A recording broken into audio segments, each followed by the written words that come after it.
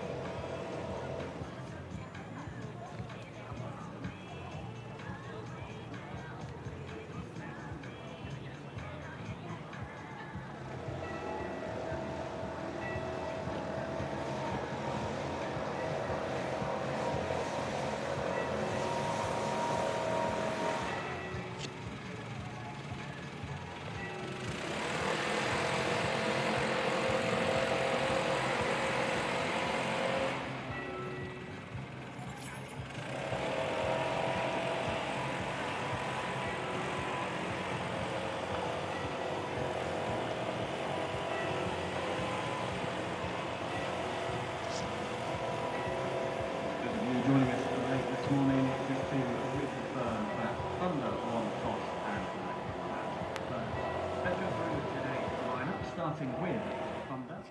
Number 11, Eve Jones. Number 35, Alice Carter. Number 47, Seren Smale. Number 31, Fee Morris.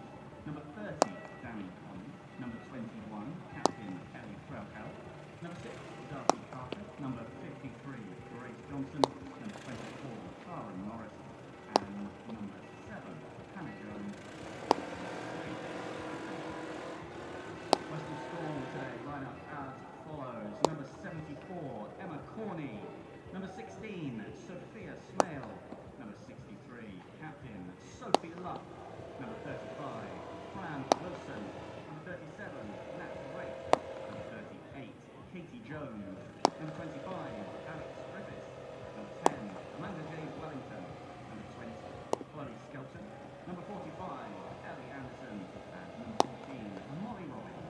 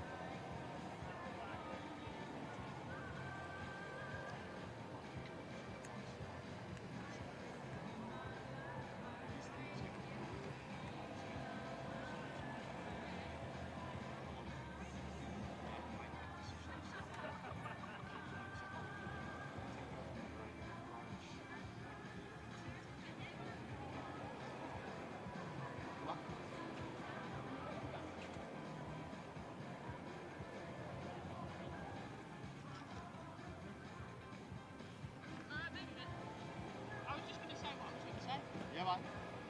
I just think that I'm thinking about everything rather than What do you do when you get out there? Watch your ball. Everything else, anything I tell you really tells you. You think. Simplify it. Western Storm and Somerset County Cricket Club stand against all forms of discrimination, and there is no place for it in our sport. We will embrace and celebrate differences everywhere, knowing that with diversity, we're stronger. We're dedicated to raising the game. If you witness it, challenge it, and call it out. If you want to report an issue or a concern, you can do so by alerting the steward or by texting SCCC steward, followed by your message to 66777.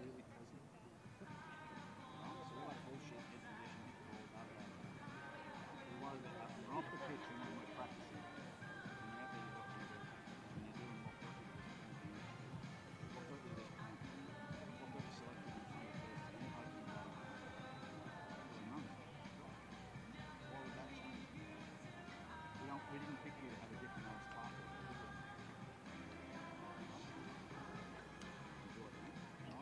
Down. Yeah.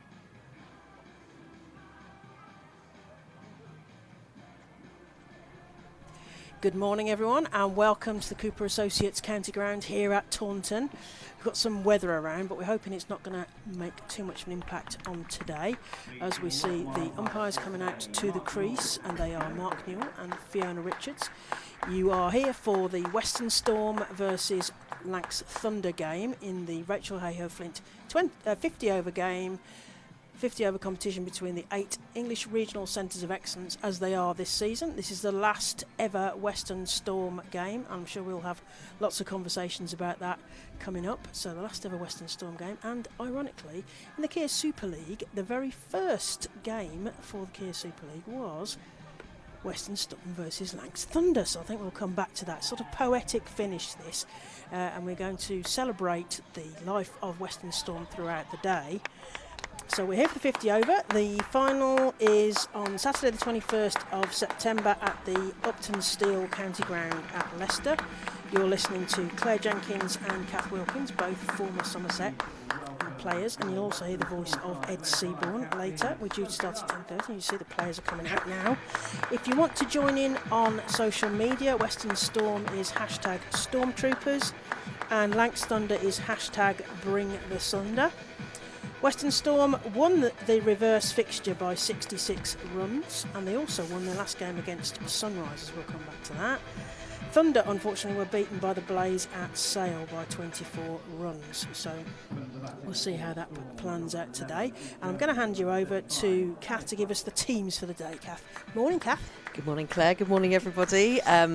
Yes, it's looking bright and hopeful today, which is great news for us down at the County Ground at Somerset today. So the teams coming out today, so Western Storm, we have Sophia Smale, Emma Corney, Sophie Luff as ever as captain, Fran Wilson, Nat Wraith, Katie Jones again behind the stumps today, Alex Griffiths, Amanda Jane Wellington, Chloe Skelton, Ellie Anderson and Molly Robbins. And representing Lancashire Thunder, we have Alice Clark, Eve Jones, Seren Smale, Fee Morris, Danny Collins, Ellie Threlkard as captain and wicketkeeper, Grace Johnson, Darcy Carter, Tara Norris, Sophie Morris and Hannah Jones. So we might be getting a bit tongue-tied with a few Norris and Morrises in Thunder, but we will do our best.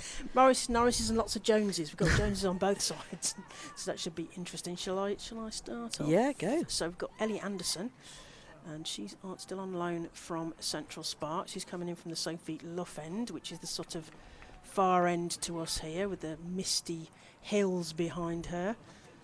In to Eve Jones, also of Central Sparks, but on loan at the moment, left-hander. And that's down the leg side, and there's a lovely catch there by Jones, and that is going to be signalled wide by Fiona Richards. Yeah, we were very impressed. They've done a great job here, haven't they, Kath, keeping getting Fabulous this ground pitch staff, ready. yeah.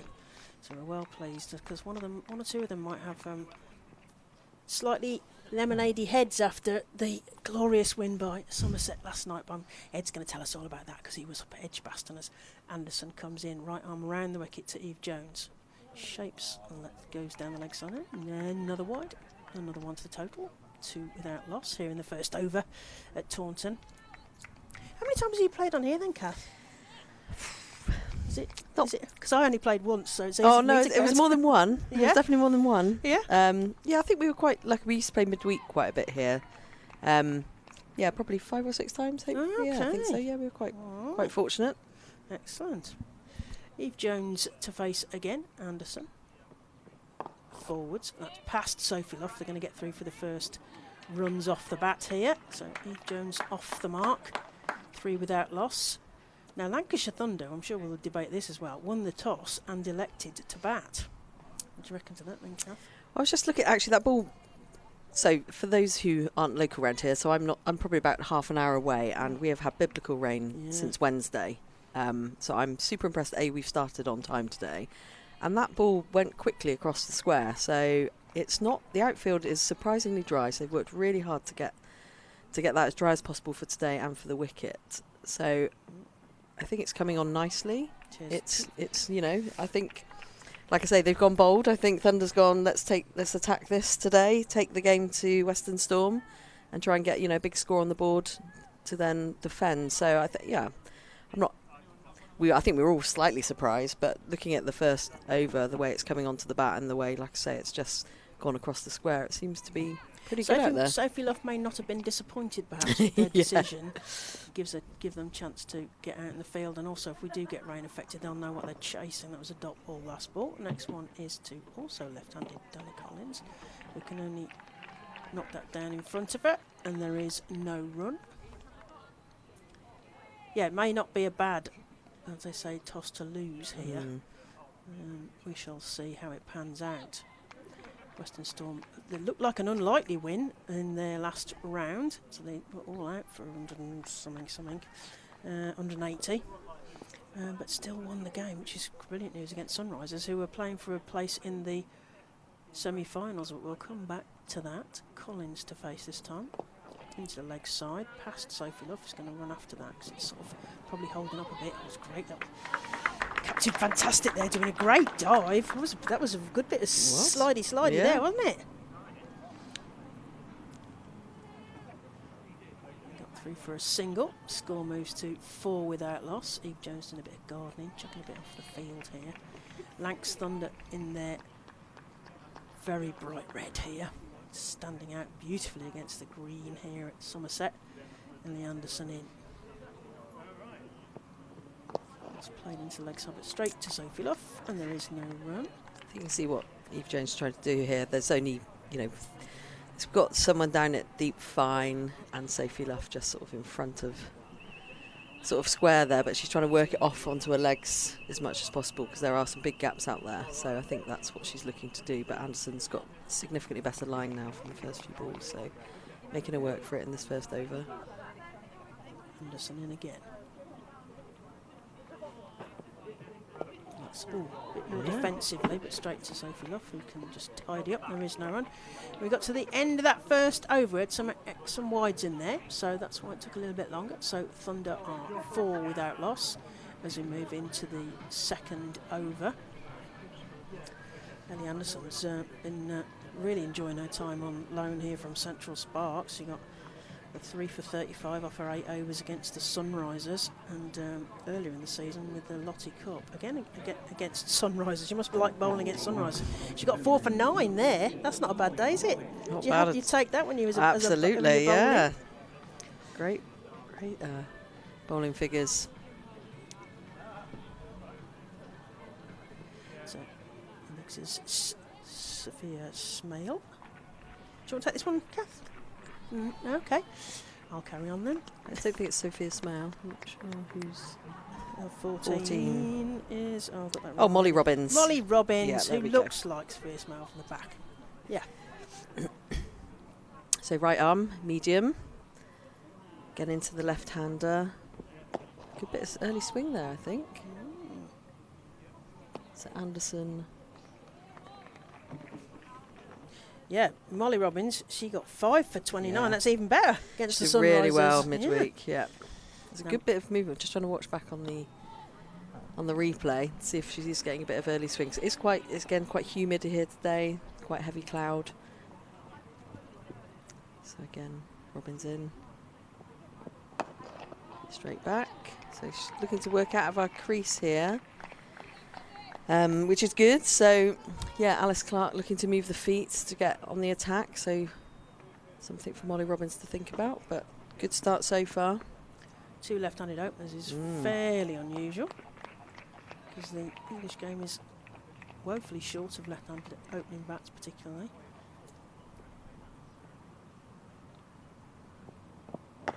Driven down, but no run taken. Now, I have news from Captain Fantastic's Sophie Luff's mum, Selena Luff, who is listening to the commentary from the beach in a very hot and sunny Croatia. Come on the storm. Thanks, Selena. That's really nice because it's a bit muggy and a bit... And we're not jealous at all, Selena. Not jealous. Not at all. So, yeah, thanks for listening. But, yeah, all the listeners are grateful. And Robinson again. Ooh, yeah, playing a miss there. So searching for a bit was Clark, but straight through to the keeper. So it's a great line here from Robbins at the moment. Be enjoying this. Bit of overheads, you reckon? Definitely. With the cloud cover we've got. Yeah. It's not cold. It's certainly not cold today. So, No. So Robbins in again. Again, just blocked back, down to mids, no run taken. So again, the same field, same set field for both batters, both left-handers, so not many on the leg side, whereas Eve Jones was trying to work it over there. I think it's just being, the line's much better from Molly Robbins, I think, from this end, to not be able to work that ball away to the leg side at the moment. And saying that, she then plays it down leg side, down to fine. 1 run taken. And that brings up the end of the over. Yeah, I'm not sure. Do you think that's a trap? Because Captain Fantastic is stood, right in the catching arc there for those shots. If they do try, if they are tempted into that sort of short, she's at short mid wicket for both batters. So we'll see if it's a trap. Yeah, it'd be good to see one of them try and just dig one in. There was a bit of height on the last ball of the last over, so it'd be good to see them just sort of try and dig one in a bit shorter to just see how much life is in the pitch, which looks, like I say, from here, it looks really good at the moment. Yeah, for, as you say, biblical rains the last couple of days. Very, very heavy rain, so they've done really well to get this pitch on Somerset. Anderson to continue. Clark works that down the leg side. Katie Jones does a bit of running round. And they get through for a single. Under 5 without loss. So we're hoping that a few more people will come down today. Yeah. So if you are in the area or you'd like to come down and watch some cricket, then please do head on down to the county ground at Taunton. Set for a really great day of cricket. So if you are available, then please come down and support for the last game. Into Jones, who plays that through point. That's going to go. We're going to have the first boundary. Yes. We are first boundary of the innings to Eve Jones. That's a nice stroke there through the diving, despairing point fields. That's from Wilson there, isn't it? I'm blocked out by the window here. But yes, nice dive, but unfortunately it's straight underneath her. I'm not sure if the rain is going to make it slicker or slower in the outfield, because I remember that of the one game that I did play here. It was pretty quick. If it goes past you, Yeah. sort of, I think that shows she didn't really put much into that, just angled it yeah, away. Just using the angles as And the Kath pace. says, and the pace. It's down the leg side this time, another wide. Lovely dive from Jones there, behind the stumps. So we've got Nat Wraith in the field today, again. And Katie Jones behind the stumps. Ellie Anderson enjoying her time here. I did meet her parents at Trent Bridge during the 100. They said well, actually then she came to sit with us, and she was thoroughly enjoying the 100. Enjoying her time here at Western Storm. Eve Jones shapes the offside, but plays that straight to short mid-wicket. And Sophie Love gets one in the chin, I think, from stopping that. Yeah, enjoying her time here. And I should tell you that Ellie Anderson's mum makes a great lemon drizzle. She claimed it was the first time she'd ever made it. I'm not convinced, because it was absolutely yummy. Thank you very much to Sue Anderson for supplying that cake at Trent Bridge. Ellie Anderson round the wicket to left-handed Eve Jones. Can only come up over that and just defend it down to Sophie Love, and there is no run. Getting a bit of bounce here, aren't you? You suggested that she banged that ball in a bit. Eve Jones, of course, she did play for sort of Lancs and Cheshire way, didn't she? So sort of returned to her roots, if you will, on this loan spell from Central Sparks. But these two players will know each other, because Ellie Anderson, product of Central Sparks, Worcestershire player, or Worcestershire and some staff shops. Anderson comes into Eve Jones. Ooh, was it an inch? Oh, was that a drop? Was that a drop? They're going to get through for a single. Do you reckon that was a drop? I think that was sadly definitely a drop by Alex Griffiths in the slips there. First slip But carried. the bowlers interested because the ball's going in the air. Just watching the replay. Here Yeah, comes the replay. it's a good. Oh yeah, good shot. Oh dear, that should have sadly been taken. But shows Chance. promise. Yeah, showing promise. Getting some shape in the air and off the pitch. And getting the catch chances. Anderson. Clark this time. Oh, there's a thump on the pads. And there's a shout to Fiona Richards, who's unmoved. That's the end of the over. So we have 3 overs done. Thunder, who elected to bat when they won the toss, are 12 without loss. Eve Jones on 6 and Clark on 3. The scorers we should also mention, as I mentioned the umpires, it's Polly Rhodes and Chris Drew, who are sat opposite us in their eyrie, the darkened windows, in case the press are trying to get photographs of them. So, and the bells tolling as well. Right on cue. So continuing with Robbins at Cathedral End. Chiming away. Yeah. So I wonder how costly that drop might be. We shall find out later, won't we? I think the key thing here is Griffiths needs to forget about it. Yeah. Gone. Next Always one. expect the next one, because it will come to you. So Robbins in. Dug out.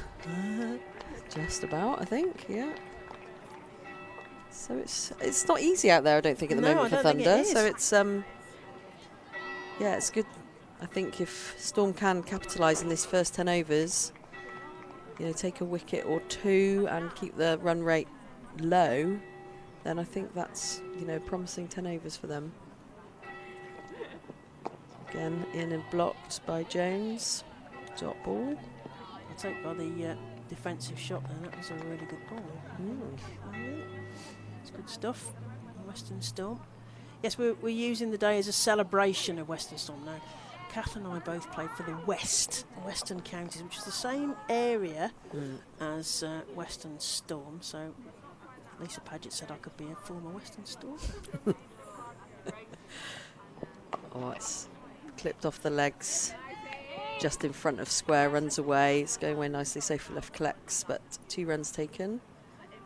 So again, I think, you know, Eve's still trying to work it off the legs. She sees that as the place to get her runs at the moment. Because they have left that gap for her. What do you reckon? Are we Western Stormers? Probably I did not. have Lisa Paget's arm behind her back at the time. It was at Cheltenham, but she did say yes.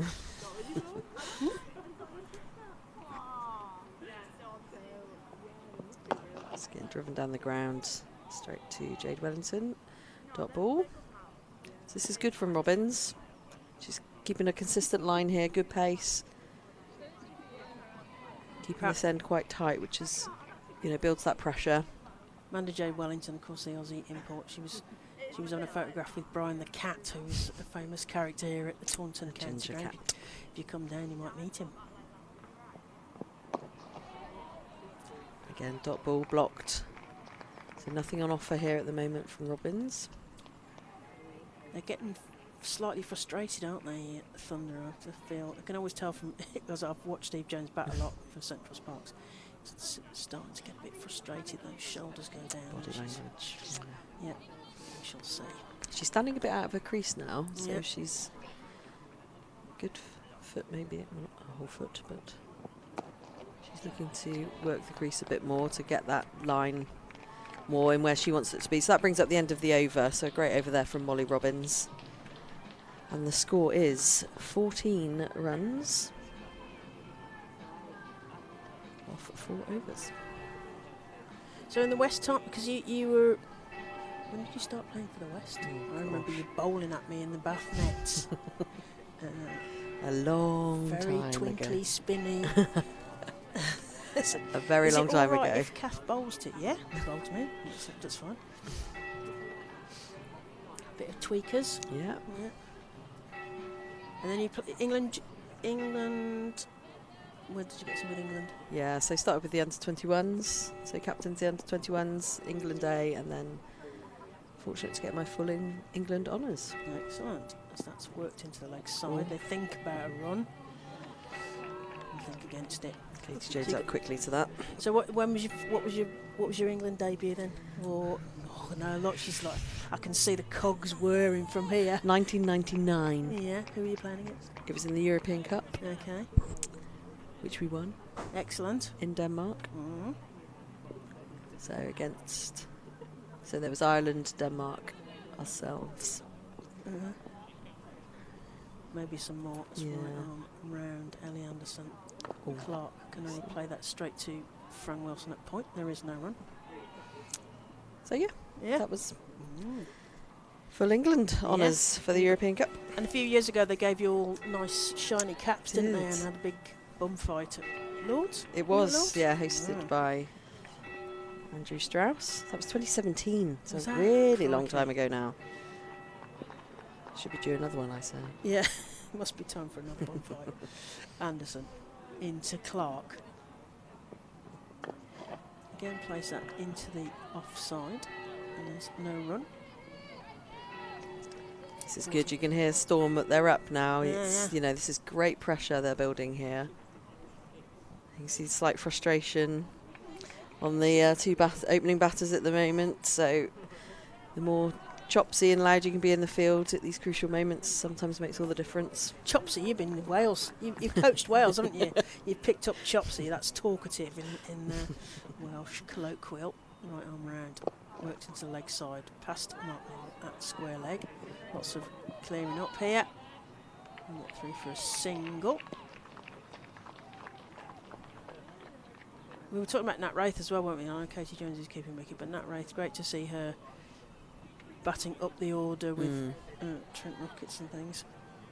Yeah, I think she's been absolutely outstanding this season. She's, you know, when the chips have been down, she's put in some really good performances to, you know, get Storm into position to defend a total. So I think, you know, she's coming at a time where they've lost a lot of wickets in some of the earlier games. And, you know, the reward is, like you say, she's been pushed up the order. She's very attacking bats. Western Storm found themselves across a lot of the different 100 teams, quite a few of them London Spirit, which is they have a night connection, isn't it? Alex Griffith with Welsh Fire, and Sophia Smell Oval Invincibles, Amanda Jade Wellington Oval Invincibles, Nat Wraith Trent Rockets, Fran Wilson the Phoenix, and Sophie Luff at Southern Brave. So they were all doing exceptionally well across those franchises. So that's banged in straight to Sophie Luff. Oh, think about the backing up batter there. Oh, that was a bit smart there, wasn't it? Definitely. Bit of spice there, and that's the end of the over. So that's 5 overs gone, and Thunder are 15 without loss. And I'm gonna hand over. So Kath, over to you, and I'm gonna let Ed in to do a bit of commentary here. Thanks, Claire. Speak to you in a bit.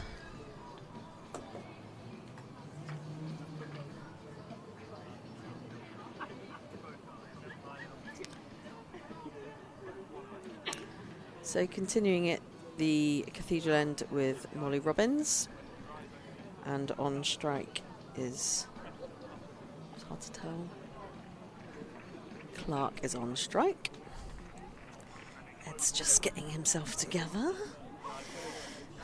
A lot of paraphernalia. We've got the laptop, the phone, the pad, the pen. I think together is asking a bit much. Robinson worked off the legs by Clark there. Quick single taken. Sophie Luff collects and is back in. Welcome, Ed. Thank you. No, it's magnificent to be here. It was quite a late night last night, which I won't bore people to death with, but yeah, I wouldn't have missed this for the world. It is sort of a bittersweet feeling, of course, the fact that you know this is the last game of Western Storm, particularly from a personal point of view. Western Storm was a real sort of, you know, starting point for me. Yeah. And, you know, that connection that I felt immediately to Western Storm in the Kia Super League days, that stayed with me. The immense privilege to be able to call so many of their games in the regional setup. Again, if you told me watching the KSL that you would have the opportunity to voice Western Storm one day, would have been something I wouldn't have believed, really. Robinson cut away through the covers there, chases on. 2 runs taken so far, and it's gone all the way. So the boundary rope is in slightly because we are on a wicket slightly off centre, so that's 4 runs. Worked away by Eve Jones. So again, racing away a bit, I think, this morning. Yeah, it's always quick across the square, isn't it? I know we've had a lot of rain in this part of the world, but it's still rapid across the square. You know, the square's been undercover, the covers have done their job, and it's still dry over those practice pitches.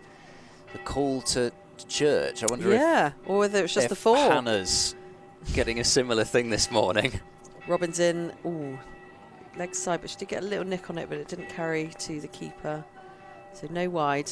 Should explain Hannah Thompson-Radford, who's often part of our team, unable to be with us for this last game as she's got a wedding that she has to attend. So I mean, there's priorities, really, to isn't be here. there? I know. To be honest, you know, people get married every day. Storm doesn't have their last game every day. And that's Robinson again, better line. Blocked by Eve Jones. I'm sure she's probably sitting feeling bad enough as it is anyway. Or she might be sitting in the church, you know, listening to the live comms. You can make yourself really Secret popular. earpiece in. No cheering. I mean, it would no be cheering, Hannah. quite cricket fan-y to do that, wouldn't it? I think we've all done something similar at some point in our lives, missed something incredibly important because of cricket. There's life, and then there's cricket. Yeah. But to be honest, there is no life without cricket, is there? And Robbins in again to Jones. Again, worked off down the legs, but it is a wide given. Yeah, I was a little bit surprised to see that the Thunder decided to bat first this morning, but I was wondering whether Eve Jones, having joined up with the Thunder, has said only a matter of not even a couple of weeks ago, I scored 130 here. Again, slightly leg side, just worked off the hips by Eve Jones. 1 run taken. Oh, it's a leg by. I thought she hit that. Leg by given. That brings up the end of the over. So that's Thunder are 22 without loss off 6 overs. So 130, Central Sparks piled up 297 for 3 on this ground back on the 26th of August and demolished Storm by 145 runs. So whether that played into the thinking at all, not just Eve Jones saying, get me out there, I'm going to score another 100, or whether it was just the case of actually batting first worked really well for Sparks on that day, whether that's the thinking at all, or whether the Thunder just fancied having a bat. I mean, sometimes it really just is as simple as that, especially in 50-over cricket. You know that the pitches at Taunton aren't going to change a huge amount. There would have been thoughts, I suspect, given the amount of moisture that has been around, that maybe the pitch might have done something first thing this morning, but I think they would have been able to have a bit of a feel and a bit of a look, and you'd have been able to tell what sort of level of moisture there was in the pitch just by having a look at it, and clearly Thunder have felt that there wasn't much, and so we just fancy batting. I agree. It could be as simple as that. Anderson to continue. Bit of sawdust has been applied already into the Yes. footholes in the popping crease. Yeah, coming round the wicket Yeah. now, Anderson.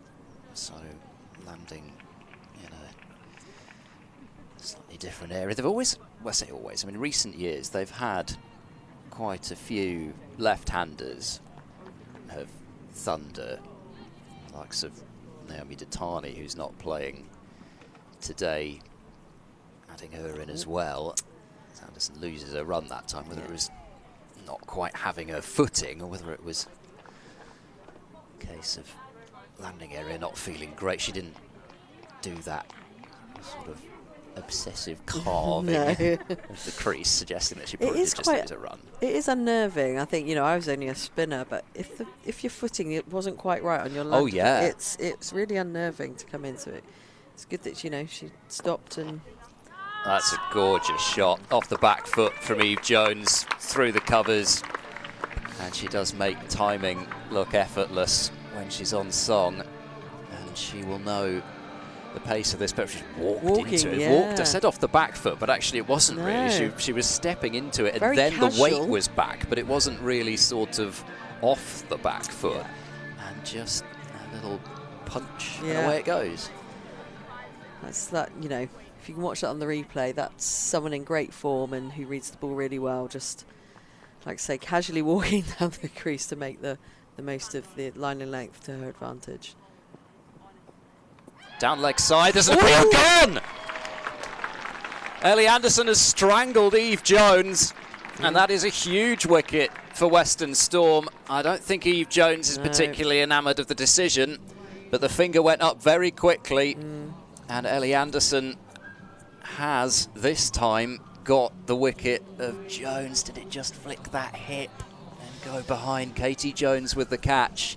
Storm won't care, but that is a huge loss for Thunder, given Eve Jones's form. She was looking in good touch. Nobody ever likes to go that way. Thunder 26 for 1. She's suggesting a couple of times as she walks off that it came off her hip. Yeah.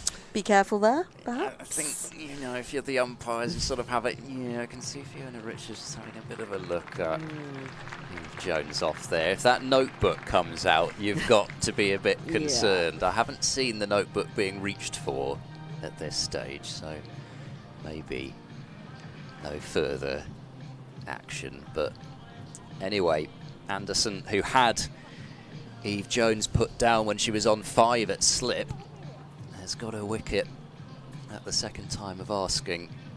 Swings and roundabouts as so often in this game. Eve Jones could so easily have been walking off for 5. She's gone for 16, and that brings Seren Smale to the crease. We have 2 S Smales going head-to-head. They are both Welsh. They are both unrelated. Well, I suppose it would be quite something if one was related to the other and the other wasn't related to the other, if you see what I mean. But anyway, she did say, Sophia Smale that is, because I had the pleasure of a day's commentary with her at Cheltenham this year. She did say that they kind of consider each other sisters, because they played a lot of cricket together growing up, know each other really well. Both England under-19 internationals. What can Seren Smale do here? Pull her first ball away for 4. First ball is what she can do. Nothing's stopping that other than the covers. I mean, that was short and it sat up, so that was quite a nice, you know, as a batter coming in, that was a perfect delivery to get you off the mark. So, yes, probably not the great line there, unfortunately, from Anderson. So, you know, this is the first time she's bowling over the wicket as well. Yes, exactly. You can see all of a sudden the dig there. She hasn't reached for the pile of sawdust, but I don't think she planned to bowl a short ball, first ball to Seren Smale, not with a slip in place, and potentially wanted to put the pressure on with a bit of movement. That's more like the kind of line and length should have been after, and unfortunate not to find the outside edge. That was a great ball.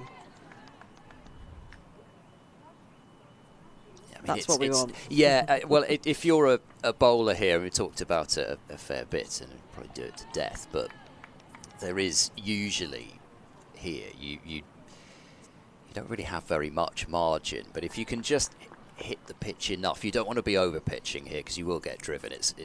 They're always good enough pitches that you will get driven. Ooh, again, going for the short ball. It was almost like she was a bit through the shot early there. That certainly came on quicker, didn't it, than the gift that she was given first ball of her innings.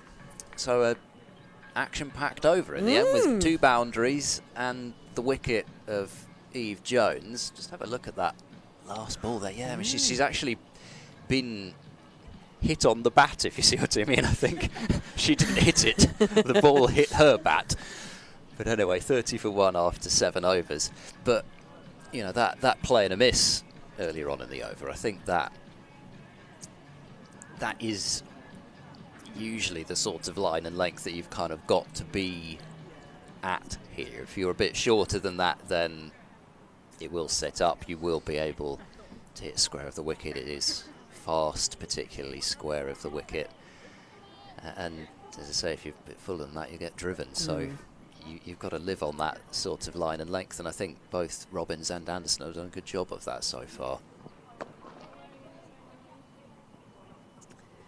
Yeah, so I totally agree. And I think, you know, Robbins back, still in the attack again, starting strong. She's to the left-hander of Alice Clark. But, you know, Robbins has been good from this end, good line and length. I think she'll hopefully be relishing bowling to the right-hander as well. So, you know, she's probably looking to work that. She had a good bit of movement early on because, like I said, it's still quite humid to start off. It's a shout for LBW, but definitely going down leg side. No run taken. But I think, you know, she is, you know, using that to her advantage because these first 10 overs are actually crucial in these, you know, opening early games at 10:30. Yeah, and I think actually these two, as an opening pair, probably complement each other pretty well. Anderson probably more of a seam movement bowler, and Molly Robbins very much a swing bowler. Yeah. And again, driven, but no run taken, down to mid. So Eve Jones gone, and you look at experience, it's kind of, it alternates between youth and experience, this Thunder top order really, although a lot of the youth is extremely talented, as with Seren Smale out in the middle. You've got a lot of experience in Fee Morris, in Ellie Threlkeld especially. Robinson again, leg side. Just caught a bit of Good pad, pad I on think. that, yeah. So no wide given. So lucky. She's shadowing the arm movement she should be making, to just reiterate that point. And then some academy graduates as well, like of Grace Johnson, Darcy Carter. It's always what's been so exciting about this regional setup, that mix. Robinson, better line, driven to cover, but no run taken. So again, I think, you know, Storm looking good in the field, looking pumped for the last game. And again, I think, you know, their tails are up a bit more than probably Thunder at the moment. 30 for 1 off nearly 8 overs. And Sophia Smell just turning the arm over. Maybe that's an indication for a first she change. has tended to come on quite quickly after the power play, and sometimes during the power play. Pushed away off the legs down to deep fine, 1 run taken. And that brings up the end of the over. So Thunder 31 for 1 off 8 overs. And we are seeing our first change, I believe, with Sophia Smell coming on. So coming on in the power play, indeed, just have the 1 over in that power play. She was fantastic in that game that I was talking about here against the Sparks, on a day when really Eve Jones and later Abby Freeborn did what they wanted with most of the Western Storm attack, and she didn't end up picking up a wicket, Sophia Smale, but that was mostly because they were having to be so careful with her. 10 overs for 34 on that day, and she'll be eyeing wickets, I'm sure, today, but that accuracy, the nagging length and line, just doing enough with the ball. It didn't turn a huge amount, despite the fact that, of course, Georgia Davis would go on to take 6 for 23 in the second innings. It wasn't turning a great deal. I wonder whether just a bit of moisture might help the ball grip a little bit. It'll be interesting to see what's in it for Sophia Smale.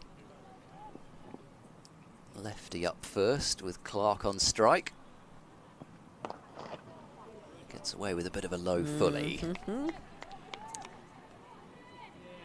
Sometimes you're better off bowling those than actually almost landing it and then it being right on that half volley. Yeah. Harder to time, especially with a bit of dip. It's better. Looking at the screen, not a lot of turn. No, I mean, as we said, as predicted. New ball, I suppose, as well. But actually, sometimes in English conditions, it can turn more with the new ball than with the old ball, and it will also turn quicker. That's nicely driven. That's a beautiful shot from Alice Clark. Probably not going to see too many better than that all day. Straight down the ground. Yeah. Small shuffle with the feet. Yeah.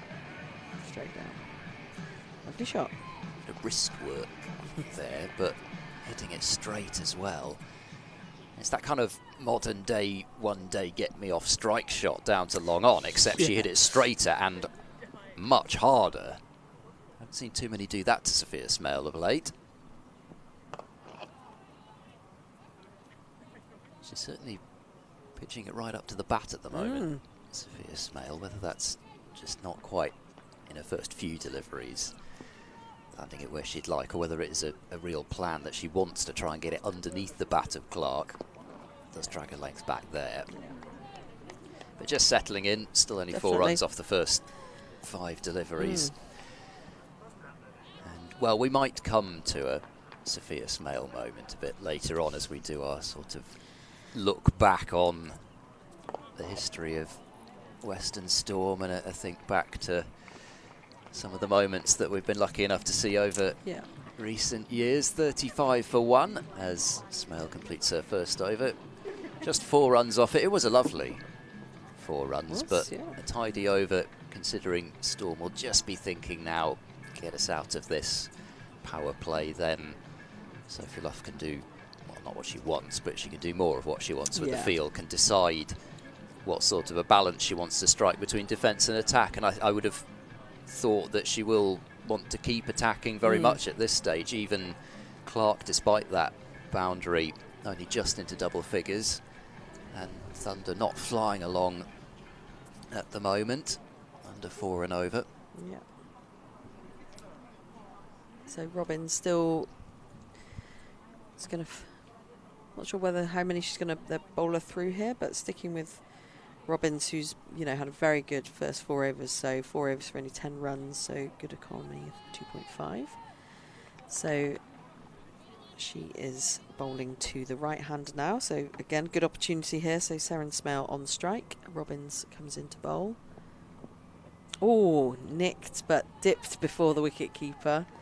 Not sure what Smale was trying to do there. Try and we work were trying it to use the down, pace, and she had absolutely none of to it. work with, I think. It just sort of, Yeah. it didn't carry. She did, so she did it very deliberately. She played Yeah. it very softly, and I think she was just looking for the gap in the gully Yeah. for one, but because Robbins had taken all the pace off, only went to first slip. So Robbins back in, much fuller, driven there by Smale off her toes, but no run.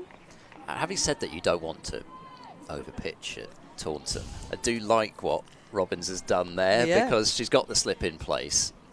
There's an early wicket. These two haven't built their partnership yet, and she did bring the outside edge into play with her previous delivery as well, so actually give it a good chance to swing. You can get greedy. Robbins in, solid defence there from Smale. This is the time to get greedy Yes. and pitch it up, probably. Absolutely, 'Cause, yeah. you know, if you go for a couple of boundaries off this over, okay, 1 wicket in the first 10 overs, it's not the end of the world by any means for Thunder. They can still go on and make a big score, but Storm would be probably the happier of the two after the power play. I think any time the first 10 overs at Taunton and it's kind of under 50, you're pretty pleased.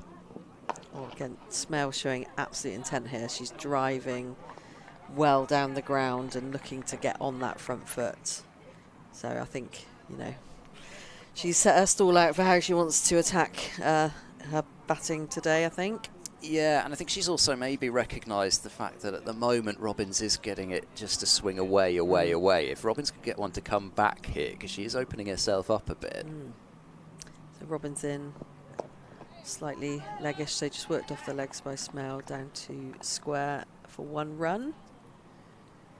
But yeah, she's a really exciting player. She's got some gorgeous shots in her locker as Smale, and she's got a bit of power as well, Definitely. which is, you've got to see that in the modern game now. You've got to be able to clear those boundary ropes. Yeah.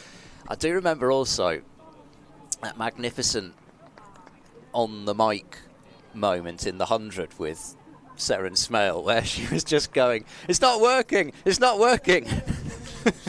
It's fallen out, that's why. Robbins coming in. Oh, big shout for LBW. Not given for the last ball of her over. So that sees Thunder 36 for 1 off 10 overs. And Kath Wilkins is going to have a bit of a break. Claire Jenkins coming back as we take a look at the replay. Just felt it was doing a bit too much, and indeed, I think that replay suggests that it was. Probably struck Clark in line with leg stump, but the consistent swing that Robbins has generated early on here has actually been her foe rather than her friend in terms of winning the LBW, but causing Clark to miss the ball. So 10 overs gone, 36 for 1. Welcome back, Claire. It's exciting, isn't it?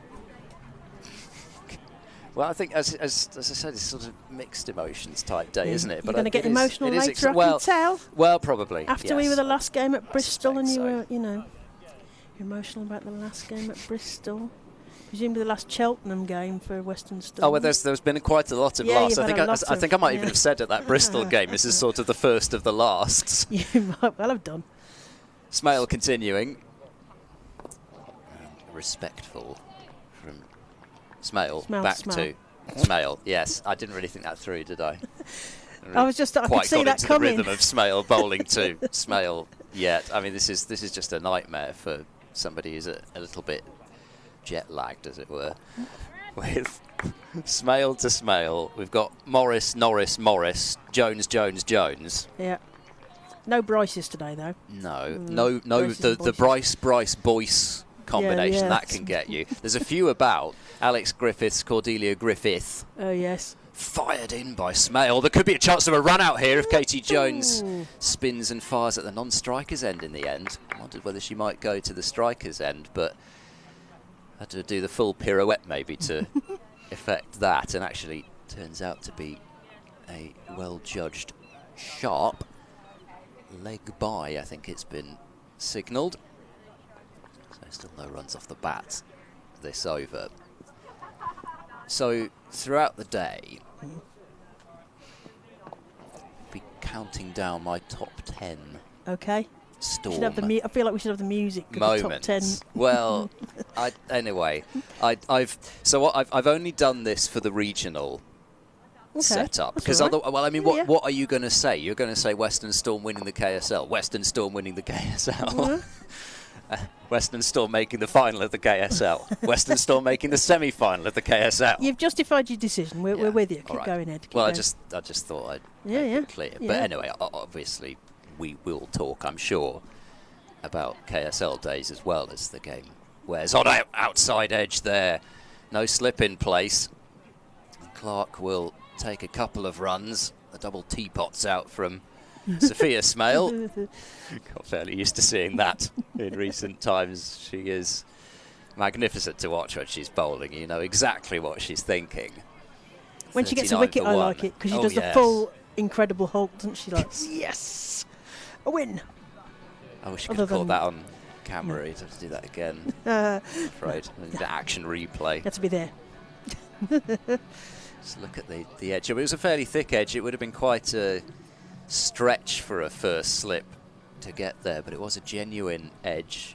It wasn't played softly like that Smale edge off bowling of Robbins. So you've got your top 10. So we're going to go. So yeah, so I'm starting with this is the beginning. Spent too much time on a train. Actually, starting with the beginning. Yes, it's always a good place to start. Well, it is exactly, and I thought, you know, this is mostly a countdown from 10 to 1 in terms of my personal feelings. Yeah. But I have played about with it a little bit to get this one, and I think because when the KSL finished, certainly in terms of, because I was probably following from a bit further afield then, I wasn't. Yeah, Journalist as fans, then. yes, as I was as well. a fan, it was uncertainty as to what would happen. You know, what would the teams even be called? Yeah, Anderson comes in. That's chopped down by Simon Smale, and they're going to get through for an easy single. Yes. So, Western Storm, to have that continue, and then to have the likes of Heather Knight and Sophie Luff and Anya Shrubsole. Anya Shrubsole, of course. Yeah, in those early days, Georgia Hennessy, or some continuity Katie from KSL days into Western Storm days. You kind of thought you were losing Western Storm at the end of the Kia Super League, and then all of a sudden you weren't, and they were back, and they were playing at Beckenham, and they were winning. Yeah, it's defended straight to a point. There is no run. And Georgia Hennessy with a terrific effort with the ball to start with, and Heather Knight knocking off the runs. It was the perfect start to the new era for Western Storm, winning that opening game. And I just remember also, I watched that game back probably about 3 times just to try and not stuff up my first Western Storm commentary. I was petrified. Oh, great prep though. Right arm round. That's played straight to point again. There is no run. I was petrified because I felt this weight of responsibility, actually. Like, I want to do this justice, but can I? Because at that stage, I'd never commentated on women's cricket before, and, you know, it was that fear of failure, and fear can sometimes be the most powerful motivator. That fear of failure was actually what propelled me to actually, you know, watch all those do my games back. research. Excellent. Oh, round the leg side, and that's a wide. And the score moves on to 40. We're heading towards that 50 milestone to start off with. Yeah. But, you know, what a way to begin on a really windy day at Beckenham. I wasn't there. Because it was during COVID, of course, that first year. We couldn't be there. There was nobody allowed into that ground, and the great Mark Church was doing the live stream on his own from there, as he does. Unravelling on the commentary as Anderson comes around the wicket. That's played to short cover. There's a bit of a dive, and they're going to get through for single while that's tidied up. It's a bit of a shy, but no danger there. Another run to the total 42 for 1. Is that the? He's just Mark Mills is just putting the stumpsies back together Question again. is, are the bails the right way round? Oh yeah. Well, let's hope so. You know, if you Stuart Broad could always change them round or something, just to change the lock and all the rest of it. It's quite reached that stage yet. But no, it isn't quite. Could that still spicy. do. It isn't quite that spicy yet, but it could be. As Ellie Anderson just dries her hands, comes right arm over to the right-handed Smale. Oh, thinks, that's a wide ball. Thinks about, just leave that one. Don't need to have a go at that one. An extra one there. Yeah. Where do we get to, Ed? You were saying doing it justice and doing all your prep exactly. Well, I mean, I don't. Motivator. I'm trying to make this all about me by any stretch, but we do have personal connections to and that's Western the whole Storm. point of today, isn't it? Exactly. Celebrate. Yeah. Anderson on the 25-yard circle, coming in, long run up, ponytail flying. Anderson, Seren Smale can only just defend that. To take a hand off the bat there, She actually. did there, yeah. Whether that was just in terms of how she decided to play it, whether there was a little bit of extra bounce, but she certainly played it like there was a bit. Yeah, I think she's getting some bounce out of the pitch from both ends. So she's tried both ends, so I don't know which is her favourite yet. But Seren Smale, I did Central Sparks game up at Edgbaston. Seren Smale was collecting twos like they were going out of fashion, which I just thought was brilliant practice from a batter. Will serve her well as that's played straight to mid-off and there is no run. Yeah, I think taking twos is an underrated skill, and she was properly. I don't know if somebody'd told her to do that. It's the end of the over. Thunder, who put themselves into bat, having won the toss, 43 for 1. Smale on 6 and Clark on 13. Yeah, she was really, really running those twos, and that, she's made the under-19s. So, I think for her future, getting those runs, and she can give the ball a proper thump. Yeah. So I'm really impressed with Seren Smale. I really look forward to watching her bat today.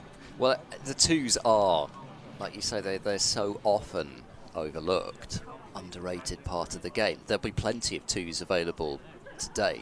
We've got nice big Some boundaries, corners. particularly towards the Andy Caddick Pavilion side of the ground.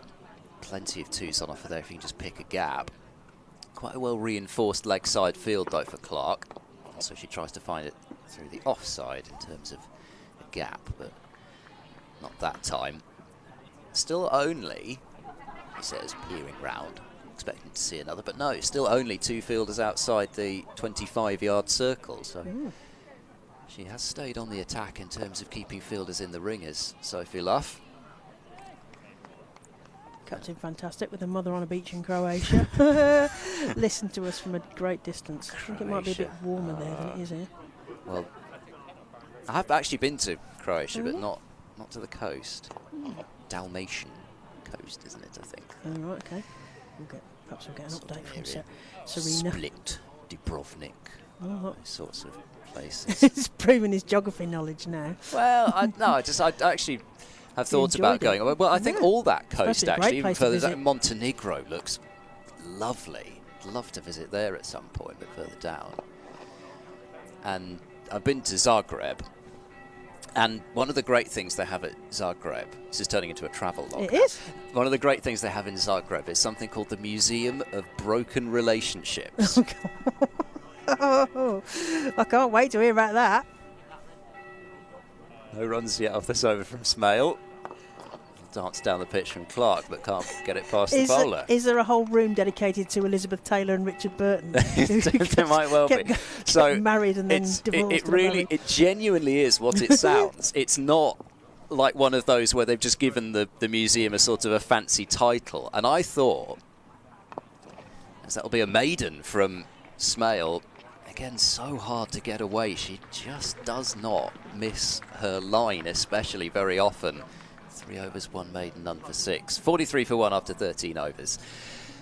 So I thought maybe it was a museum about, some quite sort of tricky topics in terms of history of that region. But no, it was genuinely, it's a museum dedicated to, and I think you can even dedicate an object to it yourself. and it's like sort of objects that meant something, like like a sort of a, I don't know, a wedding ring that got smashed or something like that. Or I must say, we didn't actually go in fully to the museum because you had to pay, and I was a student and I was on a budget. That's worked into the leg side, and Seren Smell gets a single there, working that to square leg, and Sophie offers to do a lot of running around there. Send that back to Katie Jones. So it's sort of opposite to putting padlocks on a thing, which is about love. It's the opposite way around. Those everywhere you go in Europe, you got those, and pretty much any bridge or railing anywhere you get those. Padlock on. Exactly. Yeah.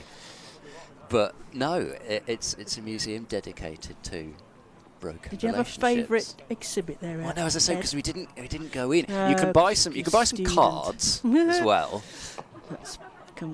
Didn't know where that ball had gone then. That's just defended down. I do remember this coming up on an episode of The Unbelievable Truth, a comedy show on Radio 4. He says. Okay, just giving the reference because I didn't. Yeah.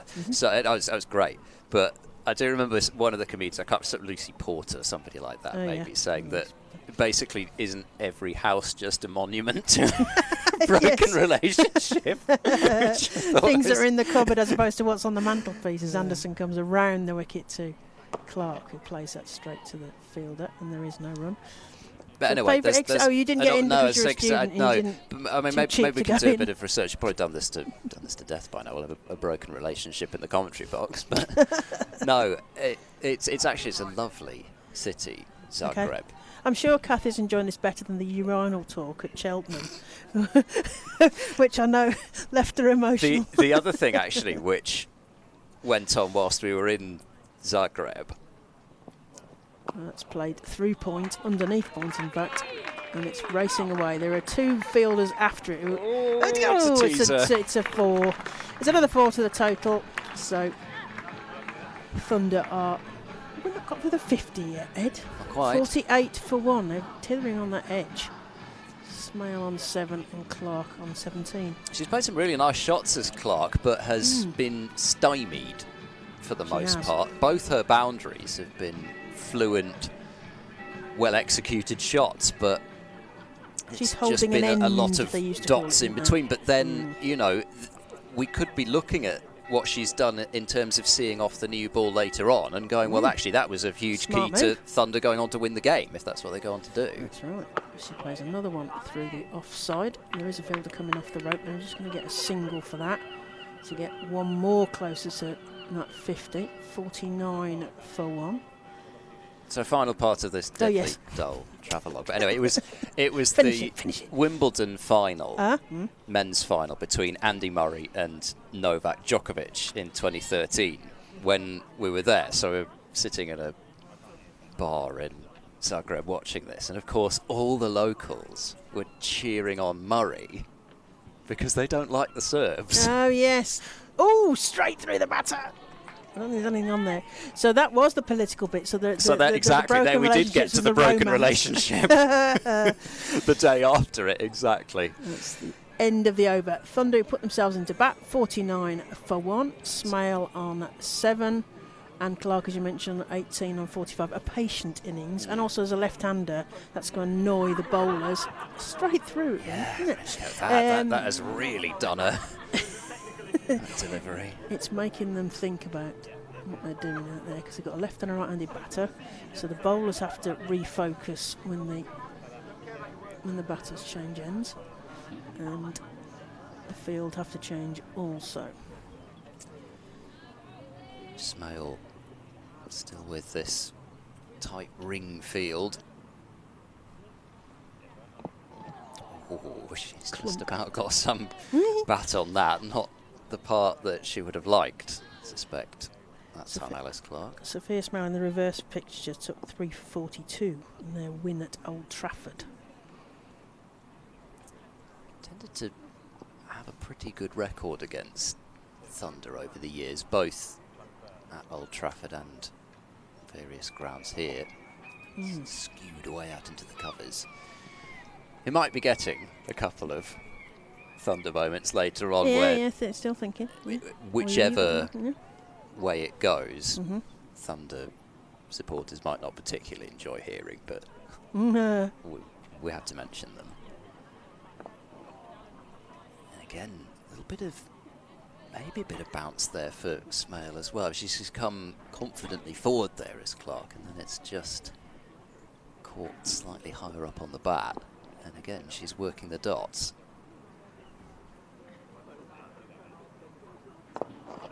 Use of the feet wants a single. I think it's a good single. Yeah, she was a long way down the pitch anyway. The fielder sort of squashed the ball there. So the 50 does come up. A couple of balls to go in the 15th over. And I don't think that Smale has bowled to Smale that much. So yet. we're slightly less confusion.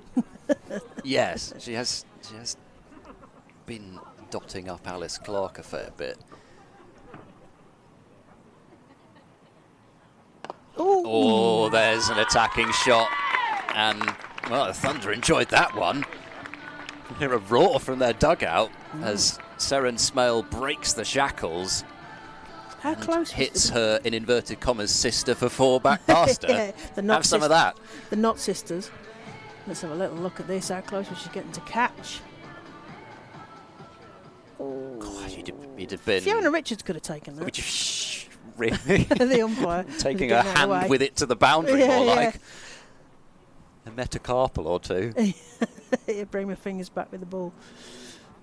Long on goes back now. So even just that one shot creates a single opportunity, and that's exactly what she'll get. As rightly, Alice Clark doesn't exactly dance out of the way of Smale at the non-striker's end. And a good finish to the over for the Thunder. 55 for 1. I shall make way, and Kath Wilkins will come back. Thanks, Ed. That's brilliant. We're hoping that the weather is going to play ball here. If you're seeing empty seats, it's just because they've got some of the stands closed off. The ones underneath us are full of spectators. Oh, no, wait, there's a camera guy. Hi, camera guy. Oh, another camera guy. Oh, they're all like, oh, give us a wave, lovely. Lovely. Oh, see the Thatchers. So Kath knows the people in the Thatchers are the softball people, are they? Softball people have been brought into the Thatchers. Yes, those that have doodahs? played in the local softball league, of which has been named after all Storm players, which has been quite lovely for this year. So my team Congsbury were in the Wilson League. So, yes, so Okay. How Which is did they get on? How did your team get on? fair to middling. Yeah. Yeah, This is so good. I think we They've finished enjoyed third. themselves. They've had a great time, which is The the thing you main should- thing. yeah. Cricket was the winner. The thing that you should know about Kath Wilkins is, if you want to be watching a game of cricket, you want to be with. She brings an army of women who have Marks and Spencer's picnics with her, who are always well equipped. You're at the end of the line, they're passing things backwards and forwards, but they're not just picnic items. They're Marks and Spencer's picnics. They're very nice. Other picnic items are available. Yeah, other picnics are available. As Griffiths comes in to Smale, hits that nicely into the leg side. There's 2 fielders there who are going to cut that off, hopefully, as long as they don't clunk it out. Nice cut off there. Just the 1 then to the total. 56 for 1. I think Smale's attacking now, isn't she? I Yeah. think she's seen the She's first had enough now. She's having a 15, go. 16 balls and thought, I need to crack on here, which she is taking the game to the bowlers. Do you think that might be the plan then? So that Clark is, as Ed mentioned, taking the shine off the ball, as it were, and Seren Smale has come in as, let's have a little go at this. Definitely. I think as well she's in such good form Yeah. from all across the summer that she's seeing it so well. So Alex Griffiths getting some advice here from Captain Fantastic Sophie Love and moving the field round. The left-hander, they're bringing in a short third. Where's she going to stop? She's on the 25-yard circle. 30-yard circle, of course, in the men's game. 25-yard circle in the women's game, despite what the commentators might tell you. But we're past the power play, so that's no longer significant in terms of the fielding restrictions. 1 or 2 changes here to left for the left-handed bat as Griffiths comes around the wicket to the left-handed Clark. Comes forward. Oh, there was indecision there. There might be a shot. Ooh, and it's past the wicket. If they're going to bogle another run, Seren Smale wants 2 there. Cool. They missed having a chance there. That would have been risky biscuit for the second one, but the first one was pretty risky biscuit. Wrong end really as well. Yeah. It's not It's a easy bit when you're mad. running in to then flip to switch back to the other end. But yeah, quick run taken. Keeping the fielders interested though. Griffiths, right arm over this time to the right-handed Saren Smale. You can only defend that, and there is no run. Ooh, it's a no ball. Yeah. Well spotted, Eddie. I heard it through the the headphones. No ball. Slide below. Mark Muir signalling a no ball, so we've got a lasso as well, so we've got a free hit here. Can't be caught or bowled, of course. On that one. So I'm assuming that's a front foot no ball there from Alex Griffiths. Sun's trying to get out here at Taunton. Get yourself down here, bring a picnic. Oh, big thump in the air over the fielders. Just one bounce for. One bounce for. And I like to see, I mean, we're for the Western Storm today, even trying to be unbiased and all the rest of it. But I do like to see a no ball free hit taken care of, as it were, rather. Because at Moseley there was one or two no balls there that were, well bowled, I suppose, in terms of not taking advantage of. 62 for one as Griffiths goes in from the Triscothic end. Katie Jones takes a lovely take there. That's a wide ball down the leg. Game's just starting to open up now. Yeah, starting to get a bit more. Feels a bit more spread, so a lot more opportunities for runs. Again, that pressure now back on Storm. I'm I'd liking say this Thunder in the driving seat a bit more now. Yeah, I'm liking the sort of short cover and short mid wicket now. It's still quite attacking in Saren Smale's eye as she plays that past Sophie Luff. There is a fielder on the rope there who's going to cut that off. Just the one then. 64 for one, Thunder. Clark 20, Smale 18.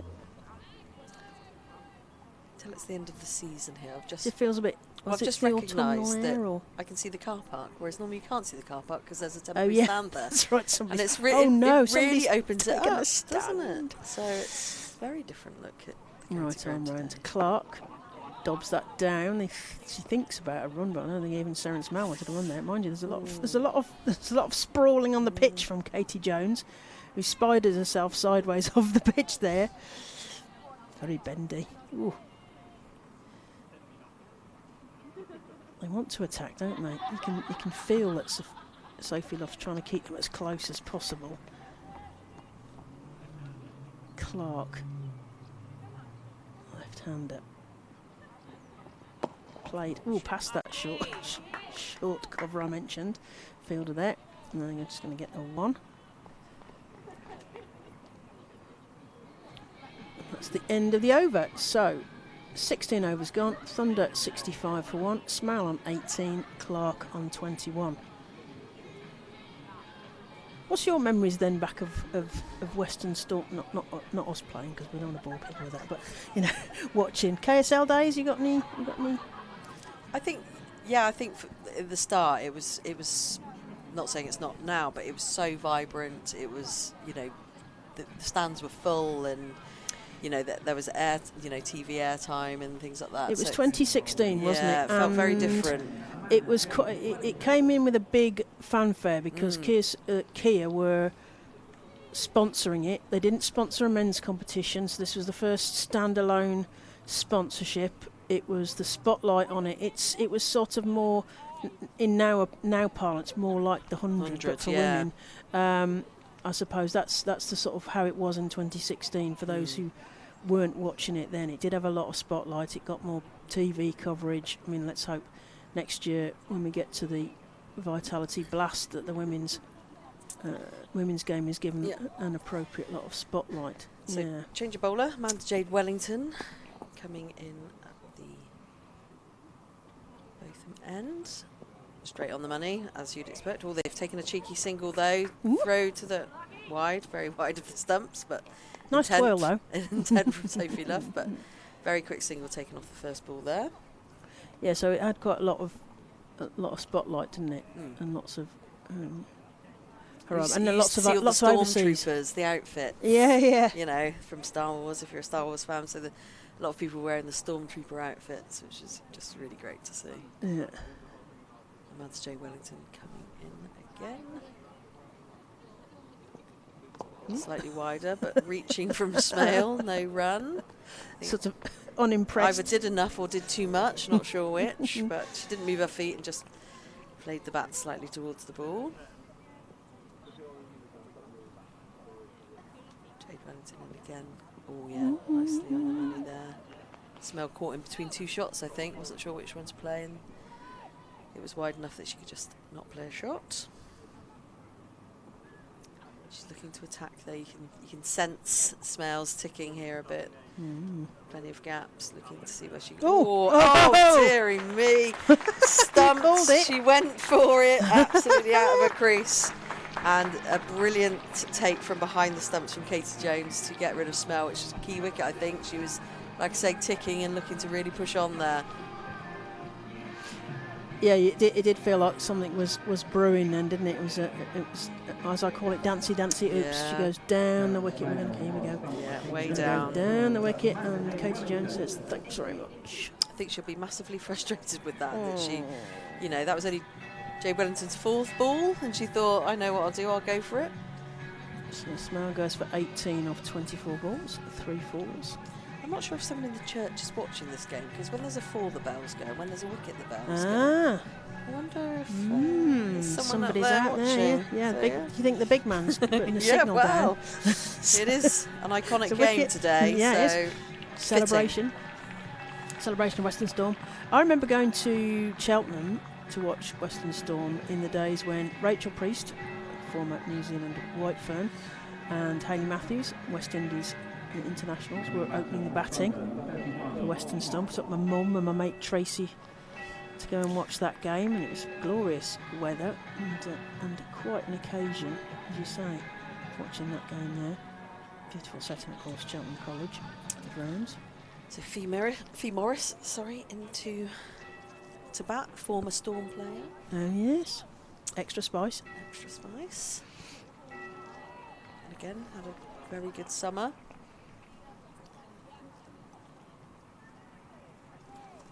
So Wellington still with 2 balls remaining in her first over, and has picked up the wicket of Smale. So Wellington in to Fee Morris, who plays and misses. Big stride out there, big. It was. Try and reach for that ball. Proper bendy, wasn't it, forwards? Playing a miss. But looks like Jade Wellington's, got the pace and flight where needed, and might actually be doing something this end. So again, a bit of movement in the air, driven by Morris, but fielded in the covers by Fran Wilson. And that brings up the end of the over. So Thunder 66 for 2 off 17 overs. Of course, back in those days, Sophie Luff and Fran Wilson would have been playing as well. So there's that sense of continuity from the Kia Super League days. 2 match-changing fielders. That we've still got the continuity for. Of course, Fran Wilson went a little while to Sunrisers and then came back again, back home as it were. So it's great to see them throwing themselves around the field. Yeah.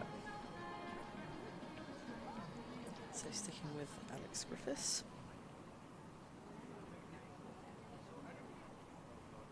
Yep, she's got red heels on her shoes.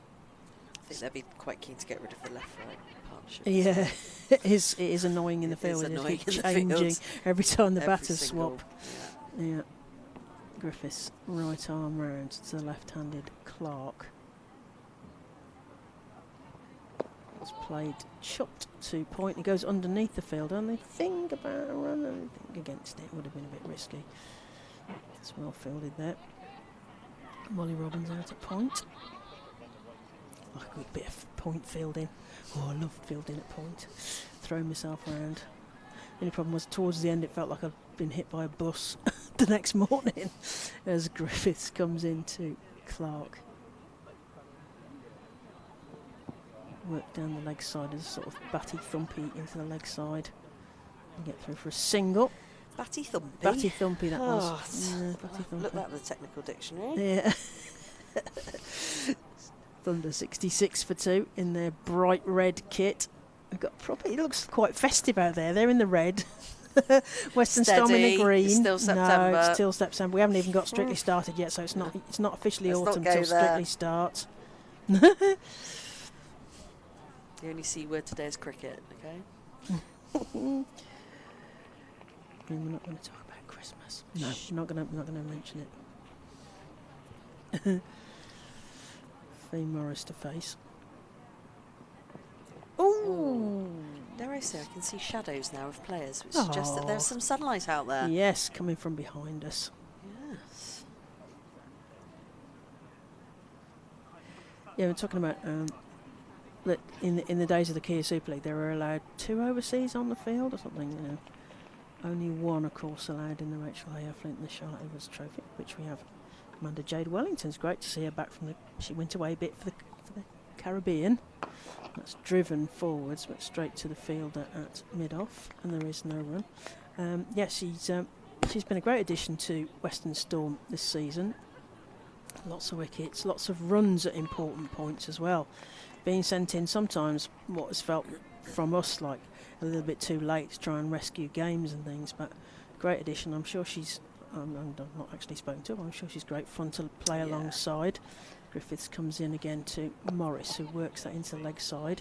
Sophie Luff's on it, but there's a bit of a shy, but no risk taken really. She just seems really fun. 68 for 2. She's so passionate, isn't she? Yeah, the energy, just likes to, you know, cricket is a job obviously now, but she's out there having fun and loving what she's doing. And I think as well, just that level of experience she'll bring to the team, the younger players, but also to Sophie Luff as well. You know, she often goes and joins the conversation for, you know, what... to the leg side. That's going to go for another 4 runs there to Clark. Yes, she brings energy to the field, you were saying. It's that passion, isn't it?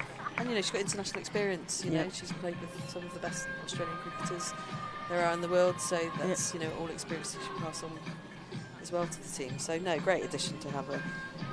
18 overs gone. Thunder are 72 for 2. But we talk about, is there a gap between Australia and England? And there is a gap when someone like Amanda Jade Wellington still hasn't played for Australia. Some of the players, you know, when you think about her skill level, we're about to see her from your end, but that box of tricks that she's got. And I remember seeing her commentate on her Women's Big Bash game, and she basically was explaining what she was going to do every ball. Great thinking player, I think, and as you say, a great addition to the teamwork. So, Amanda Jade Wellington in, good bit of turn, but left. She's wily, I think. Yeah. And she's plying a trade around the various franchises. We mentioned that she's been in the Caribbean Premier League, and obviously here for the regional stuff. Back in again. Fee Morris leaving that one. Good stretch out. And that was up till recently. The franchise league did not exist for the women, so there is at least an opportunity for them to do that.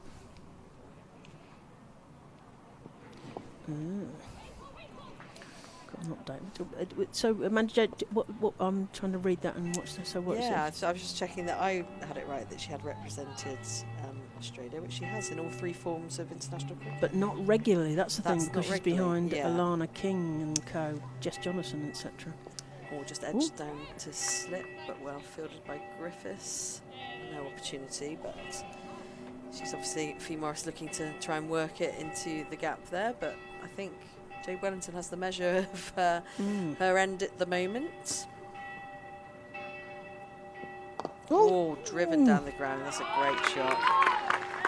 Doesn't even bother to run. Fee Morris, that is absolutely drilled down mid for 4 runs. Slightly uppish, but no danger. No, it's a good shot there. As you say, as the sun comes out. Music blaring and the bells tolling. Yes, All go. It is all go here. We are celebrating the end of Western Storm as they are now. During today, last game at Taunton. Ed's got some memories he's going to bring to us as well as the day goes on. Wellington back in, Morris blocks. And that brings up the end of the over. So Thunder 77 for 2 off 19 overs.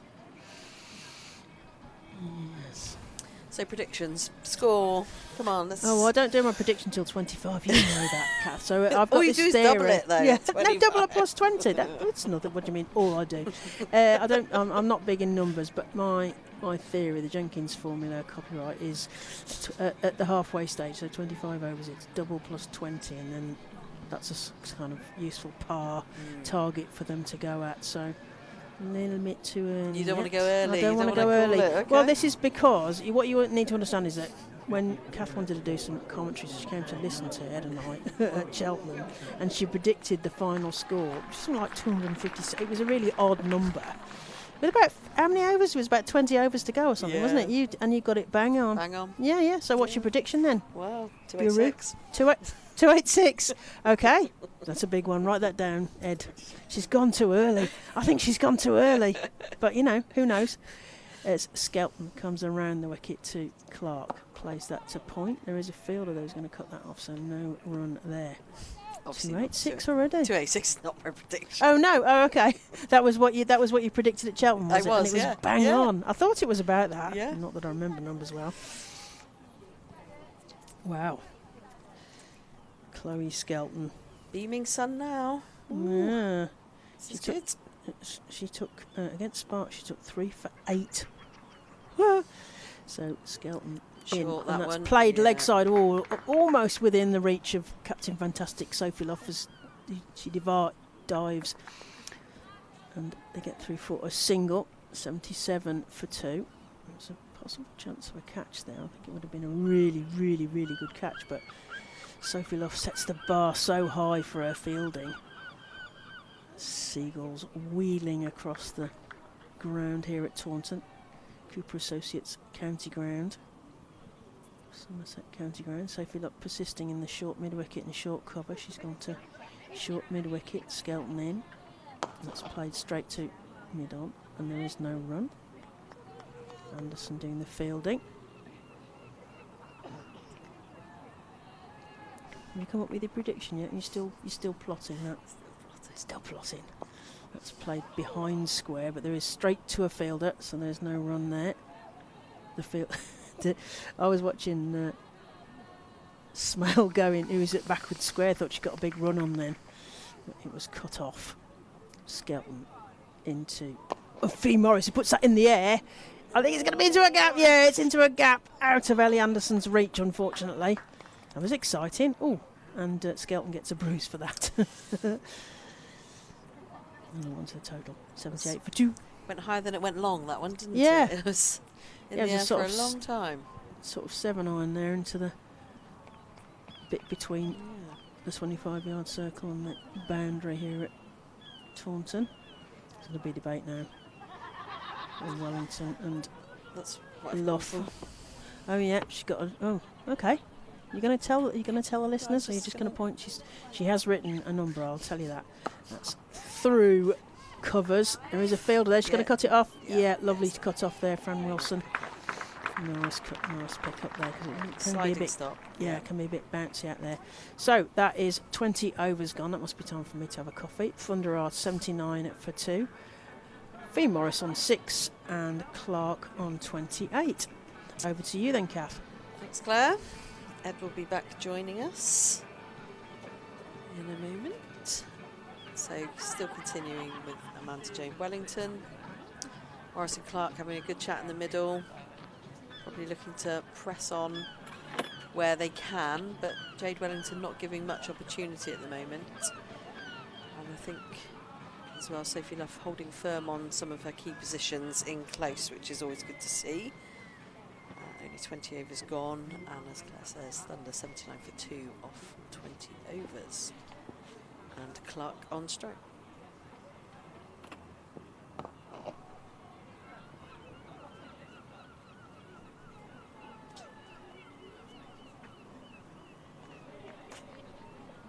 Welcome, Ed. Welcome back. Thank you. Sorry, I was miles away for a moment there. Jade Wellington in, driven, but left in close. No run taken, dive on probably quite a hard part of the square. So that's probably going to hurt a little bit. Yeah, this middle over squeeze is roughly being applied here. Wellington in, pitched a bit shorter, picked up by Clark and pulled away. But sweepers out on the boundary for 1 run.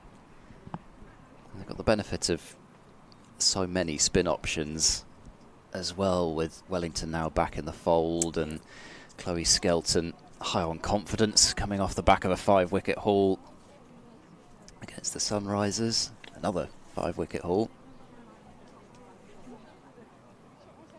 Smale having done her usual tight spell sort of around that end of the power play into the next phase, as she so often does. Wellington into Morris. Wellington has made a slight field adjustment as well. Moves Sophia off onto the other side, so again still 2 close fielders. I think they were hoping for that one that might get chipped up or slightly misplaced by Morris. Oh, no, Sophie Love's off again. Didn't fancy that one. She's now hopping down to... It's fine, but sticking with a slip. Wellington in, good pace. Oh, drilled back and caught! Straight back to her. So she, whether the movements of the field, you know, put some other seed into Fee Morris's mind, but she's absolutely drilled that straight back to Amanda J. Wellington, who takes a brilliant catch. Yeah, and she's made it look pretty easy in the end. She's almost taken it like it was a bump ball. Oh, yeah. And it clearly wasn't. Didn't get any of us. Beautiful flight on that, to a bit of a loop. That really was above the eye line, and then it just dips down, tempts Morris into the big booming drive, and she certainly hit it well, but in the wrong place. Yeah. Amanda J. Wellington's safe pair of hands, and you don't tend to drop them off your own bowling. Usually fine, but still, that was travelling sharply, and it was also a slightly awkward height in that she took it palms down in the end, but if it had been maybe even just a fraction higher, it would have been quite tough to know whether to take it palms down, palms up. I think probably actually in the end it was just about obvious to take it palms down. You've got so little time to react. Exactly. And once you're through your action, your hands are naturally facing down anyway once you've finished your bowling action. But like you say, split second to get your hands in the right place. And it's also a win for that, what every coach will tell you as a spin bowler, get into that ready position to field the ball off your own bowling, whether that's a stop or a catch. So it brings in Danny Collins, who is a left-hander. So Thunder, left-handers, you know. Yeah, they have had a lot of them in recent years, and hoarding them almost. Well, you know, just signing the likes of Datani, now Eve Jones. Yeah. So Amanda Jane Wellington in for last ball of this over, and it's almost a shout for LBW. That was one of those shouts of ow. Yeah, and that brings up the end of the over. Thunder 80 for 3 off 21. So 2 for 6 from Amanda J. Wellington as we look at her action here. Just a little compilation of some of what she does. That one maybe a bit further back of the hand, maybe just skidding on a little bit more. It looks so simple, but as somebody who once attempted to bowl leg spin, absolutely not. And it is a really, even for a leggy, it's a really simple action, and she's quite relatively front on. She doesn't really sort of rotate round, which is probably where I went wrong in terms of trying to put too much shoulder into it. And it is just a step, a gather and a release, and it doesn't almost, you know, it flows in a way that actually you almost, it feels like a silly thing to say, but you wouldn't think she was bowling leg spin. Skelton continuing. And a nicely cut away past backward point. The outfield may just hold this up, and it will. Allowing Wilson to get round, but a couple of runs. Oh dear me, there's been a dreadful mix-up, and there's surely going to be a run-out. Katie Jones lobs it to Chloe Skelton, and that is absolute calamity for the Thunder. It's one thing to lose a wicket to a run-out when you're 80 for 3, but when you're coming back for a third run, Just don't know what they were thinking. Goodness what me. Thinking here. Just watching the replay. So played nicely, slight misfield. Like I say, Wilson moving round quickly. So just see that replay if possible. Yeah. So it's played through.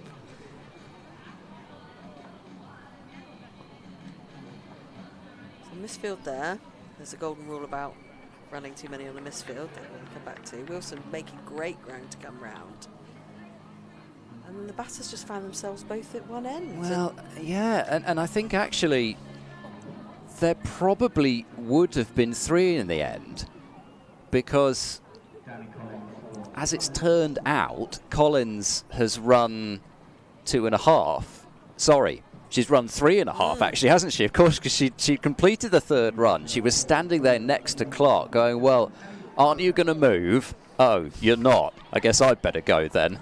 And I think was never getting back, as all Katie Jones had to do was just lob the ball to Chloe Skelton. She could have rolled it along the floor and affected the run out still. I think the key thing there is, in those situations, is the wicket keeper and the bowler. Just don't panic. Yeah.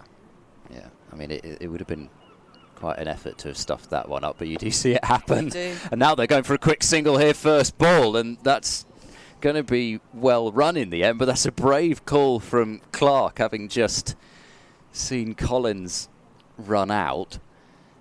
So they'll get the 2 runs that they actually properly completed, but she turns and goes and doesn't actually really look at her partner, does Collins, coming back for that 3rd run. So it does bring the captain to the crease. So Nervous nervous didn't first last ball. too long there. Nervous first ball, but you know, hopefully might just be a calming influence. Like a lot of keepers enjoying that cut shot. Try to bring it out first ball. Well, what a bonus that is for Western Storm. They'd got the squeeze on.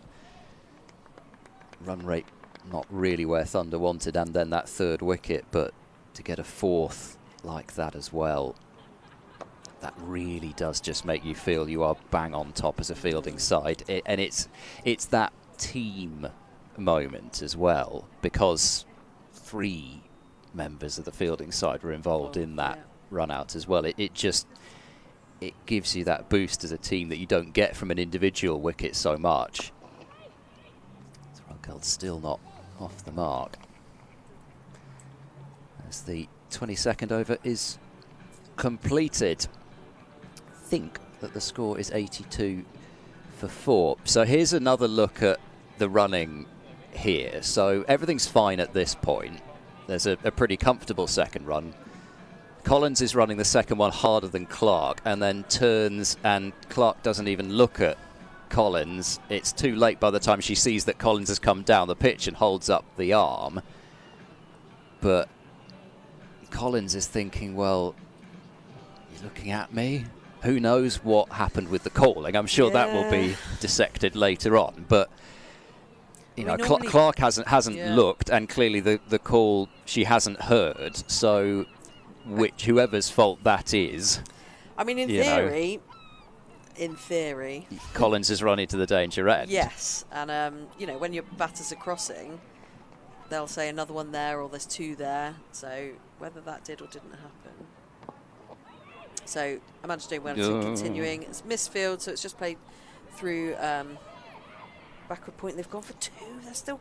Oh, it's a chance for a run out, but ball just didn't get there in time. But well, Thunder aren't holding back on taking risky. No, well, this is getting a bit helter-skelter, isn't it? Risky runs You'd think normally after a run out things get rather cautious. You don't go for extra runs, but Clark seems to have decided that she's just going to go the other way and now run for everything.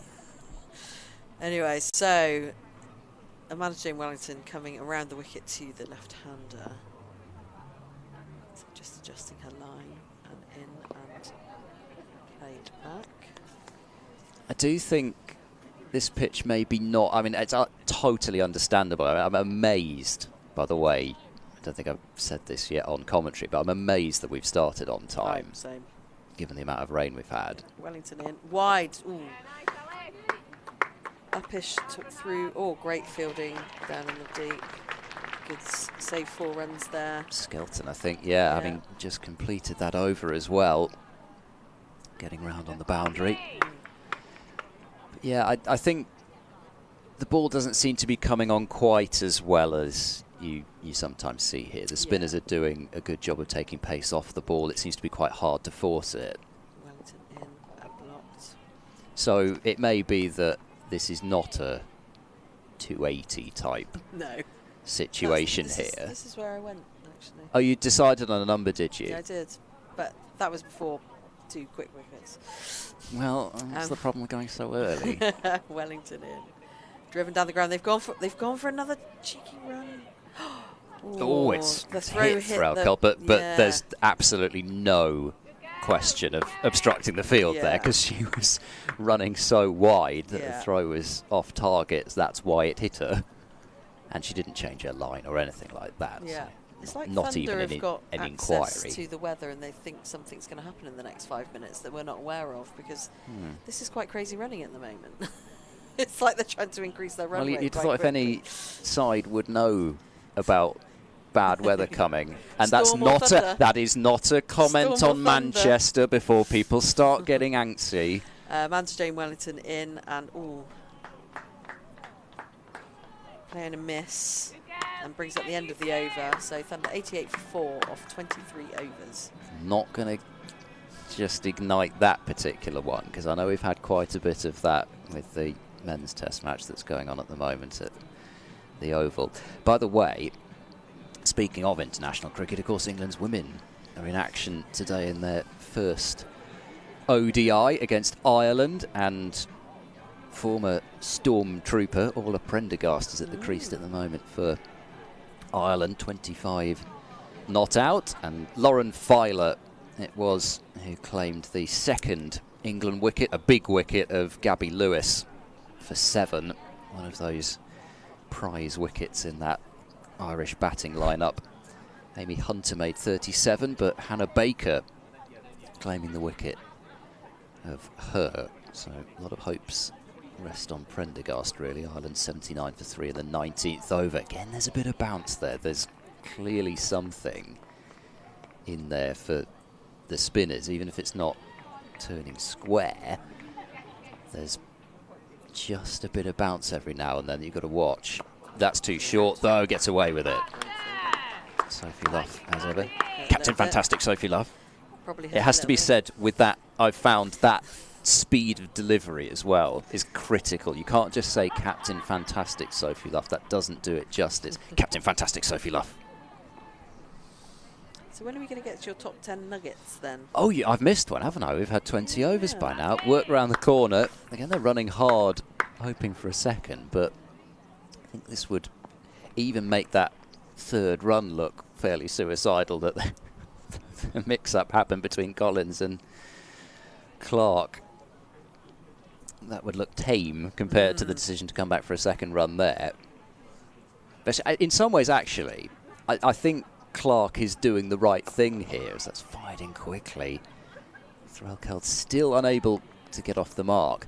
But actually, they have been pretty well judged, the couple of runs that she's taken. They've been sharp runs, but she's made them. Oh, inside edge! Just misses the stumps. And a It possible could have been stumping. a stumping if it hadn't taken that edge. And Threlkeld, as well, she has threaded the needle somehow there between not being stumped, not being bowled, and that is quite a way to get off the mark with, I think, what's known as a French cut.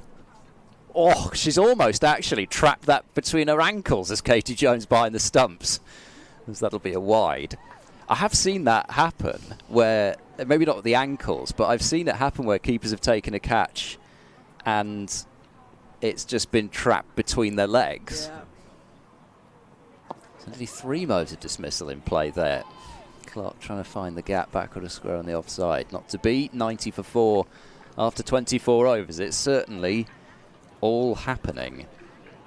So the next one I got on the list, actually, is it's tempting of my Storm regional moments. It's tempting just to think purely in terms of games and wickets and runs and that sort of thing. And there will be plenty of those still to come, but I actually went with for this because I thought it was something that really deserved mentioning as a key part of Storm's history. So for that second year when the pro contracts were being handed out, Western Storm, I believe I'm right in saying, were the only region to allocate an extra contract on top of the mandatory ones, as it were. Jade Wellington in there. That was through the slips, diving from Griffiths, but out of reach, and they've taken 2 runs. Again, well run. But again, that was a cut that could have gone to hand, but just didn't. Yeah, they've got that slip quite wide as well. Yeah. Amanda Jade Wellington likes to have that slip there. I mean, she's almost at second slip. Well, I don't think there's any almost about it. She is at second slip. And it still went through third in Yeah. theory. Third, between third and fourth, probably. I noticed that when Wellington first came here, and it's one of those things that you just don't notice so well on the TV. Obviously, I've watched a lot of Wellington bowl on TV, but this is obviously something that she likes to have. Yeah. And she did get a catch there quite early on, and you could see why she does it. But she does have that slip wider than most. Down the leg side. Given as a wide. For a moment, that I was wasn't going to be wide. I was like, what happened there? It definitely didn't. She go left anywhere everybody near in the bat. suspense, did Yeah. Fiona Richards. So, Jade Wellington to the left hand now. So it is. Oh, again another play and a miss through the keeper, and between slip it races down, but Griffiths chases well and throws back. But again, there's stuff happening. There's definitely stuff happening. So that was a buys, but certainly looking to get that edge on the bat, almost to bring in. Yeah, bringing the in outside edge James. into Yeah, play, as bring well as the James. inside Yeah. edge, possibly with the ball turning in. Yeah. Yeah, so Jade Wellington back in. Digs that one in a bit more. It's cut to backward point. She doesn't have a massive googly, does Amanda Jade Wellington, like a lot of leg spin. I mean, for a lot of leg spinners, the googly so often turns more than the leg break, but she the variation is more the one that Yeah. goes straight on. And I think it's well, her variation is pace a lot of the time, so she either floats it up or then pushes it, tries to push it through quicker. And I think as well, she plays with her footwork in the crease a bit, not massive margins, but Yeah, well, so often that can be the difference, yeah, can't holds it? back Just a little that bit or that pushes the front fraction, that line. inch or so Yeah. either side. Oh, nicks through the slips. I don't think she knew that even came off her bat.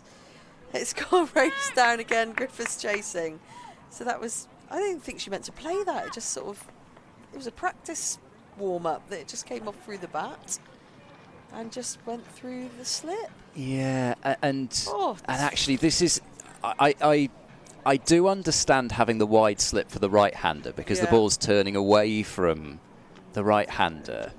I'm a little bit less sold on the logic for having it that wide for the left-hander. I suppose what you're thinking is you're more likely to be getting an edge maybe on the cut, a Yeah. thick edge, something Yeah. like that. That's what she's hoping for, rather than the thin edge like that. But when the ball's turning in, you'd have thought the edge is going to be going a bit finer, but I guess she's just trading off what sort of an edge she's going to Yeah. get. She's got a fine edge, and unfortunately that's what happens. It's gone between keeper and first slip. I think she just forgot a bat was out there. It was like, oh. Is it no, a bit just- of bounce again, isn't there? I Yeah. think that is just... Again, did she just get a that's- fingertip on it? oh, Maybe did get a maybe did the fingertip, but there was fingertip, yeah. no real chance of the catch being Yeah. completed. Anyway, Thunder, a 99 for 4 off 25 overs, and they are taking drinks out in the middle. And we'll be... And I am off and handing over to Claire. Very nicely done, Kath. Thank you. So, halfway stage. It's been entertaining, nothing short of entertaining. And it has to be said that the Thunder have certainly played their part in making it as entertaining as it has been, with running between the wickets and edges and that sort of thing. Storm have very much been on top in the first half of this innings.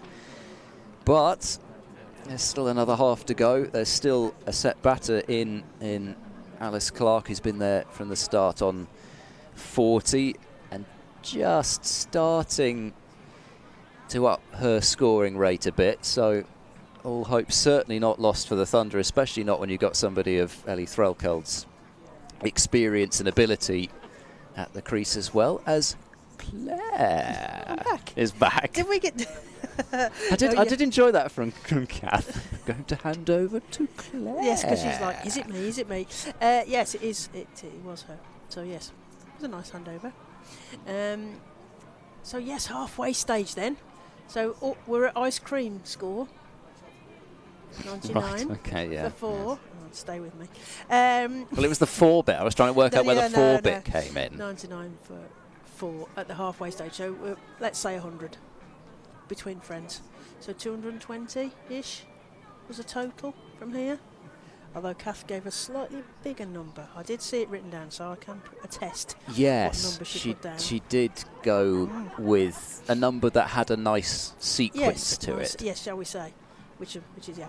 So meanwhile, because the big game today is to do with who's going to make it into the semi-finals. Yes, we should get an update on those. So at Southampton, Sunrisers are 112 for 2 at the halfway stage against the Vipers. Vipers won the toss and elected to bowl. Now the thing in that is that the Vipers are playing for trying to get home semi-final, home advantage, and Sunrisers are playing to get into the semi-finals and also knock the Blaze out of those top 4. That's how I read it, but I know you're much better at reading those tabley things than I am. No. So, do we think that's right? That seems absolutely right. Yeah, that's right. And the South East Stars are 89 for 2, but I don't know if they're delayed start because they're not as far forward as we are. Skelton then resuming, second half of the innings beginning, and trying to fire that one quickly through. Threlkeld. It wasn't the usual flight and guile from Skelton there. She was trying to catch Threlkeld napping. Flight and guile. Pulled in the air and short of mid-on. Whether it's just a little bit too paced even, whether just slow. Nicely cut, and it won't find the gap. But yeah, it hasn't been as easy going in terms of just free-flowing stroke making as you'd sometimes see here. And we might have seen from an Eve Jones opening. Yes, you might well have done if she'd have batted through like she did when she was playing for Central Sparks here not that long ago.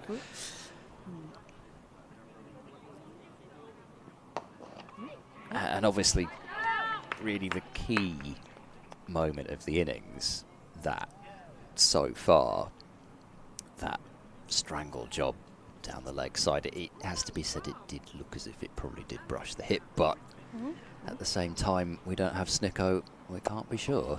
100 comes up as Threlkeld pulls a single to the leg side sweeper, but only run off that over. 100 for 4 after 26. So here we go. We're going to have a look at the Amanda J. Wellington variations. You can see that very clearly as the leg break. There's a lot of revs put on there. And here is the change-up, just out of the back of the hand. And that was the one that very nearly produced the wicket, I suspect, with that edge, outside edge being brought into play. And like I said, it's not a massive turning googly that you see sometimes because her leg break turns so much and she is so much about subtlety. Yeah. It works so beautifully. As that's played forwards, yes, it is all about that guile, isn't it? And subtlety. Those are great words to use about Amanda Jade Wellington's bowling. What is she going to serve now to Threlkeld? Comes forward and plays a textbook defence again with a dot. Do you think we might be heading towards a maiden? Do you think? I know it's early to call. You're calling that 2 balls in. I know, but you know we've talked up Amanda Jade's guile. Oh, it's played into the leg side, and there is no run. We've got you calling maidens 2 balls in. We've got Kath Wilkins trying to predict the score after about 3 balls. Yeah, Threlkeld. Oh, plays that down the leg side. No, it's not going to be a maiden. It's gone straight through, and they're going to get a single there. Score 101-ish. Yeah, 101 for 4.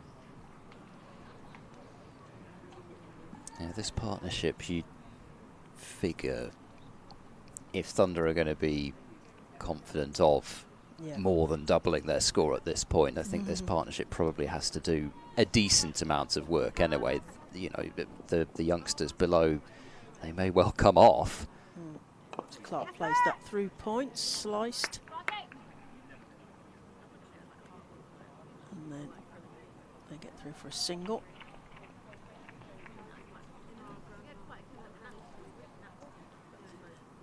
So it's Clark on 40, captain Ellie Threlkeld on 5.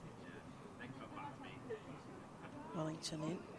That's worked into the leg side again. Oh dear, no, another one. Run out. Oh, what are they doing? Ed. They did one of these when you were on with Gaff. Mad run out. So that is run out. Goodness me. Yeah, that's just madness there. And I mean, you know, two run outs that just couldn't be messed up either. You know, just simple pieces of fielding for Western Storm to execute. And you know, one of the things that you so often say is you're just better off committing. Just don't at no stage stop it. It's Clark in the end who stopped. Threlkeld, I think, has seen that Clark has stopped, and to be honest, for Threlkeld it was too late really to do anything other than just keep running. And the fact that Clark has stopped has absolutely ensured that she couldn't make it. If she just kept going, she might still have had a chance, or at least might have put a bit more pressure on the fielding. As it was, well, somebody like Fran Wilson is unlikely to to mess up a piece of fielding. But yeah, just another, I'm afraid, absolute giveaway. Actually, I've seen that wrong. It was Threlkeld who stopped first. I thought it was Clark who'd stopped first, but actually, we'll get another look at it from side on here. Who's there's hesitation between both of them, really, isn't there, at varying stages. It's hard to say who it was who was first to stop, but just don't stop at that stage. You've got to just go through with it, having decided to come through. And that's a huge shame, I must say, because Alice Clark, she was batting really nicely on 41. She was just starting to find the gaps for the singles, rotate the strike more, and was looking like she was going to bat through the innings. And she really deserved a half century for the work she'd done early on. And I'm really disappointed for her that she's not got there. Skelton it is to Threlkeld. I think about 2, and this time they will get it. But yeah, excellent work. That's in the deep, and that is... And it's still a slightly odd visual, having watched Nat Wraith behind the stumps over the years, but that is Nat Wraith, the outfielder, who's just effected that sliding stop on the boundary. Oh, another attempt to play very late from Threlkeld. She is using all of that bat. Keeping that short third interested, because if that's a late dab, she's going to have to do some work there. Full toss this time, so that's a fairly comfortable work out to the onside sweeper.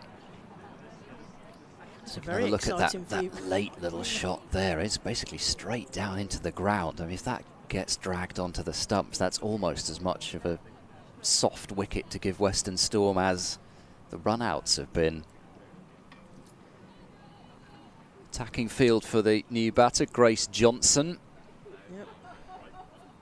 Short extra and a short mid-wicket. Threlkeld's come a long way down there. She's got back, but... There's a bit of madness again, in the air here, isn't there? Madness. Where was she going? It was hit straight to the fielder. Yes. We need a calm pill. Somebody take a calm pill out to Ellie Threlkeld. Take a chill pill. Yeah, chill. Take Take a chill pill. Yeah, chillax. Short and flicked into the onside by Johnson. Nicely done for her first run from Burnley. From Burnley. Grace Johnson. I'm not supposed to do accents. 19 years of age. Born in Burnley. Okay. Went to school in Burnley. Yeah.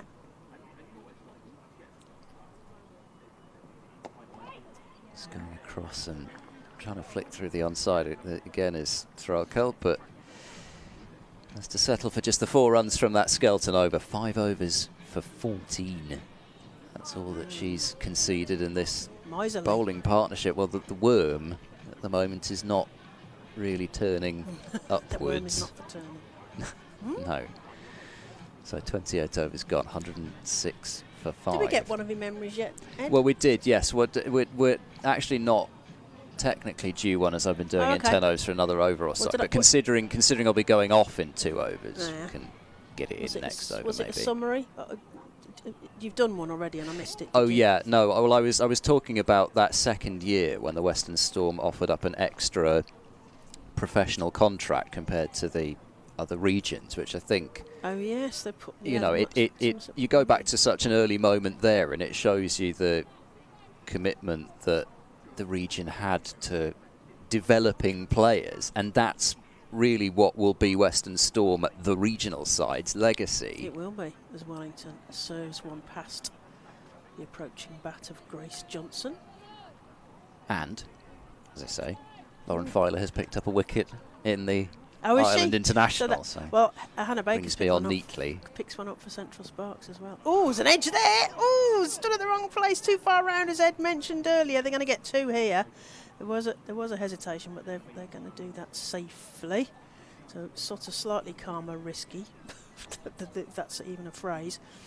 The Thunder are 108 for 5. Oh gosh, straight into the breadbasket of first slip. It would have been, like I say, I understand why she's got it. I've seen her get wickets at second slip that wouldn't have been caught by a first slip. But now we've had one that's gone through third stroke gully and another that's gone through first slip off the right-handers, and then that one which was, I think, a googly from Wellington that caused the outside edge, but that one going between keeper and first as well. So keeper and second. In the air. Oh, past the point, the diving point fielder. They're coming back for 2, although there was lots of hesitation. They really haven't got this running sorted, I'm afraid, Lancashire Thunder. Lots of hesitation and looking at each other and looking at the field. They seem to have taken a sort of slightly wild attempt at some of this. 110 for 5. Wellington. Oh, past the outside edge. It really does feel as though a wicket, whether it's via a run out or brewing, isn't it? a terrific piece of bowling, but Wellington has cast a spell on this Thunder middle order at the moment. Bit of bamboozlement as she comes in again. Oh, past the outside edge of the bat again. Katie Jones and Alex Griffiths ready there. Ready to pounce. Wellington tossing the ball hand to hand. Grace Johnson forwards, not convincingly. Looked like it might pop into the hands of Sophie Luff there. That's the end of the over. And that's 29 overs gone. Thunder 110 for 5. And they've sort of mired themselves by mad run-outs. That one we've just seen on the replay as well. And look at this way. If Wellington's going to get it to turn that much, then like, I'm getting it to turn. Gosh, it's Somebody hard take to a play. catch, please. So she's got 2 for 22 from 7, but I'm sure that she will have the mentality that she should have a 5-wicket haul by now, because that's just what most top-level bowlers think, that they should have a 5-wicket haul every time they bowl. But it has been marvellous to watch, and it's great to see Wellington playing still for Western Storm. As you say, she had that period away with the CPL. Wilson should cut this off at deep mid-wicket and does, and keeps it to a single. But the commitment to basically get straight off the plane from the Caribbean and then play for the Western Storm in that game at Beckenham. Just it was pretty much hours between getting off the plane and playing cricket again. Because I didn't think it was logistically possible. No. Mind you, a bit like Ed. He's at Edgbaston last night and then here again. I don't think I can compare that to an overnight flight from the Caribbean and then playing a 50-over game of cricket. I'm just sitting in a chair after a late night last night. Another delivery there that just does, that time Johnson in the flight. And Luff taking another couple of steps closer and straighter at short mid-wicket. So my next on the list, and there is that horrid cliche about it's not how you win, it's how you lose. Oh, how you lose. Okay, not how you place the blame. So for number There we 8, go. I've gone with that game against the Central Sparks actually a couple of years back when Western Storm was 67 for 8 in their second innings. Beating the edge there. Skelton, lovely bowling. And you thought, well, this is just going to be a horrid collapsing defeat. Lauren Filer, Chloe Skelton, Sophia Smale. They ended up giving Sparks a little bit of a scare, taking the score from 67 to 8 to 184 for 9. And I just thought, you know, it has to be said, in terms of results, Storm haven't made the knockout stages of these sorts of competitions. And as we said, touched on just before, that won't be their legacy. Their legacy will be what they've done in terms of developing players and really growing cricket in this region, being that brand that has been there for years, that solid identity. But, you know, in terms of on the field, I think that sort of showed something there in that particular game, and it was extraordinary to watch that sort of a recovery. So I've chosen that, even though it ended in defeat for the Western Storm. But showing a bit of grit and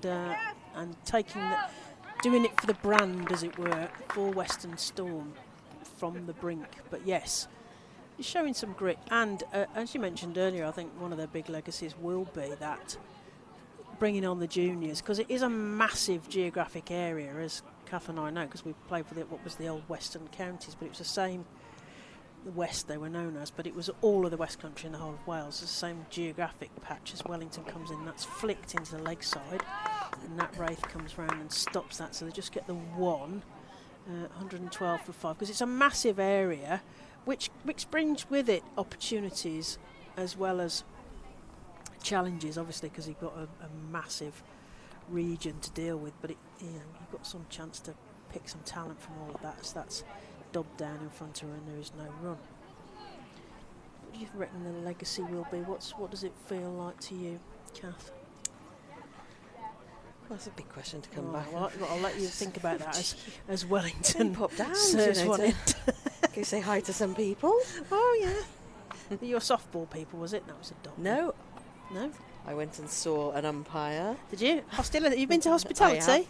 I have. Oh yeah, got all sorts of people in that hospitality down there as Yeah. Wellington serves one. And that's down the leg side. There's a sort of slight appeal, but I think it's more to try and avoid getting the wide given, and they've managed to achieve that because there was no wide given there. So how many people are down there? Is it just? It's a bit thin at the It's a moment. bit thin at the moment. Probably Yeah. a bit early, perhaps. A bit early.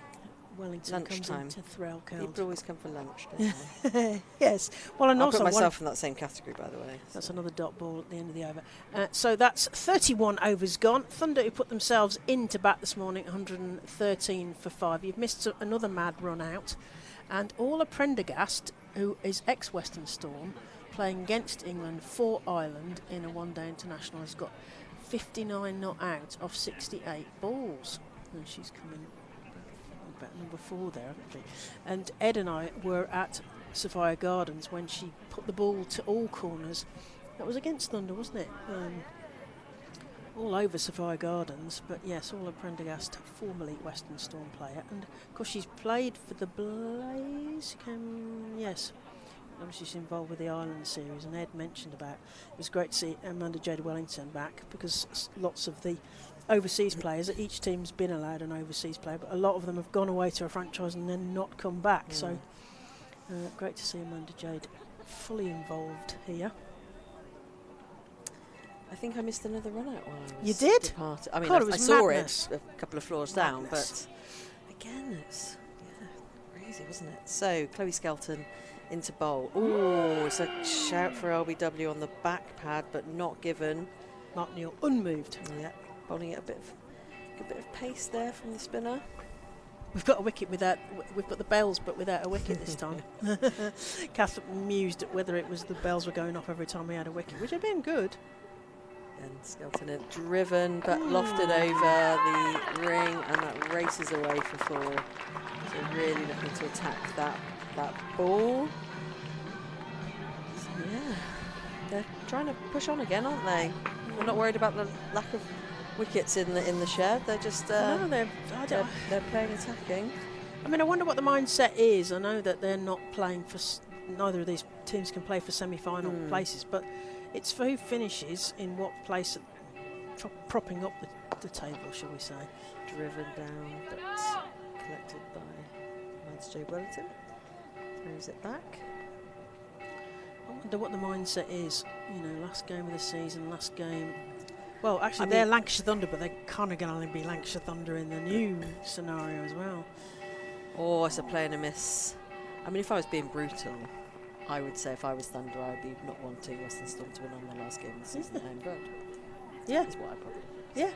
But obviously I'm Sort of spoil the party as the outsiders. Yeah. Oh.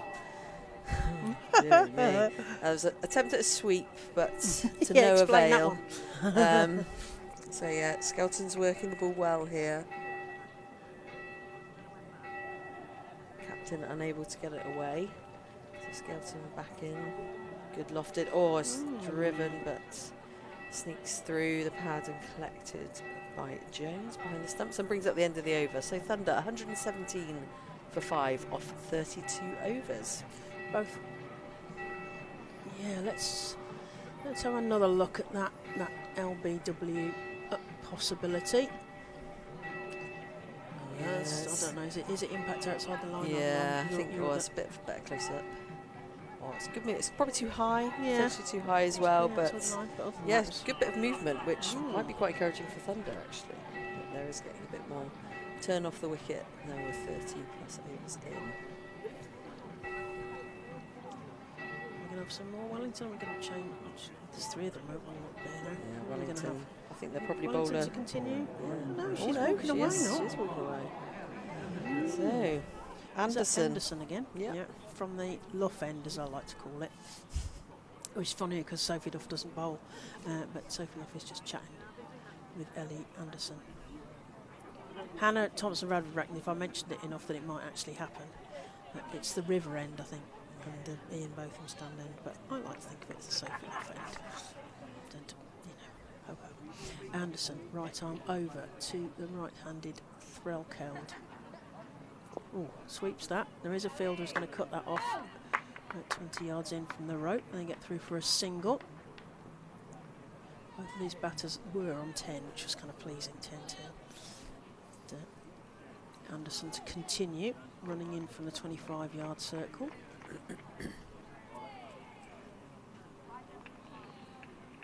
Western Storm, both of these teams were KSL, Kia Super League franchises, for want of a better word, as Anderson comes in to Johnson. Oh, there's a little waft at that, and then doesn't get hold of it, but Katie Jones snaffles that.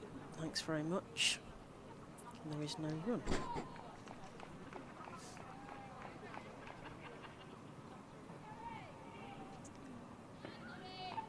If you notice it getting colder, it's because I popped the aircon on. I wondered if there was we were up to 26 degrees in here, and I thought that's a lot of hot air through the comms.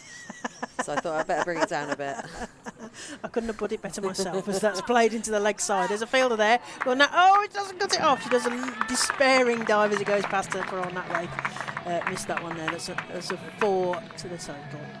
It's off Grace. I wasn't suggesting the two are linked with you and Ed talking that the temperature was going up. It was the hot air reference, I think, is probably right. But I thought, just bring it down. Too much. It was too big. Too big a nugget to resist. 122 for 5, Thunder. Johnson still on strike on 14. Threlkeld on 11. She didn't know where that was. Oh, there's a chance of a stumpy. That was quick thinking there by Jones. Yeah, it was Good quick to thinking by Jones, which is great. We talked about the academies and the pathways and the talent spotting probably going to be the legacy for the region as much as for Somerset, because they've brought some great players through, as we mention Katie Jones. Some new names actually in all 8 teams have been coming through. I saw Meg Austin, who's a product of the Central Spark. She came into Open and looked like she'd been there all season. As Anderson comes into Johnson. Oh, still not getting the timing. There's a big shout. Joanna Richards is not giving it. She's not giving it. That's good enough for me. To see that one. Bit of a thump on the pads. We might get a replay. Depends if we're good or not. And we're going to get a replay here. Ed's coming in. Oh, it's going down leg or something. I'm not allowed to talk about the umpiring, as you can imagine. I mean, it definitely wasn't going down leg, Claire. I can tell you that much. Oh, okay. Well, you're much closer. You're much closer. I'm a long way from that screen. As Anderson comes in to Ellie Threlkeld this time, the Lancs Thunder captain. Oh, that's played beautifully to third. And just a nice little late dab and a single. Pinch the strike at the end of that over, because we are now 33 overs in. Thunder are 124 for 5. Threlkeld on 12 and Johnson on 15. Yeah, Johnson, product of the Lancashire Thunder Academy. Great to see some youngsters getting maybe their go. That LBW shot was maybe doing a bit too much. Yes, I'm sure. I think that's why it was a good shout. It was a good shout. They don't get the benefit of a replay like we do. No. A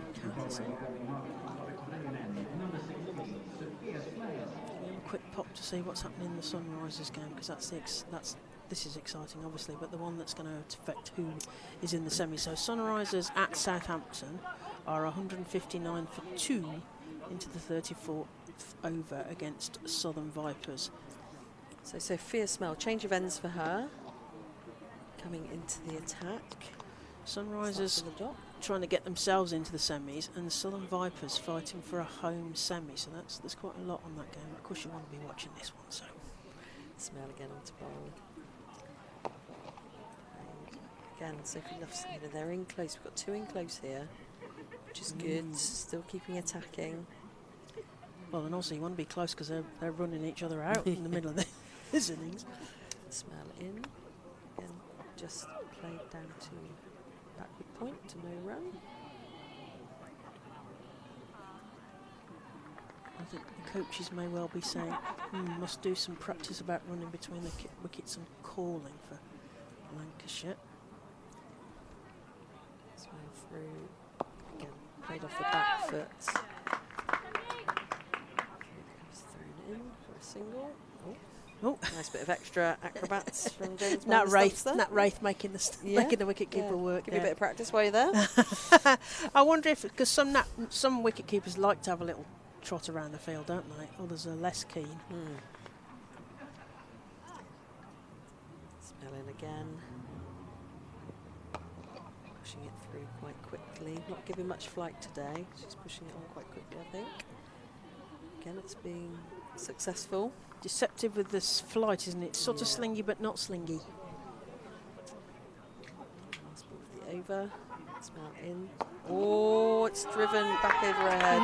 It's not going to go. So the chase is on. Sliding stop, relay throw in. 2 runs taken. Not looking for the third on this occasion. Brings the end of the 34th over with Thunder 127 for 5. Yes. So they've got to build again now, haven't they, Lancs Thunder? And I think I'm hoping that Threlkeld's taken a bit more calm. She came in a bit frenetic, whether that was because she felt like she'd got to kind of, imbue some energy into their batting attack. And as you say, will they be wanting to spoil the party for Western Storm? Who definitely, the whole of the Somerset and Western Storm, it's got that real feel around Taunton today. It's a real celebration of the legacy of Western Storm in its widest sense, as Anderson comes into Threlkeld. Banged into the pitch and it's gone to third. There's a fielder there. He's going to cut that off. Yes, going to cut that off. Oh, they're going to go take for 2 though. Katie Jones takes a glove off just in case. They get 2. There is definitely a huge hesitation in between the first run and the second run, which is keeping Western Storm really interested here, because when you've got players like Fran Wilson and Sophia Smale and Captain Fantastic Sophie Luff, keeping them very interested in here as Threlkeld faces again. Comes forward and defends that down. There is no run.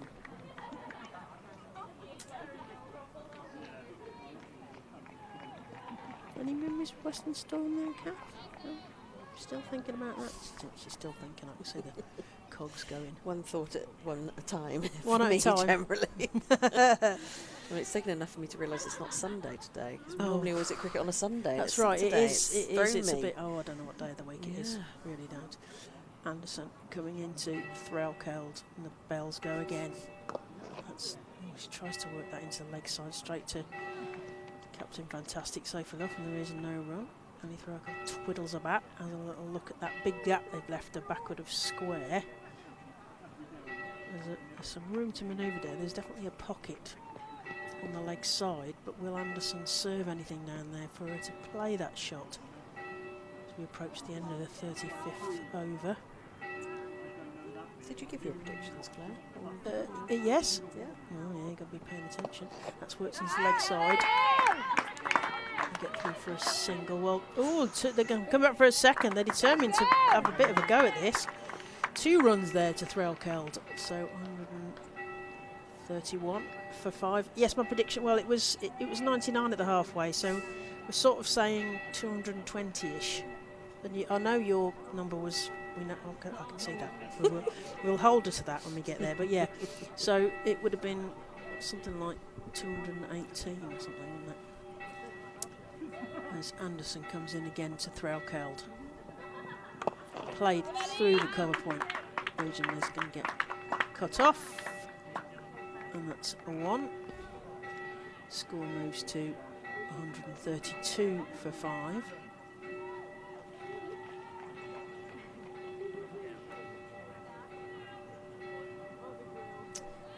Going for it. They're going on, yeah. There's a sort of. I wonder if that's being done manually, because there's somebody. Could be a wedding. Flying up and down. Could be. It's an unusual day, but it could be. Anderson comes in. Oh, Way down the wide. leg side. It's going to be a huge wide. In fact, it might be 4. Yeah, they're not going to cut that off. 4 wides to the total and a bonus ball. Signals Fiona Richards. It was almost like a tired ball, really, wasn't it? Yeah. Tired arm. Maybe it is. Anderson into approaching the end of her 8th over. She's on for 42 already.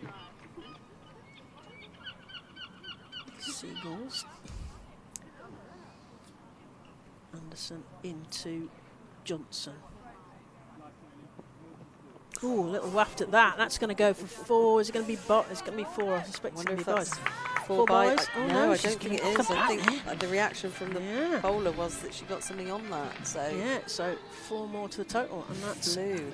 That's me to have a rest. So Thunder are 141 for 5. Threlkeld on 18. Johnson on 21. Oh yeah, that was a big swipe and edge. And I'll leave you. Kath, should be back later. I'll be back. Be She popped back. down 2 floors down. Yeah, see if there's anybody I recognise. Yeah, That's maybe. Okay. So that was a flash play that went rapidly past the wicketkeeper, who was standing up quite a bit, so unable to take what some might deem as a chance. But it puts Thunder on 141 for 5 off 35 overs. Smale still bowling at Cathedral End. Coming in as we welcome Ed back. Driven straight back to the bowler. There we go.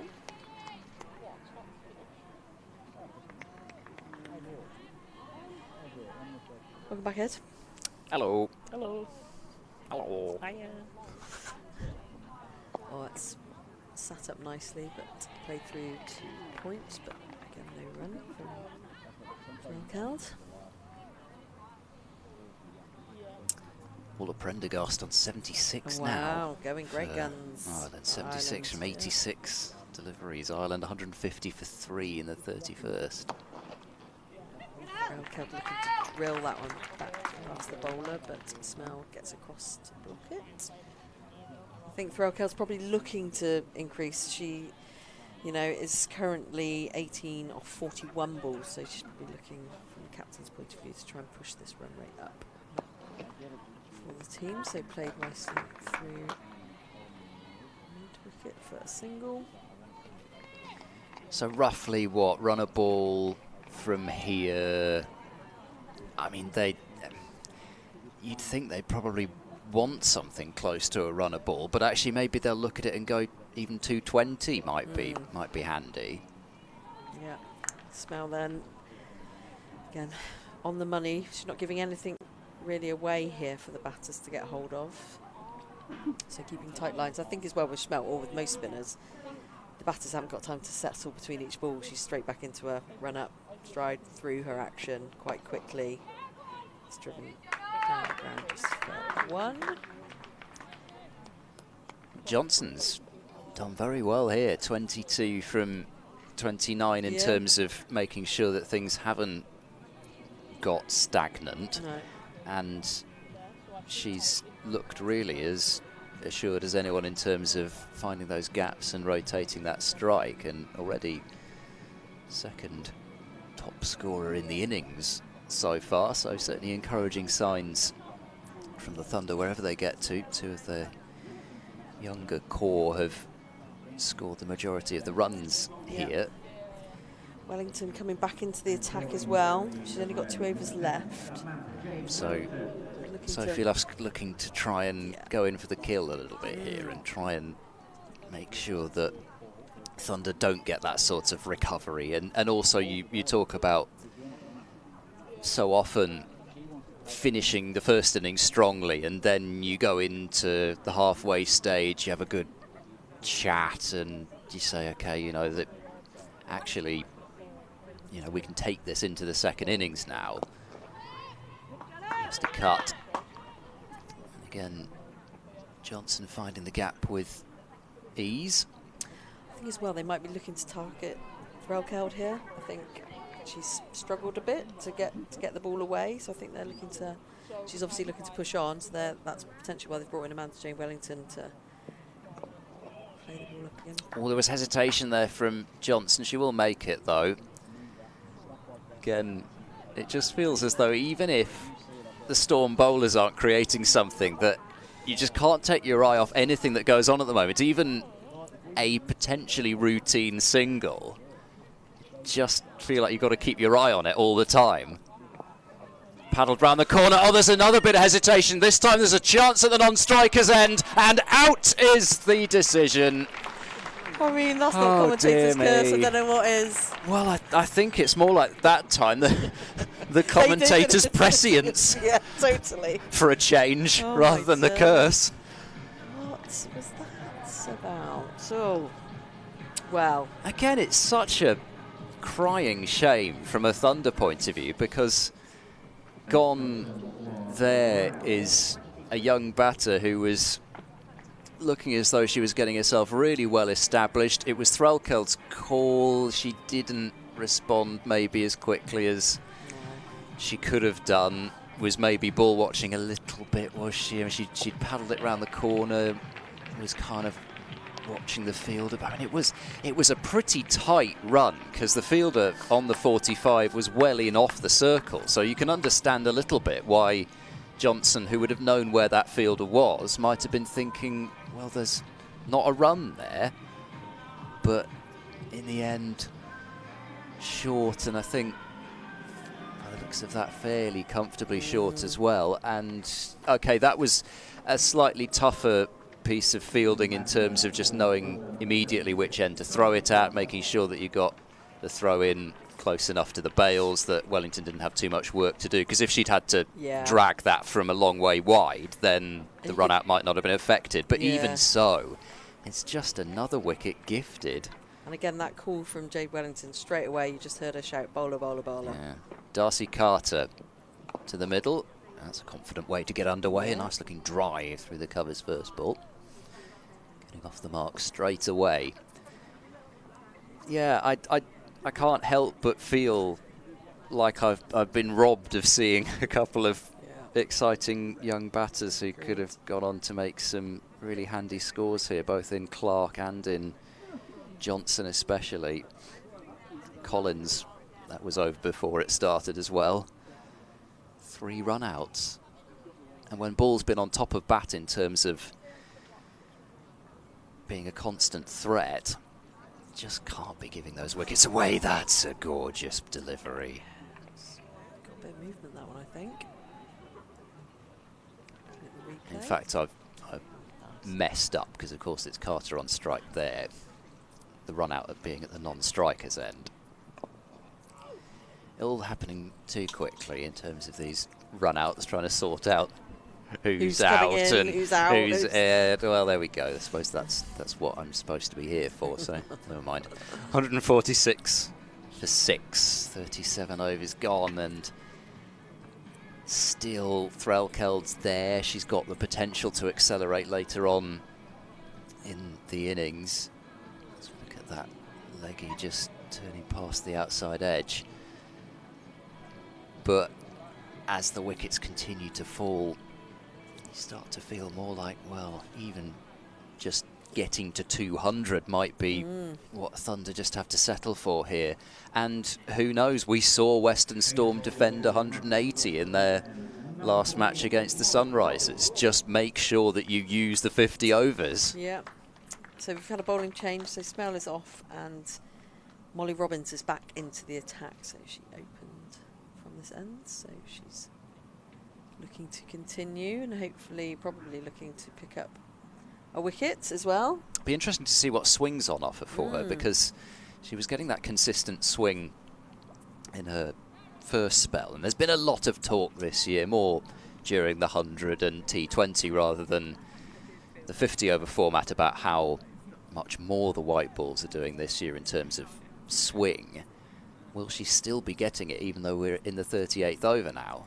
So Robinson in, good strong line to start with, nice and straight. Threlkeld looking to drive back down, but yeah, good first opening ball. Back for the replay to see if there is any movement. Yeah, it's a little bit of swing on offer, not loads. You okay over the red? Well, I've had a sneeze, which has felt as if it's needed to come out from for the basically 15th over, this. I feel. Yes, exactly, for about that long, and finally I've been able to sneeze. Okay, Robbins. Sorry about that. Back in. Okay. Oh, it's a shout for LBW. It's played off. Pads down to third. It's going to be signalled leg by, so not given because of the fact that she got some bat on it. Yeah, it's probably too wide. Yeah, in fact, actually, it's actually an away swinger, but it's swinging into her because it's pitched Too probably far outside leg stump. Yeah. So that does answer. Yeah, that does answer the question about will there be some swing for Robbins, and clearly there will be. And still, so 4 overs left after this in terms of what she can deliver as well, so she can keep going. Robbins to Carter still on naught. Oh, she goes for a big lofted drive, but it went straight down to third. Didn't carry. That is a way to get off the mark. Well, we have seen some way. Well, in fact, Ellie Threlkeld with that attempt to dab the ball away and ending up getting it between the keeper's legs, and then that one, that is a shot of trying to get off the mark with a 6 rather than a single for sure. No damage done, so Robinson again, play back to the bowler, and it's a drop through Robbins's hands. It didn't come back that quickly, but it's difficult when you're through your action when it comes straight back at you. And she just, as we were talking earlier, fingers were to the sky for that one because it was a higher one straight back to her. But unfortunately just didn't carry. She almost wasn't expecting it, and then quick reaction, but unfortunately it goes down as a drop. Robbins back in, fuller ball. Threlkeld very much done a wicket there, and they've taken a quick single. But she's, lucky to get away with that one. Yeah, and you kind of think if Threlkeld goes there, then really the hopes of scrambling up towards 200 as well. That would have been a huge moment, and they are reaction efforts, especially above the head when your momentum's taking you sideways and down. You've then got to get up. Okay, Robin's back in. To cast a slightly slower ball. Oh, she's bolder. Absolutely bolder. There was a slower ball, and I think she went to just sort of glance that one down through gully, and it's hit the stumps, and she goes. Carter goes for 1. Well, you have to say it was a mode of dismissal that was on the cards. We've noticed that this pitch is a touch slower than some here. Pace off the ball, and then, there were inside edges. We mentioned Threlkeld's one to get off the mark, but we've seen a few of them.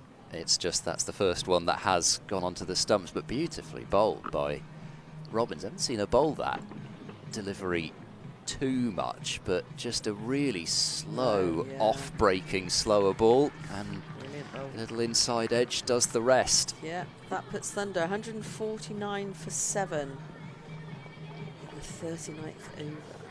Was that the end of the 30th? It was, yes. The end of the over, sorry, end of the 30th over. So, yeah, Storm very much pumped now on the up. Only a couple more wickets for them to get, and they feel that, you know, if they can get Threlkeld, they'll get through the others quite quickly. Threlkeld very much the key now, isn't she? I mean, you felt that for a little while, but yeah, and again, it's just the run-outs, isn't it? As much as Storm have bowled superbly, I think they've bowled as a unit terrifically, but it's just those wickets that have been given away. So another change of bowling. She's really ringing the changes, as Sophie Luff. Wellington was considering coming on and completing her spell, but Luff has decided to bring Smale back on from the eponymous end. And so Wellington will have one up her sleeve. Maybe they're just thinking in terms of if things get tight later on, it would be nice to have the possibility to bring back Wellington for one set of 6 deliveries to just have a real go at maybe Threlkeld later on if she's going great guns. Smale's still got 4 overs left, so plenty up her sleeve. And very smartly fielded for her own bowling. She's very good at that. Smale driven hard straight into the ground. Probably one of the hardest shots that Threlkeld's played so far. She doesn't have a boundary yet in her 22. We'll find the gap there. Bring up the 150 for the Thunder at the early stage of this 39th over. Tara Norris on strike, certainly somebody who can handle a bat, coming in at number 9. Certainly worse number 9s out there on the circuit than Tara Norris. Yeah, another left. But yes, exactly, another one. They still keep coming even lower down, these left-handers for the Lancashire Thunder.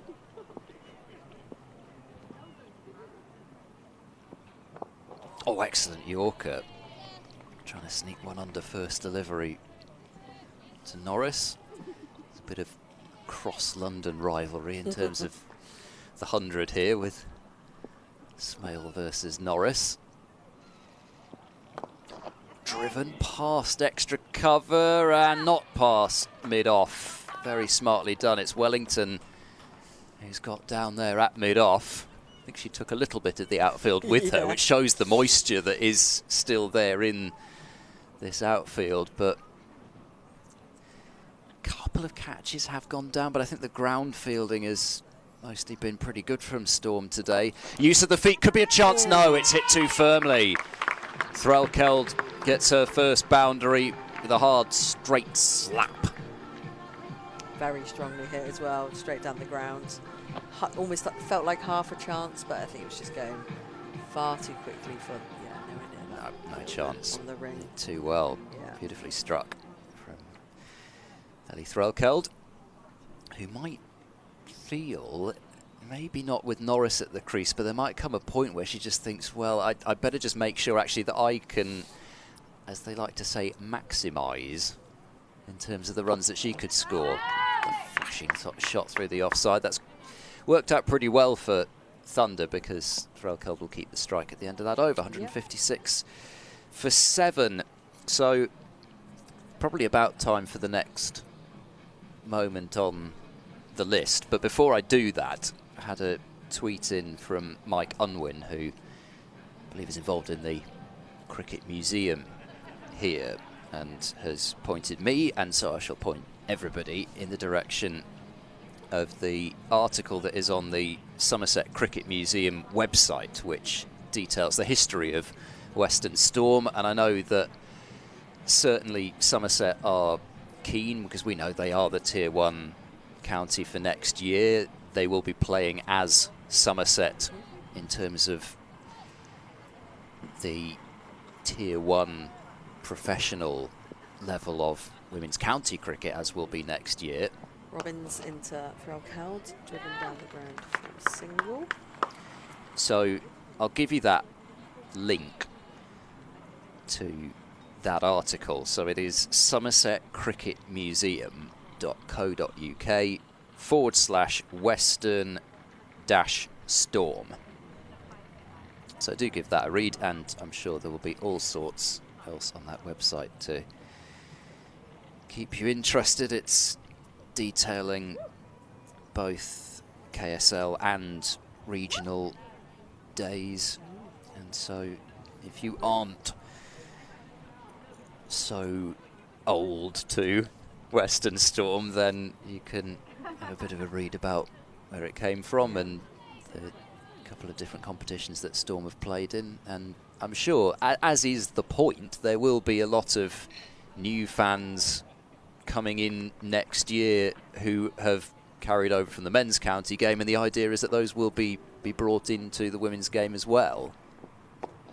Robbins to Norris, so Norris only on 1, only facing 2 balls, so good opportunity here for Storm to try and keep Norris on strike as much as possible.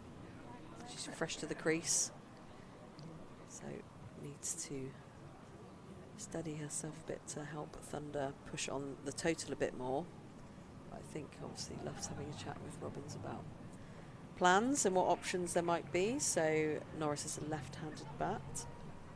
So Robbins coming from the other side of the wicket. A couple of fielding changes, but still quite attacking as Robbins comes into bowl. Ooh, it's snuck through, but Jones keeper collects quickly. Yeah, not particularly close to the No. drag on that. Well, I say that, actually, it might have been a bit closer, but not it would have been convincing quite, shots. no, it would certainly would have been quite some effort to drag it on Yeah. from out there, but again, just timing not that easy. No. Certainly as a new batter. Robbins comes in. Oh, again, dug out for quite on a Yorker length, but went through down to fine leg for 1 run. So a couple of 50s in Tara Norris's List A Yep. career, average of roughly 15.5. So, you know, the potential, and also when you come in lower down as well, so often that average can get skewed a bit. You know, if you come in a bit higher, you may well be averaging over 20. That's the Threlkeld collected by Sophie Luff. Still in close, still in that attacking position.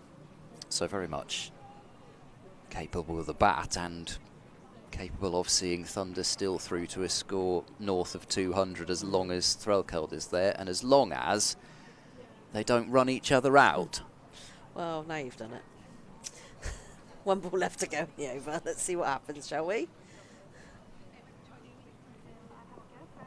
Okay, it's driven through. Covers. They go for hesitation. They go for 2, but safely back to bring up the end of that over. And I will hand it over to Claire. I managed to talk all of Prendergast out, by the way. I don't think she scored another run after I said how well she was going in that ODI between England and Ireland. Prendergast dismissed by Kate Cross, who is England's captain. Fantastic for that series. Cross 2 for 25 from 8 overs, and Rhiannon McDonald-Gay has picked up her first wicket as well, so England starting to pull that back now. 166 for 5. National treasure, Kate Cross, captain. Fantastic. Okay, national treasure, Kate Cross. Yeah. I just never know what moniker you're going to go with. So no, I'm quite consistent with that one. Okay. The ever-entertaining Alex Hartley. Yes. And the national treasure. That one. Kate I think Cross. the issue was, so last year when Thunder played at Cardiff, Kate Cross wasn't playing, but Alex Hartley was. So we got the ever-entertaining Alex Hartley quite a lot, but Kate Cross wasn't involved, so I didn't get a full dose of that. Shall I? Well, I'm here. Oh yes. Please do. Who have we got that far end? It looks as though it is going to be Skelton. Yeah. Skelton. So having a first, She's I think, dipping. first go from that Sophie Luff end. Sophie Luff end. Right arm around to the left-handed Tara Norris. Thumps that down. I think that's a kadunk there, actually. Yes, actually, I think it was. It was a kadunk, wasn't it? Straight to the fielder. No run. But not a respectful kadunk. That was the one that really got me. Tara Norris, what's she going to do this time? Another kadunkish, but it's across the carpet and there is no run. Of course, Tara Norris, a USA international. Yes, Norrises and Morrises. She top scored with 53 with 3 sixes against the Blaze in the last game, and there goes one in the air as if by magic. Bounce, bounce, bounce, 4. So yes, as if I were about to say that she can. Yep. You know, hit the big Certainly ball. can. So she is. I mean, this is very much not done in terms of Thunder getting up to something to bowl at with Norris at the crease. And that was made to look very easy. It was just a fraction over pitched, but not really expecting at that stage Norris to tonker down the ground like that. Yeah, Beautiful strike. It wasn't even in that half volley. She managed to make that, which is very good. She's playing that through the point region. She's obviously decided not to mess about here. Lovely, another run to Tara Norris. Born in the city of brotherly love. Philadelphia. Philadelphia. Home of I'm not supposed to the say that. best National Hockey League team. Oh, okay. Because you're big in the ice hockey, aren't Yeah, you? unfortunately they're not the best, but Well, never mind. Okay. There's some swapping of the field here because we've obviously got left and right handers and things, and they're wondering whether someone else is going to take a step hit at Skelton. The short third is moving to short 5. It was a shot of a Broad Street bully, though, that 4 over the top. There we are then. There's another reference. Oh, into the leg side, through mid-wicket, and that's going to be 4 runs. 4 runs to Threlkeld, the captain of Lancashire Thunder. Yeah, I just wonder whether the change of ends... I know that she will have bowled a lot from that end, but when you bowled 7 overs, got into a rhythm from one end, whether that's just caused her to... One slightly overpitched, only just, not by much, and then a bit short there. Threlkeld tries to come forward and then gets caught in 2 minds and manages to clack that sort of square. Did that There is come no off? Run. It's. We're going to see. What did she do? So she's. Was it a I don't know glove, if was It's it? almost like the bat handle or something. I don't know where that came out of. That's the end of the over. 41 overs gone. Thunder 169 for 7. Threlkeld on 35. Here, yeah, I think it was Back of the bat? either a bit. I think it was either a bit of glove or it was a bit of bat handle, something like that. Again, signs of some bounce. If you're a spinner for Thunder, then I think you're quite looking forward to getting out there and having a bowl on this. There's certainly some footmarks, even from here, because we're a long way. We're up in the Marcus Trescothic Pavilion, and we're a long way up and away from the pitch. But as we look down on it, got some footmarks there. So I think that, as you say, the spin bowlers will be looking at this with some glee, potentially, second half, as it were. Robbins, though, continuing with a bit of pace. Magnificent figures for her so far. 1 for 17 from her 7 overs. Could just keep her going. Did well against Sunrise as well, didn't she? So 5 for 29. I think that was Skelton, wasn't it? Oh, sorry, I'm looking at the wrong line. Oh yes, bigot pudding. Talking rubbish. Robbins Ignore from round the wicket. It's the next cramping name up down. Yeah. Norris for room. Rubbish. Ignore me. So next on my Oh, yes. list, I think Yes. I'm overdue on that. So again, going back to that first year, I've got at number 7, Sophie Luff, striking the first 100 in that year to win the game for Storm against the South East Stars. Oh, lovely. Well taken single through the onside. It's a magnificent partnership with Georgia Hennessy, who'd taken 3 for in the first innings as well, and unfortunately there just weren't enough. It was the shame was there just wasn't enough runs for both of them really to get their 100. Hennessy falling right at the end, and it was the first of a few Sophie Luff 100s. Hennessy's in that bit, that squad picture that the Western Storm have tweeted this morning about. Here's the original squad, and this is what it looks like now. Hennessy on the back row of that one. But yes, well, it's always kind of fitting that Sophie Luff plays a masterful innings. She may well be getting another mention, as you would imagine, later on. In the air and over the top of mid-on. Toying with Amanda J. Wellington, who needed a step ladder there to take that catch. Yeah, she got enough. Ellie Threlkeld nicely struck. Again, she's taken that pretty much on the up. There was a bit of swing to negotiate as well, but she's lifted it beautifully over the head of Wellington, and I think might be starting to feel that Threlkeld is hitting the ball with such authority that they're having to put a few extra fielders back now. In fact, we have the minimum 5 in the ring, which hasn't happened much in this innings. Threlkeld is rapidly catching up with that strike rate as the bells again. For whom the bell tolls. Yes. And Threlkeld, I mean, the scorebook doesn't show it, does it? Because there is no commentary to go with it. It is just the pure numbers. But she came in a frenzy, seemingly determined to run her colleagues out. It was sort of, I don't know, unless she had a bit too much caffeine or something this morning. Kind of came in with this madness, but now, as she says, become a little calmer and has got to that 40. Where can she go from here? Yeah, I mean, still 8 overs left after this, and getting closer to that 200. They're more than inching their way up there now with these boundaries that have been struck of late. And it's the beauty of a lower scoring game as well, in that every boundary, even just a couple of overs where you get 2 or 3 boundaries, it's not to the level where every boundary just is fairly meaningless.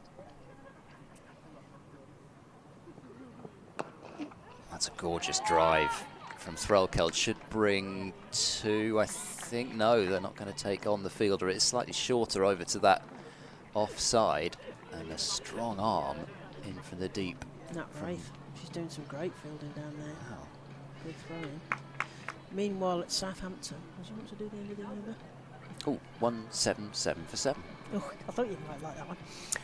Down at Southampton, where there's lots to play for, Sunrisers are 221 for 5 of 43 overs, playing the Vipers, who won the toss and elected to bowl. So Vipers are playing to try and get a home advantage in the semi-finals, and Sunrisers are trying to get themselves into the semi-finals and also knock the Blaze out along the way. Could be a handy total that Yeah, for could be the at Sunrisers. Southampton. 7 overs to go. They've got a partnership which is pretty well established. Lissy McLeod and Flo Miller going on at over a run a ball each. Oh, step backwards, play that into the leg side. I thought she was going to overbalance then. Another one to the total. A good bowling attack. Eva Gray, what a 100 competition she had. Yeah, she's some player. Sophie Monroe, always in amongst the wickets in regional cricket. Yeah, she got lent out, didn't she? Abdul Maqsood be heading off to the World Cup. Yeah, to play against England, because they're in the same group, Scotland and England. So that's going to be, well, potential banana skin for England. So that's played forward, and there is no run. Yeah, Scotland qualifying for the World Cup for the very first time. Catherine Bryce, #1 of the most valuable player across the domestic season, as we found out from Mike Perkins at Moseley, because he was reading, he was making me guess, and I was trying to do the commentary and guess. I said, well, it's got to be an England. It can't be an England player because they would be sucked away to the England duty, and it's got to be somebody who can bat and bowl. And he went, yeah. It was Catherine Bryce. And that's forward into that gap. They're going to get an easy single there. Are going to think about a mad second, or are they just going to? No, just the one there. Thank you very much. 179 for 7th. Threlkeld on 42. Can she get to that 50 milestone? Norris on 10. Norris is coming with a real positive intent to try and get some scoring done. There's some changes in the field. So for the right-handed Threlkeld, they're sending out sort of deep mid-wicket. It's slightly squarey than cow cornery. That's played through the square leg umpire, and they get through for a single. Sense of them now accumulating runs. It does seem to have feel much more got a little bit together. easier to do that, whether it is just because Threlkeld's more established, and as you say, Norris has come to the crease with a purpose, but it was even the case when Johnson started to get going, and again, just the real irritation if you're a Thunder coach or supporter, that was cut off when it could have really taken Thunder up to something even more than they might get. We had a refusal there. Norris wasn't ready then. It's carved into the offside. There's a fielder that's going to cut that off. As long as it wasn't Just the one. bowled from 25 yards or something, speaking of Scotland, all that controversy that's happened recently. Probably. Was that? Oh, yeah. Was that in the boys' game? It was, yeah. Oh, naughty boys. Okay. I don't think I've seen anybody in the women's game actually try that yet. Rocking back. Just about got hold of it and they get through for a single. Threlkeld started running much faster now. Regardless of whether she's in danger. Probably message in now saying somebody bowls from that. I feel like there's an Indian player or a Sri Lankan player. It feels like something that Deepti Sharma would do, but I don't know whether she's actually done. I think she has. I think I can picture Deepti Sharma doing that. If there's anybody who would do it, it would be her. Wiley Guiley. Yeah, and of course, if we're speaking about Deepti Western Sharma, Storm history, ex-Western Stormer. they're at the crease to win the last edition of the Kia Super League for the Western Storm, and played the sort of innings that she seemed to be playing every single match for the London Spirit. Yeah, in the 100th this London year. Spirit. Oh, so is Heather Knight the link because she was Western Storm then? And Western Storm Well, she was at the other end. Yeah, so there they are. Yeah. London Spirit winners of the 100 women's game. Robbins continuing, chipped slightly in the air from Threlkeld, but comfortably short of There was a the aforementioned. There was a delicious irony to the fact that Charlie Dean often was batting with Deepti Sharma after the controversy over their involvement in the Yes, that was India great. game Somebody asked, have you spoken about it? No. No. Another one of those looping slower balls from Robbins, and they get pretty vocal down there, that Thunder dugout. I mean, that was only a single, but they're encouraging Threlkeld for striking the ball firmly. They're certainly as opposed to running her colleagues loud. They're certainly a lot louder than the Central Sparks were, for example. Oh, yeah. Watching intently. Which is good to see. I mean, you should. Yes. Oh, is there an edge? Yes, there is. Robbins has got her second wicket, and Tara Norris going back looking to cut. Maybe a bit of extra bounce from Molly Robbins, and her figures get ever better. 2 for 26, and that is a key wicket at this late stage. You mentioned how dangerous Norris might be. And just a little feather through. Smart catch from Katie Jones up to the stumps. She made that look simple, but she's very close there. She gets very little. She's got to anticipate where that's going to end up, but she does beautifully. Both gloves, lovely. Catch. And the bell's gone off again. That's Kath doing that. She's out there pulling that bell. See a She keeps part-time disappearing up in the air. campanologist, Yes, Kath Wilkins. disappearing up in the air and then back down again. It's quite a sight. Out to the middle comes Hannah Jones, who, as I mentioned earlier, in terms of the Thunder spinners, I suspect she will probably be thinking that she could have herself a nice 10 overs. The second Jones of the Thunder innings. A little spell of a couple of wickets and not going for too many runs. Yeah. Certainly been plenty there for the spinners.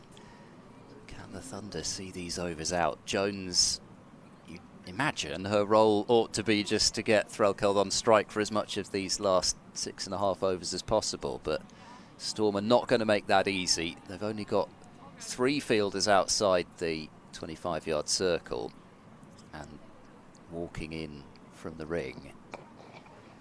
And so something like that, just a little quiet push, is not going to bring Threlkeld on strike. I mean, it might be sometimes the batters coming later on haven't got the memo about what they're supposed to be doing. No, that is the problem, isn't it? There is given the a miscommunication, reason that they are batting some down of there their sometimes. batting. But maybe not. Yeah, very much so. Firmly driven That was. to mid-off. Well, Meant that. that's sort of the thing, though, isn't it? Because I think there's a certain type of 10 and 11 that really thinks they should be batting much higher and are keen to show that they can play every shot when they get the opportunity. And I think sometimes they almost take the attitude of, well, you didn't do your job, so you can't blame me for having a go. Oh, And that is a catch. So Hannah Jones didn't try and get Threlkeld on strike. She was looking for the boundaries, blasted her second ball up to mid-off along the floor, then tried to take the aerial route. And Sophie Luff standing up tall, taking that catch above her head. And Molly Robbins has got another. 9 down now, the Thunder. That was Norris departing. But it is Hannah Jones who has followed her swiftly back to the dugout. There's a trudge there, isn't there? Why did I do that? She actually timed it well, but Yeah, the just straight to problem the is fielder. when there's a fielder there, you Especially can't when really it's- fall back on that. Especially when it's Captain Fantastic Sophie Love. So odds very much on now that the Thunder will not bat out their 50 overs. At least that was the last ball of the over, so Threlkeld won't be completely stranded at the non-striker's end. But with Sophie Morris coming out at number 11, is Threlkeld simply thinking, well, she's got a decision to make, doesn't she? Because she could decide, as we have a look at that catch, sharply taken, Launched herself. that she could just decide to farm the strike here with 6 overs to go and actually say, well, you've got the potential for singles unless Storm go into kind of red ball mode and start bringing fielders up at the back end of overs. But there's always the chance to keep the strike at least at the end of the over. So minimum from 6 remaining overs, you should get 6 singles. And then at some point, Ellie Threlkeld will find the boundary. And then you've got up to 200. So does Threlkeld decide to do that? Or will she trust Sophie Morris and hand the strike to her? We've got a few things to watch for here, haven't we? As Amanda Jade Wellington comes on with a bit of bamboozling magic out of her toolbox. She's busy fine-tuning the field. We've got, can Threlkeld get to 50? Ooh, past the outside edge. Really a very short attempt at getting to 50. Yeah, can she get to 50? Can Thunder bat to the end of 50 overs? Will they use all the deliveries that they have at their disposal as Threlkeld comes forward and just defends that down? I imagine they kind of want to see off Amanda Jade, although because this is her last over, isn't it? She's 2 for 27 already and collected a couple of dots. Oh yes, another one. really is just Yeah, patting it back, isn't it? Playing it out. We are in red ball mode. Yeah, we are in red shirt and red ball mode. That's an interesting choosing move. to go around the wicket to Ellie Into the Frauenfeld. rough. Into the rough. Bowling into the rough. Oh, it's another defensive shot. Sort of a half-hearted appeal round. Yes, really. that is the problem with bowling round the wicket as the leggy. Take it out. Not so much opportunity to do that because you're coming from a long way around. 183 for 9 are Thunder. Can they bat all 50 overs? Another dot. They're definitely. She's decided now. We're gonna take Amanda Jade Wellington out of this equation. 2 more balls. We don't mind giving her a maiden. We just want to see some different bowling. 1 ball to get off strike now. Over Well, off strike and then on strike. Over the wicket this time. Changing those angles. She's gonna get off strike. Whoa! A little bit of a shy. As Griffiths comes in there. So that's the end of the over. Thank you, Ed. That's 45 overs gone. Thunder are 184 for 9. They put themselves into bat this morning here at the Cooper Associates County Ground at Somerset. And this is the Rachel Hayhoe Flint Trophy. This is a 50 over competition between the 8 English Regional Centres of Excellence as they are this year.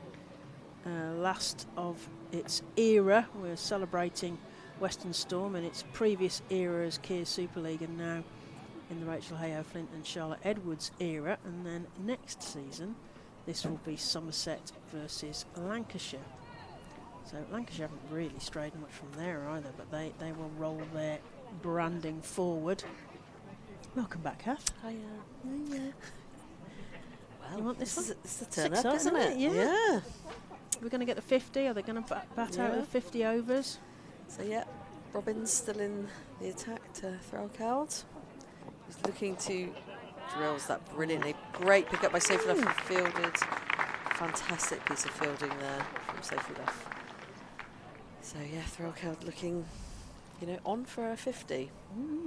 But more importantly, just trying to get the run rate continuing with Thunder, I think. So new batter on strike. Yeah. They want a decent total, want they, to bowl that.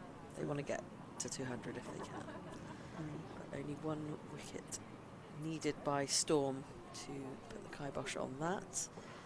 So quick chats. Will Western Storm get that wicket before the end of the 50 overs, or will they bat through now? Bringing 1 up into the ring, so very attacking. Side, so Robbins in to Morris. Bit wide, so easy to leave that one probably. Not tested on ball 1, I'd say. So yeah. They want to keep Morris on strike, won't they? Yeah, and definitely. have a go at it. We need to be getting her playing it where we can. Where they can. We can. They can. They can. We need to be biased. Unbiased, don't we? To be biased. Don't need to be biased. Okay, so straight to delivery. Back down the ground to Amanda Jade Wellington. You'll listen Did to Jade voices. Wellington end up on with then 10 overs, yes, 28, good. 2 for 28. Very good. 28, nice, Yeah. nice little something. Listen to the voice of Kath Wilkins and Claire Jenkins, both former Somerset and West players. This comes in. Oh, slower ball lofted up. But Morris was onto it, but no run. You'll also hear the voice of Ed Seaborn, Christopher Martin Jenkins Award winner. Yeah. And James Blonde, he got dubbed, didn't he, by Charlie He did, Taylor when we were at Cheltenham. when we were at Cheltenham. Charlie Taylor takes all credit for that. He's lurking about. He's hoping to hoover up some hospitality, I think. I think he'll do quite well. Oh, straight through the gate, playing a miss. Wicketkeeper over to collect, so that is a bye. Pretty close. Replay. Oh yes. It's one of those ones where you're not quite sure what it's hit and what it's missed. Mostly missed everything there.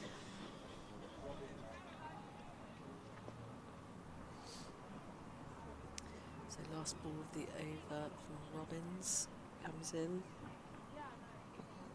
Right on the money, driven. Threlkeld goes for it. Sophie Luff's in. Oh, great throw in from Sophie Luff, but unable to hit the target. So that brings the end of Robbins's 10 overs as well.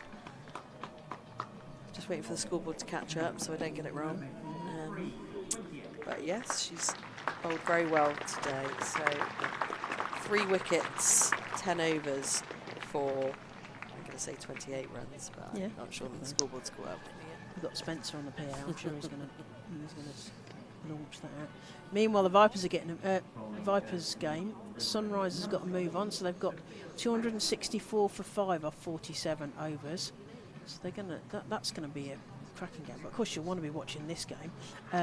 But Sunrisers trying to get themselves into the semi-finals, and Vipers trying to secure a home venue for their semi-final. So lots to play for there, but much more exciting here at Taunton at the Cooper Associates County Ground. As Smale, It is. Smale to Threlkeld. Oh, does a reversey. Oh, you're going to get 4 for that, I think.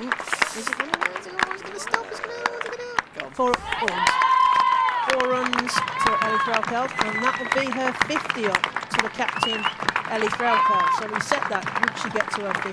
And she has 52.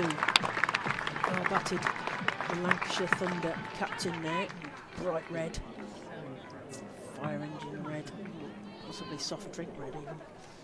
Smell decides what she's going to serve up next to Ellie Threlkeld. 191 for 9. Can they get to 200 then? Is the next milestone for them to get to as Smale comes in. Left arm over. Oh, big launch into the air and towards mid-wicket. It's going to get stopped. So another one to the total.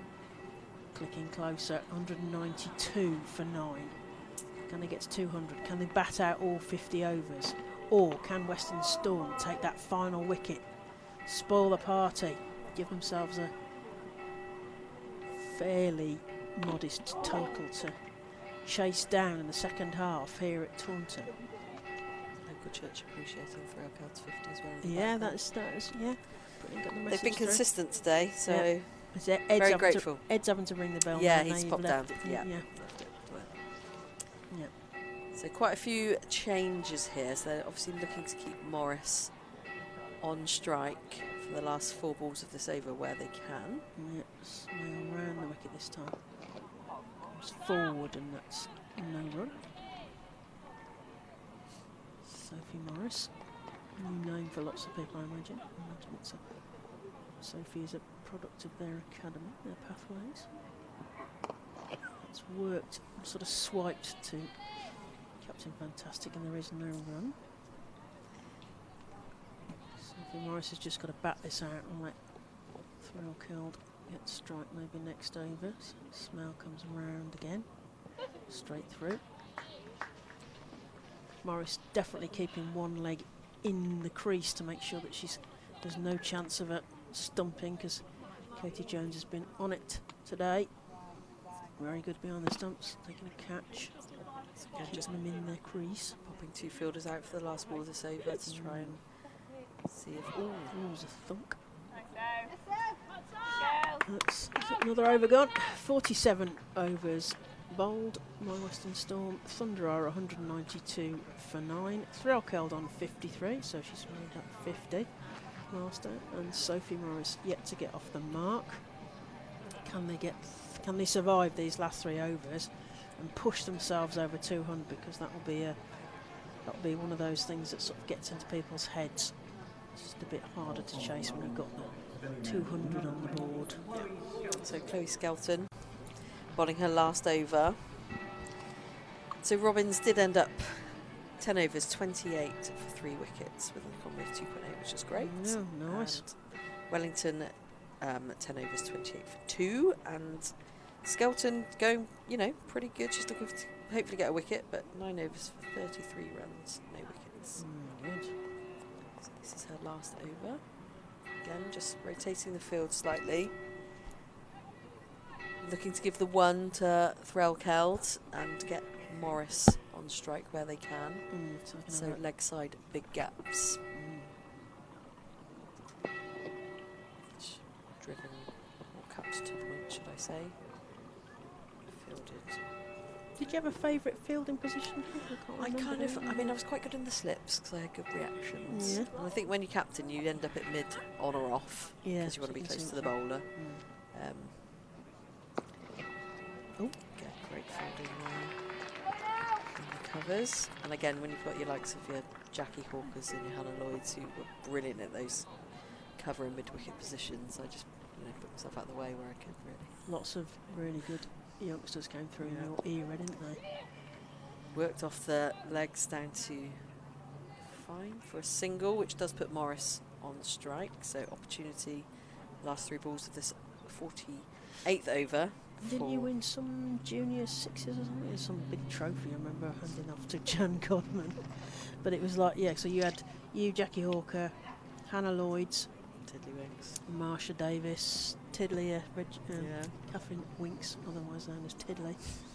There's a whole generation of really like good. That one. Yeah, he did. We that had some one. good He liked nicknames. it. Yeah, Actually, some didn't great. we? We Yeah, had some good nicknames. Tiddlywinks. Yeah. Played for England. Tiddlywinks as well as Reggie. Well, you all played, didn't you? Did. Jackie Hawker played. Hannah Lloyds. Marsha Davis. No, not quite. It was a whole era of really good youngsters. So Skelton back in to Morris, who she's swinging, but to no avail. Fielded well in the mids. You all meet up, don't you, as well? We do. We still meet up. Keep in contact. Very good. So last ball of the over for Skelton. And to Morris, who blocks it. Big front foot out.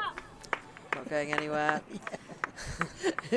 Got the instruction. Yeah. Just plop that down. Let me face the next over. So that's brings up Skelton's 10th over for 34 runs, no wickets, and Thunder on 193 for 9 with 2 overs to go. What do you reckon? They're going to last out the 2 overs, or do you think? You think they're going to? No, I'm not certain. No, I don't think so. I think you can fire up the lunch ovens. Send end out. Is there lunch out there? No. What do you mean no?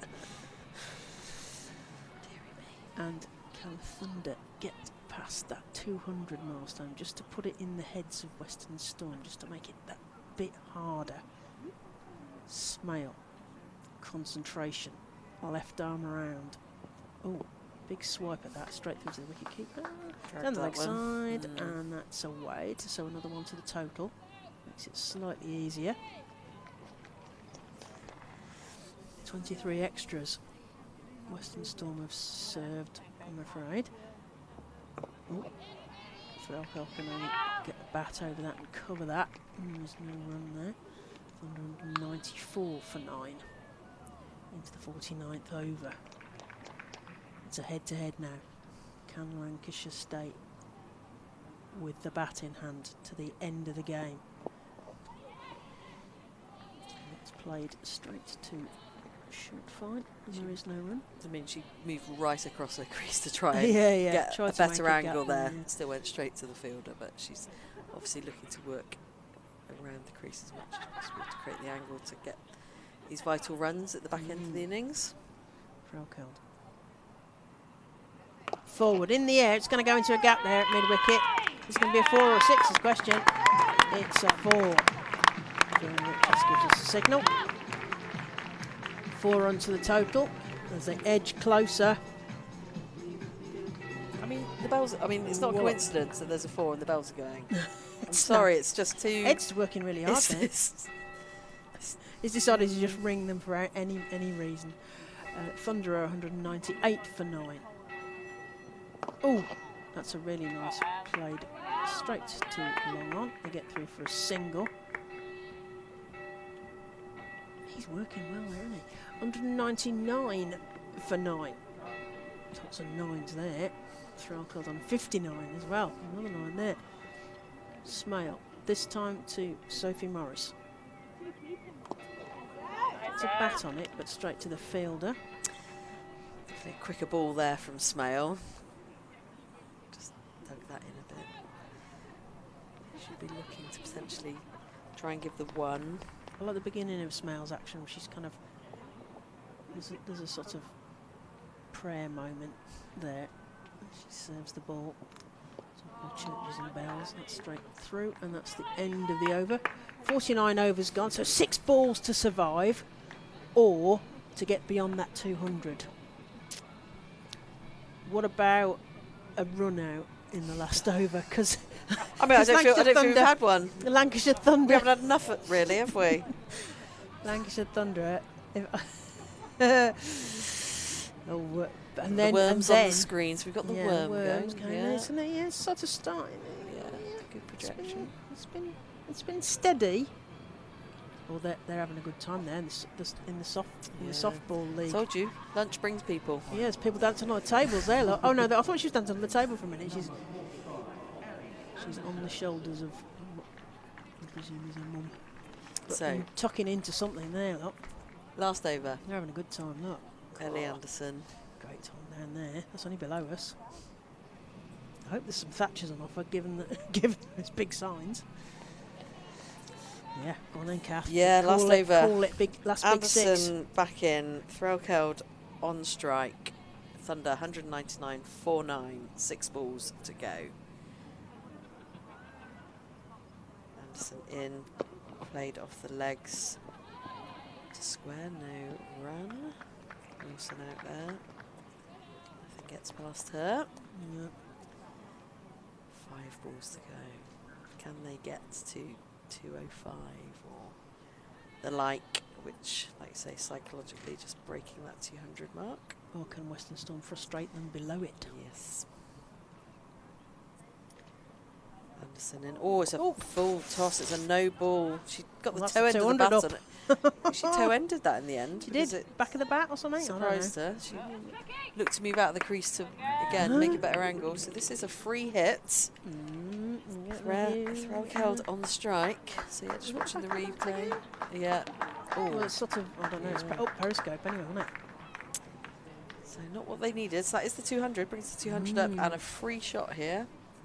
And the last one, they capitalised. So let's see if Thunder can do the same. In, big swipe, but down to Wilson, it's square leg, no run taken. So they've got off lightly there, I think, Storm. Threlkeld probably threw the kitchen sink at that, and unfortunately, it hit the spoon. Hit the wooden spoon. Yeah. So, 4 overs, 4 balls left.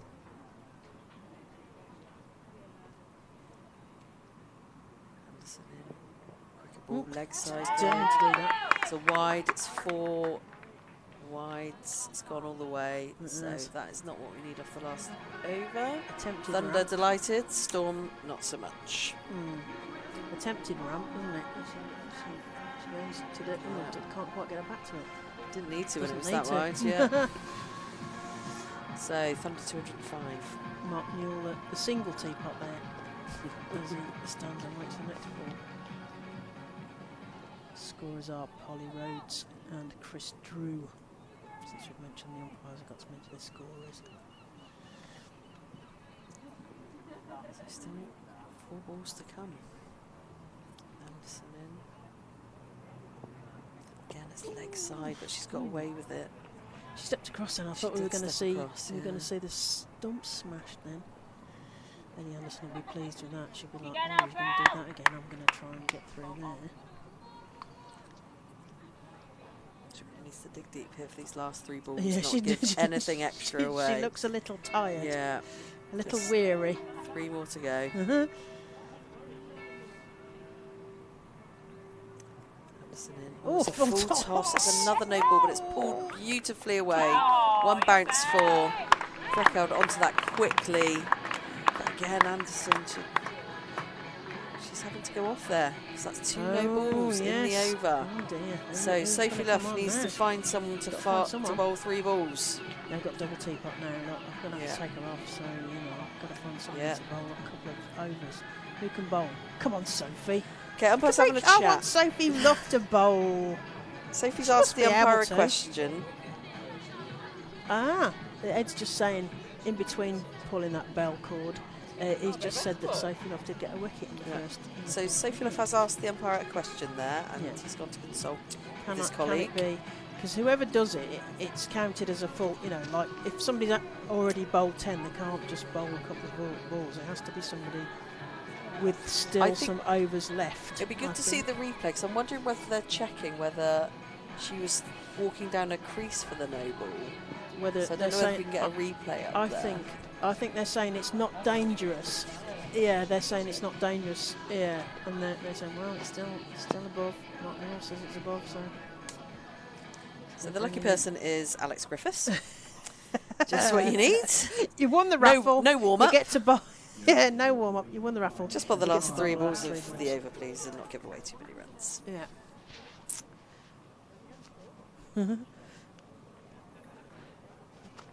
No, all the drama in the last over here. It is proper drama here, isn't it? An absolute stinker to come on bowlers. So Alex Griffiths, with Red no warning, heels, has yeah. the ball in hand, ready to bowl 3 balls to finish this 50 over match. So here comes Griffiths, pulled by Threlkeld, who does not run. No, decided She's not going to do that, so it was easily a run, but wants to remain on strike. probably last 2 wise, do you balls. think? Yes. Depends what she does with the next ball. Well, yeah, that's true. They haven't got the rather disappointing. They're taking the field out because I was hoping Yeah. for a run out. But Needs to be a obviously 2 or a 4 now, they otherwise want Threlkeld off wasted strike. ball. So Griffiths in. It's driven. Oh. Oh, 3 points. Diving from Schmell and through deep point as well for 4. So right decision not to take the single. Stretching. That Wraith is doing downward dog. I don't think it was a chance for Smell, but she looked like she might be in with it, but didn't quite carry enough to her at point. Just dipped at the last minute. It would have been a really good. I mean, it would have been spectacular. So Thunder, 214 for 9. Hopefully, last ball of the 50 overs. Hard to tell. Retrieving the ball from that covers on the side there. Let's see what. Well, Threlkeld's going to absolutely go for this. Yeah, No doubt in my we mind might get a about catch up here yet. Let's see where it ends. Griffiths in, last ball of the innings. And she punches it away. The shout is for 2. Chicken run. They're just going to keep Wraith running until they picks get up. run out. And throws in. 2 taken backed up nicely. And that brings the end of Thunder's innings from this 50 over game in the Rachel Hayhoe Flynn Trophy, ending on 218. No, that must be slightly behind. We are at the mercy of the score clock here. 18 So for 9. I think that's probably it. 218 for 9. But we'll settle for that one. 218 for 9. Oh, that's 214 we now. will. While they sort that out, Yeah, shall we'll- I have a little do their batting order? Eve Jones got 16 before being caught by Katie Jones. Clark got 41. And the applause for the captain, Ali Threlkeld, who finishes on a 69 not out. And Sophie Morris has managed to stay in but didn't score. So yes, Eve Jones got 16, Clark got 41, Saren Smale got 18, Fee Morris 6, Danny Collins unfortunately run out without scoring. Threlkeld, as I mentioned, 69 not out, Grace Johnson 23, Darcy Carter 1, Tara Nice 11, Hannah Jones for a duck, and Sophie Morris also without scoring but not out. Meanwhile, in terms of the bowling, which Kat has already mentioned, but we'll just quickly. Molly Robbins got 3 for 28 off her 10. Amanda Jade Wellington got 2 for 28 off her 10. And then Ellie Anderson took 1 for 62. And Sophia Smell took 0 for 35. Alex Griffiths took 0 for 21. And Chloe Skelton took 0 for 34. That's set Ed off again. He's pulling that rope again. And it finishes, we think, 216 for 9. Let me just check that's what's appearing there. So any last thoughts on how this has gone? Because it didn't look they were going to get to 200. So they've done really well there to get to that. This shows total. the ebb and the flow of cricket. Could I just say that that's 2 out from the Jenkins formula? Is it? 218. So, you know, just saying. Yeah, I think this shows the ebb and flow of how any game can go. They were 5 down and they weren't looking likely to get 150 at that point. And so to end on 216, I think would be frustrating for Storm. But that for Thunder, that puts them in a really good position, a good total to defend. So I think, you know, Thunder's turned it around, shows the depth that they've got, some, you know, key big scores from some people when needed, particularly from the captain. I think it's just helped them get them into a really good position there. But, you know, cracking games, yeah, be a cracking game, isn't it? Storm have been scoring big runs as well, so this isn't going to worry them. They've got 50 overs, plenty of time. Yeah. So yeah, hopefully they will start well. I think we're in for a cracking game here. And yes, but that brings up lunch. And that brings up lunch. I can smell lunch. So we will leave you briefly here at the Cooper Associates County Ground. You've been listening to Ed Seaborn, Kath Wilkins and myself, Claire Jenkins. We'll be back for the second half, as it were, where we will see whether Western Storm can chase this total down.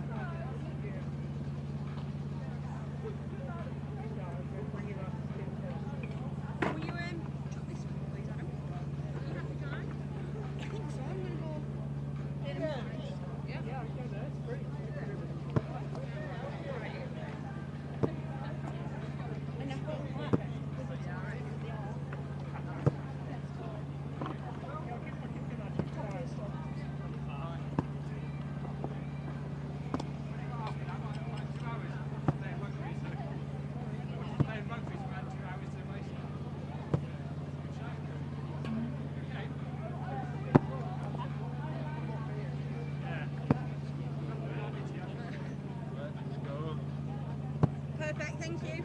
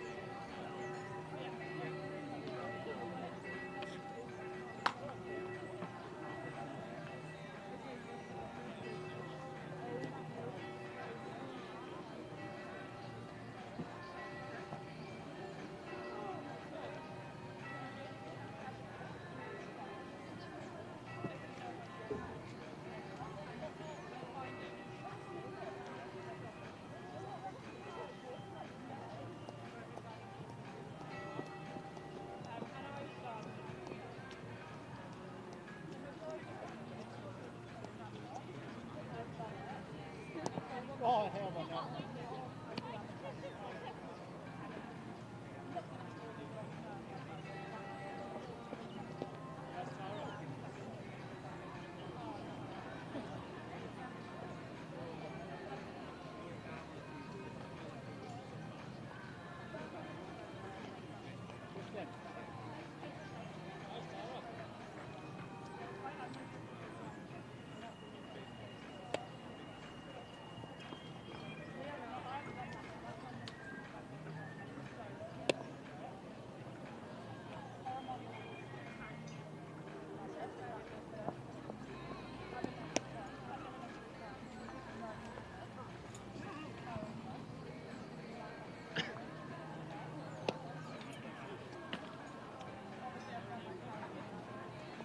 Quite funny at dinner, Jonesy.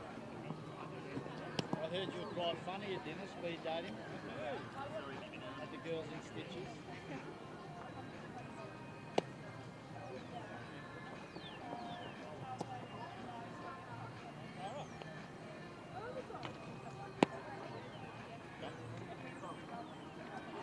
Want anything?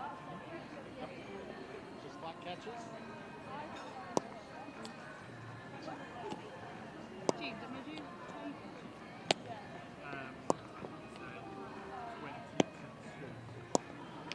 Oh.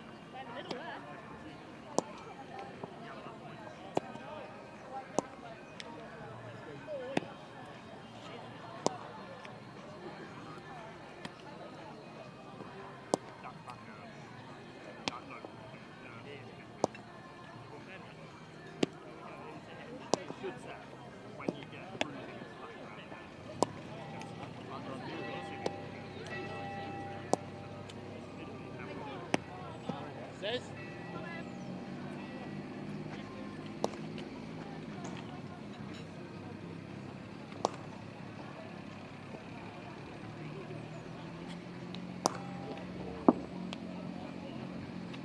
She's been on bench for 3 hours.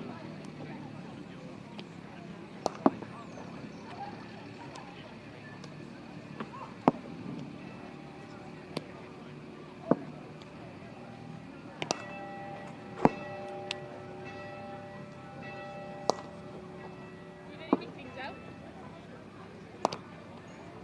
Is it free? Anything? Tony's. Oh, Seren.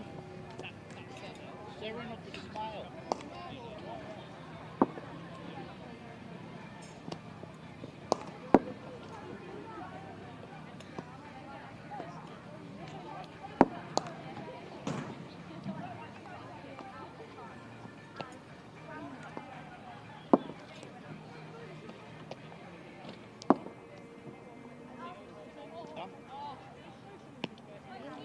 Oh.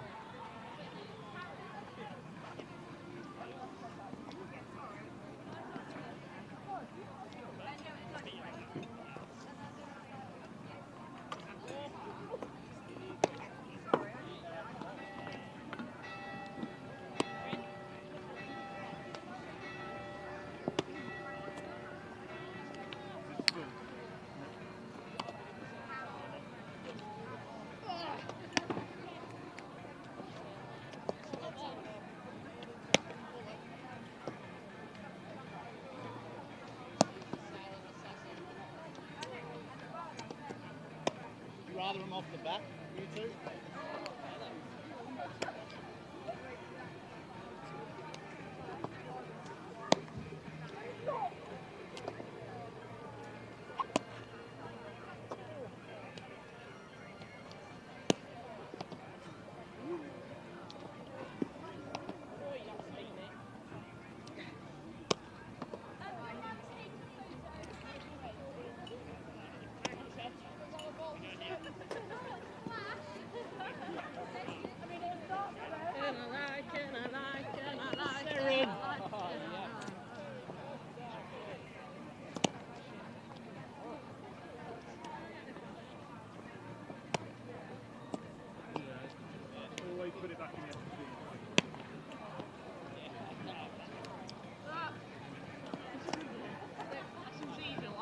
The calls as like batting coaches, cricketing coaches on. Any more? Oh, I hit your pocket. Everyone's got the thing. Sorry. Yeah, mate. Yeah, mate, she's got a catch.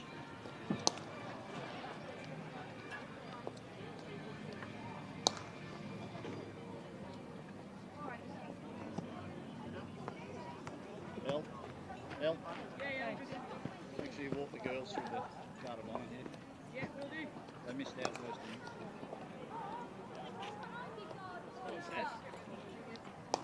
So do you want any? Good.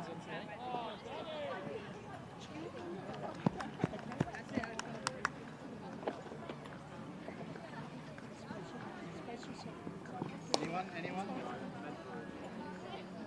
Anyone?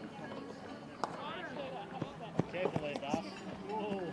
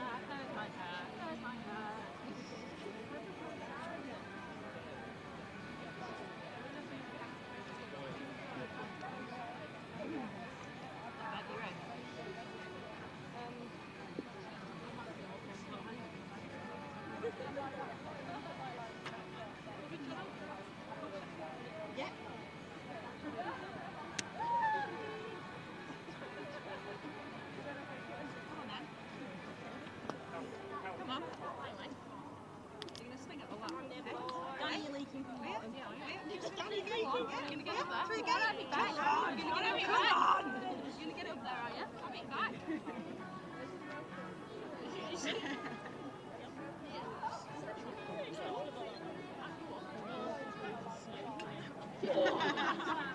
Not anymore.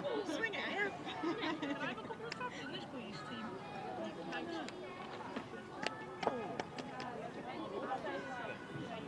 I've got a vein.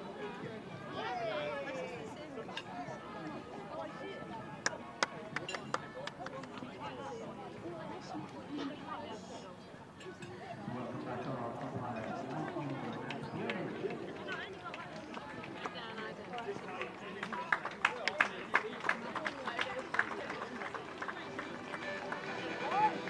Yes, ladies.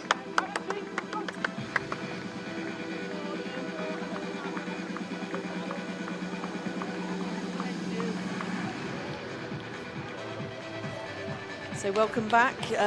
Lunch is over and umpires are out here at Taunton for the last game in the Rachel Hayhoe Trophy, Storm v Thunder.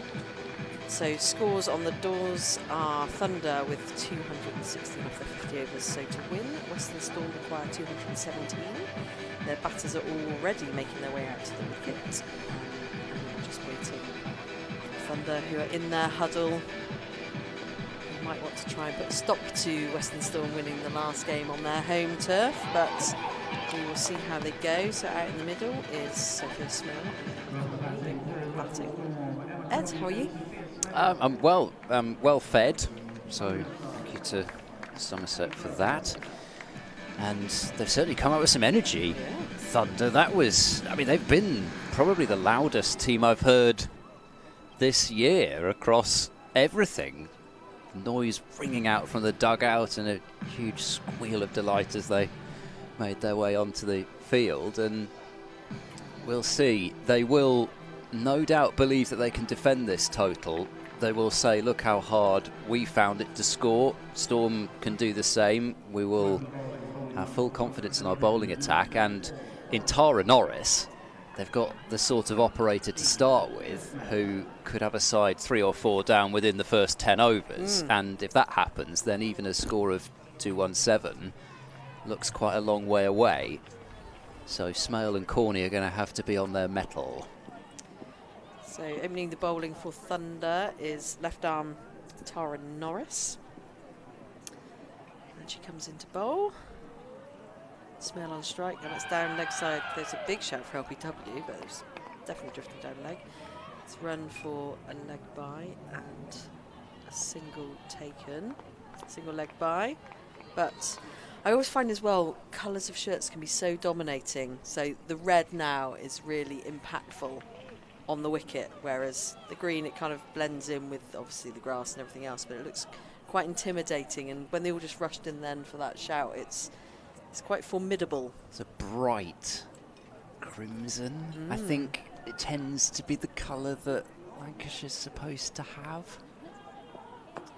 Again, just driven back, so Corney gets to face her first ball as well. But yeah, Norris, left arm, good pace. Yep, certainly. And I suspect she will do more than just bowl 1 over and then go off, which is what she seemed to do in the 100, which perplexed quite a lot of people. And then along came the final, and she suddenly bowled 10 or 15 balls up front. Again, played, pushed through, point, fielded, but a single taken. Giving Norris plenty of protection to start with, knowing that she's likely to move the ball, as most left-armers do, move the ball into the right-handers, so a deep square and a fine leg. So what she can't do is offer up width, even with that swing.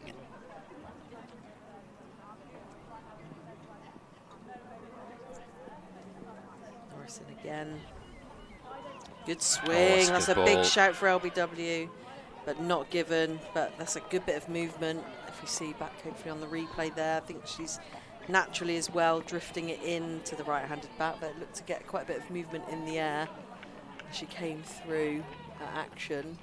Yes, late swing there. Definitely. It's not the worst shout. No. So you can see why it wasn't given, because there is that swing, there was a bit of bounce, but it's exactly the type of dismissal that Norris is bowling for, looking for that one that hoops back into the pads. And again, swinging it. You can see the swing from here, and we're not directly behind the wicket in play today, but you can see the swing she's got from those last 2 balls. That left arm action, like I say, into the right-handed bat. She just needs to think about pitching it middling off more to get that late swing coming in for a chance of an LBW shout.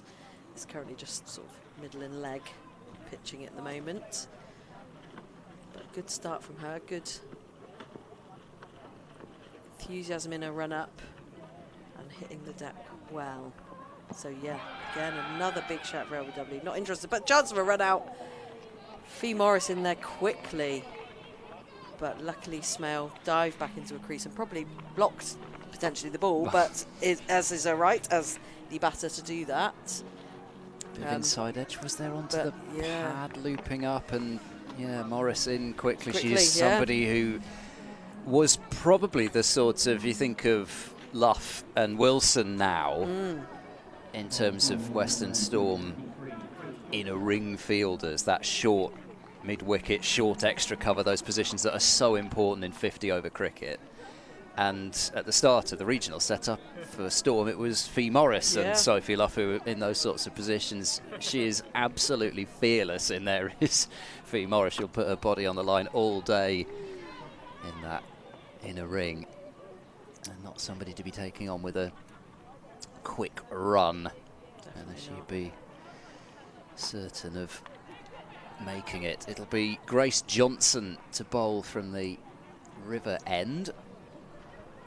The keeper up to the stumps, Ellie Threlkeld, one of the... Well, I feel like we say that about a lot of people, but she is magnificent with the gloves. Saying one of the best gloves people in the country, but you do say that about a lot of keepers around the, at the moment, regional setup. But Threlkeld is magnificent, and of course she's also, being the captain, marshalling the troops from behind there, leading the encouragement in the batter's ear all the time. It adds to the sense of pressure here early on. Oh, it's a chance of a stumping there, and very nearly the fast hands of Threlkeld coming into play. There was a little overbalance from Corney, but she must have got her foot back down in time. That's a magnificent take. That is speedy. See the replay of that. She had a bit of distance to take that back towards the stumps as well. Yeah, she's back down. A little flinch more than a real stumble. Still, the pressure being applied by Thunder. If Storm can get through these first 10 overs, and even if they haven't lost a wicket, if they're 35, 40, I would suggest, even without loss after 10 overs, then some of the sting might start to be taken out of it. But at the moment, Thunder are fully believing, as they should, that they can defend this total. Oh, there's a bit of a misfield, but then a bit of fancy footwork from Seren Smale backing up. All sport. She probably does all sports. Yeah, they all do, don't they? Well, she's certainly born in Wrexham, so I don't know if she's a fan of that particular club, but keep your eye on Fee Morris. She's practicing a lovely golf swing out where she's fielding. Yes, I noticed her doing that earlier as well. She's warming up for the winter already. Beautiful shot, and fielded. As good is the fielding. Danielle Collins. It was not an innings that she will look back on with any fondness after she was, I'm sure she would say, barbecued going back for that third run and the first of the real stinkers of run-outs that Thunder suffered. Outside edge. The work for a single, but a really nice start from Grace Johnson, who I was impressed with the bat. She was another that was rather cut off in her prime. Yes. But This is a really promising start with the ball as well for Thunder. 3 without loss, Storm after 2 overs, and it's looking a little bit nervy at the start. Yeah, I think, you know, like you say, Thunder have really come out with a real spring in their step here today. I think Smell and Corney just need to hold firm, not do, you know, it's a 50 over game, it's a long old time. And, you know, they've definitely got the experience and the depth in this team to get over the line. Just need to put away the bad ball and hopefully minimise run-outs for this part of the innings. So, again, played off the hip, down to backward square for just a single. News from Southampton, by the way. I still don't like calling it Southampton. It's not Southampton. It's outside Southampton. Anyway, news from the general area of Eastleigh is that it's raining, which is very bad news if you're a Blaze supporter, because if it rains, then the Sunrisers will go ahead of them. Norris into Smell, driven back. Blaze are currently in that annoying position of having completed their final match, and then do you watch what's going on? Yeah. How do you watch it? Where do you try and forget about it and do something else? I know I would never be able to do that. I would have to watch it. I'd be pacing round and round the room, and I know that because that was me earlier this year. Yeah. Norris on the in. lens side. Yeah, good swing there off the pad for a leg by. There is a small rumour of rain at about 4 o'clock here. Yeah, I've 50%. seen the forecast for a bit So, later on. So, yeah. well, Duckworth Lewis is going to be another thing that Yeah. is worth watching, and for that reason, important not to lose early wickets, Exactly. because Duckworth Lewis is harsh on you losing wickets. So Norris continuing to Corney. Good swing again, played off the hip, dive by V. Morrison, and Ooh, throw in. If that was a that direct hit, that would have been Actually, should have been might gone. have been very close, yeah. It's a whipping throw there from V. Morris, diving on the ground. You know, throwing I it think she fortunately would have been gone, landed. yeah. So, like you say, a bit like your Fran Wilsons, your Sophie Luss, your Fee Morris is absolutely in that category of that is a risky single. So I know that that. Well, I mean, would the have been ball very is close. level with the stumps Yeah. there, but the ball's already a long way past because of where Threlkeld's standing. So Great difficult to say for certain, but it certainly would have been really close. And I'm not sure that Smale really budgeted for how close that was. So it's just a quick check of the ball from the umpire, but everything seems okay. Norris, 2 balls left of this over. Attacking her run up into Smale, good swing, defensively played and push it back. And run. So Thunder, if they win, then they would finish 6th, so they will leapfrog the Central Sparks because their net run rate is already better than Sparks's. And for Storm, if they win, then they will leapfrog the Thunder and avoid the wooden spoon. Which I'm very much sure they're looking to do. So last ball of this over.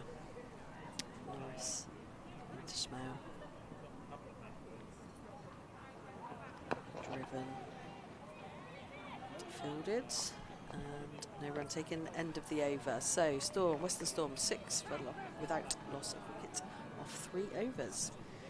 So I'm going to continue my Excellent. list of memories, I feel I and need a cup we're of tea and a bit of cake for already these memories. up How's to that looking, Claire? number 6 on that list. Number so 6?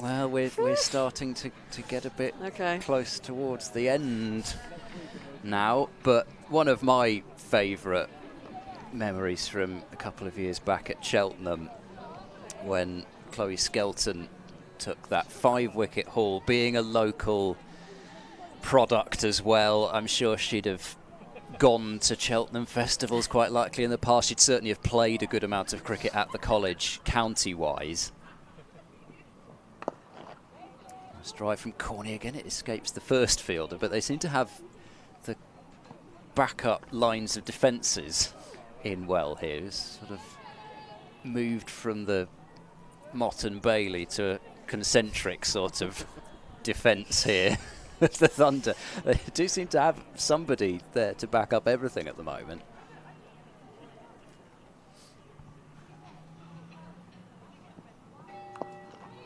Nicely played, just using the pace, and Corney should be able to turn this back for a pretty comfortable 2. With Morris running round from the boundary.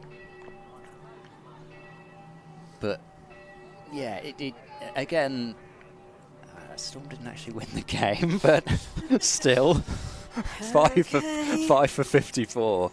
That was quite something. And I think that was only the second 5-wicket haul that Storm had in the regional setup. I think Fee Morris took the first one. Again, a little delicate dab from Corney, who has all the runs off the bat so far for Western Storm. But no, it was a magnificent day because that was also the first game at Cheltenham since the KSL days. Claire was mentioning the, I think, couple of games that were played at Cheltenham back in the Kia Super League. But for Skelton to do that, that was quite special as somebody with a personal connection to Cheltenham Festival as well. Smith can't pierce the offside.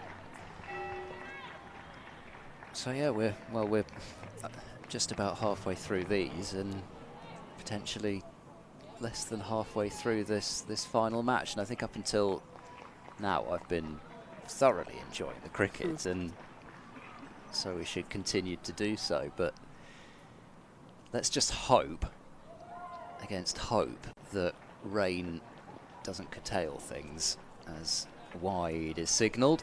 And actually, it looks very much likely, if not certain, that we will get some sort of a game here. 10 overs needed for a match. At the moment, the weather's looking okay. The clouds are pretty high. They're not moving too rapidly to concern you as to what might be on the way. Flicked away fine. Fielder should get round and cut this off to 1. Leg by, will it be? Yes. Yes, it will. Smale's still not off the mark. You're just sort of looking out of your peripheral vision at the umpire and thinking, did they spot that didn't catch a bit of my bat? Or, you know, you're sort of running down the pitch showing the umpire the bat sometimes, but no, not here.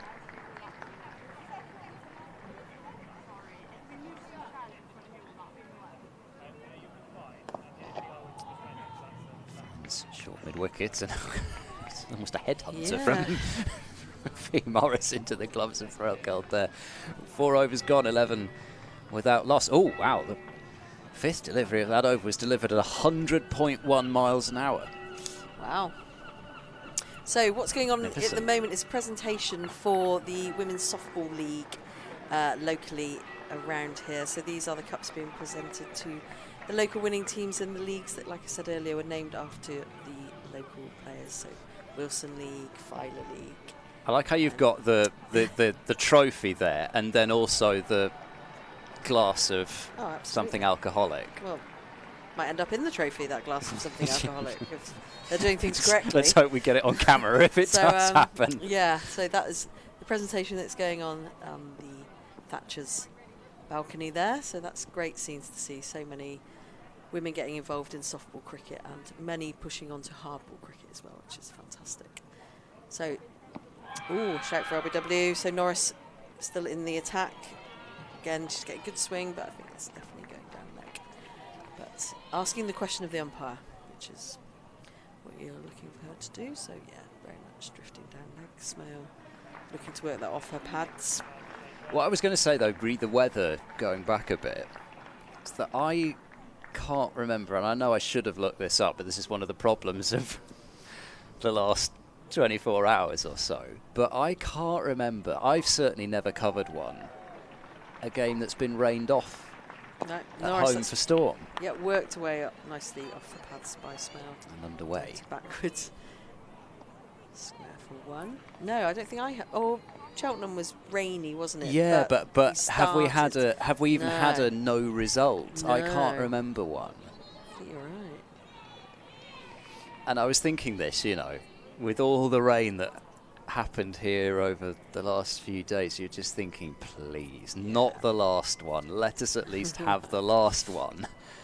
The view out of this window is very positive, but as we know, the weather comes from behind us, which we cannot quite see. So Norris in, that's down leg side, given as a wide.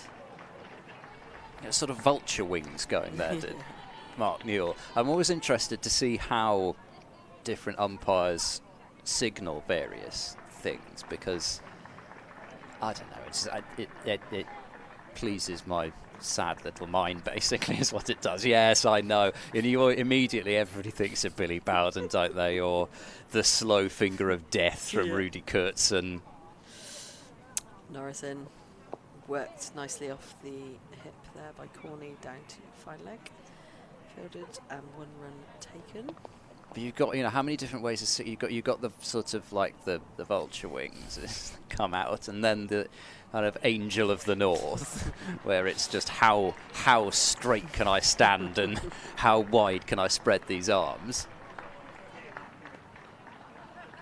And then you've got the ones who just sort of, you know, just about inclined, so they hope that the bowler can't see that they've signalled it the subtle wide. one, do it quickly, exactly. get it out of the way. Oh, is there another ball left in the over? Oh, I didn't realise. Driven down the ground by Smale. Get to the end of the over hoping that the bowler hasn't noticed, you know. There's definitely those as well. Then there's the ones that call wide ball really loudly, but then do the signal just about sort of stealthily. Yeah. And the ones who call wide ball really loudly as well. It's like, okay, I know. The lines are there, I can see, yes. Norris to Smale. Solid in defence.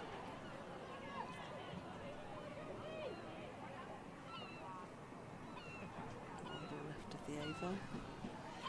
So it's fairly circumspect at the moment. Wasp is pretty bullish on Western Storm's chances, 80%. Which I'm not sure that I would quite be quite so bullish. But then I suspect what goes into a lot of that is the fact that this is Taunton. And I'm not sure this is quite a typical Taunton surface. Oh, last ball of the Fee Morris is absolutely up for it in the inner ring there for looking for a run. Has she been invited to the dinner later? So did somebody controversial. did somebody not get her an invite? Is that what's happening out there? Right, end of the over. That is Western Storm 14 without loss after 5 overs, and I'm handing over to Claire Jenkins. Thank you, Kath. We'll be back in 5 overs time. A few Storm players watching on there. At the moment, it's mostly calm, I have to say. They look like a dugout that feels as though they've got an 80% chance of winning, but then, you know, 1 wicket. They're not off to a flyer in terms of run scoring, but at the moment, none down. And still looking to play, as is these two batters' strengths, really, both Smale and Corney. Their strengths are playing the proper cricket type shots. You're in You trouble know, for doing an accent? Well, Yes, Jeffrey can we Boycott. not make an No, exception? I think you have to make an exception for an icon.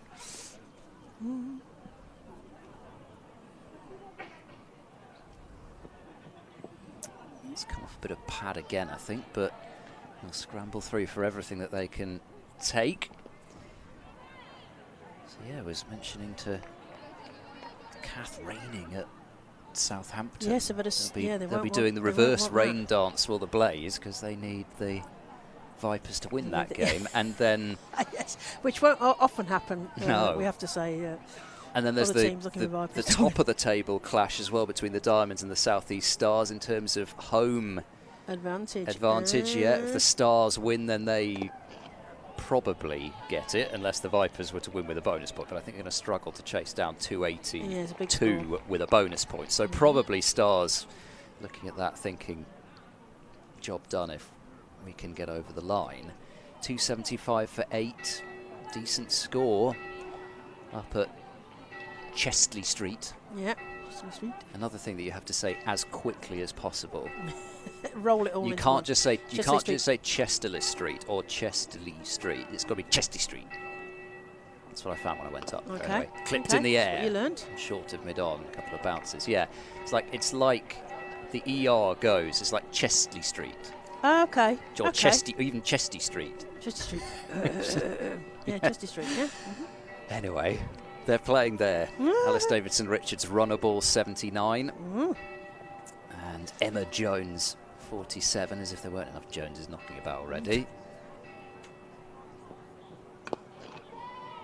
It's looking punch, but again, no runs off the bat this over from Grace Johnson, who looks like she will be tormenting county sides, Tier 1 county sides with bat and ball in years Yes, to good, come. great Really to impressed with what I've seen yeah. from her, both with bat and ball. New name for us. Brilliant.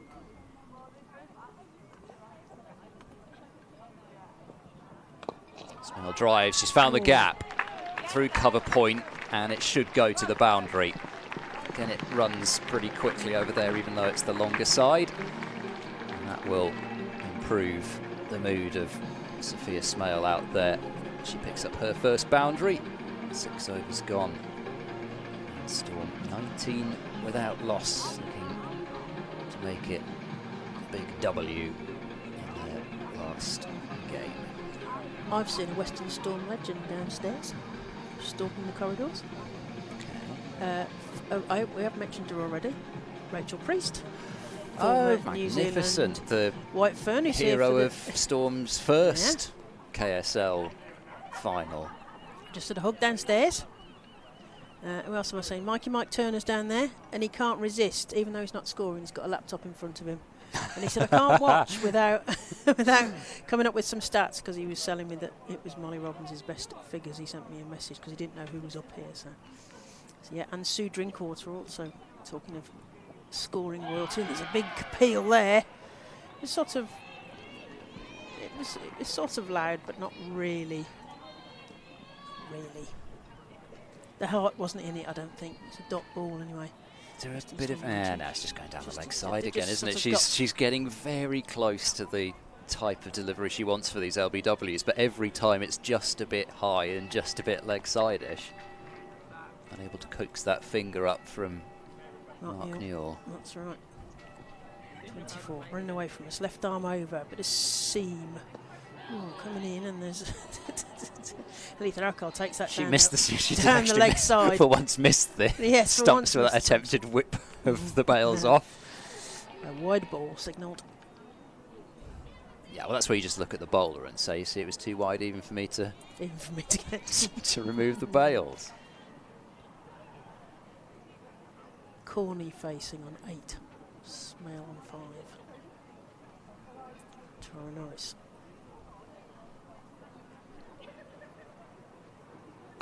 Let's play down efficiently. Emma Corney, and there is no run. You mentioned about the bright red. Kath mentioned it is very distinctive about the green, especially from up here. I think You it's look like got red arrows. an even bright. Yes, it is that Someone's sort of. turned the contrast red, up or something, isn't it? It does seem to be a even brighter version of red. I don't cover Lancashire men. Did not let you up there very much. Well, because they're in the opposite another side, so. Corney comes forward, plays that through mid-off. There's a fielder after it, and Jones is going to cut that off. Yes, to get through for 2. This looks less hesitant than the Lancashire batting in pairs. So they do an assertive 2 there. 2 more to the total. Western Storm 22 without loss. Halfway through the 7th over. But yeah, I'm thinking back to the couple of times I've covered games against the Thunder, Northwest Thunder, Lancashire Thunder. Yeah, and a few guys over the years. Squirted backwards. There is a fielder at deep fine who's going to pick that up.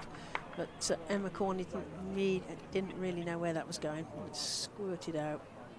Seen a few of those today. And again, it's another indication that, and as we said before, it's really important to highlight it again, that it is totally understandable that it's not quite the absolute batting paradise today that it so often is here, and it's certainly not the poorer for it, but there's just been so much rain of late that have taken some of the hardness out of the surface. I'm just amazed that we started on time. Terrific work from the ground staff as ever.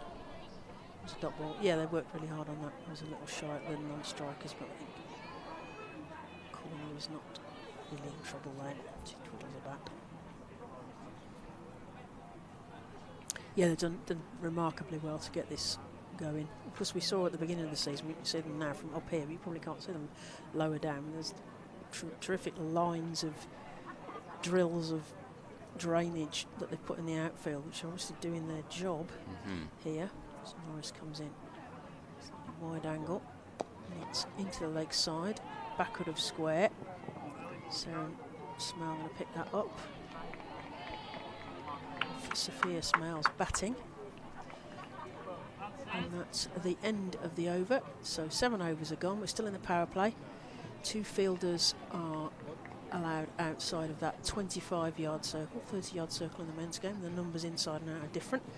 Western Storm 24 without loss. And as you'll be able to see on the screen there, DLS says 16, so they are ahead. It's not a flying start, but it doesn't have to be as long as they keep those wickets in hand. So what they won't want to do, lose one having not had a flyer of a start, and it is starting to get a little bit gloomier. Smale can't force that one past Collins.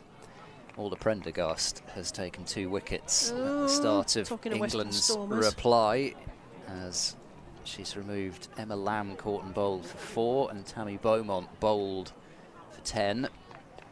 Holly Armitage at the crease with Paige Schofield at the moment, 42 for 2 in reply to 210. Could be an intriguing series, those ODIs and T20s.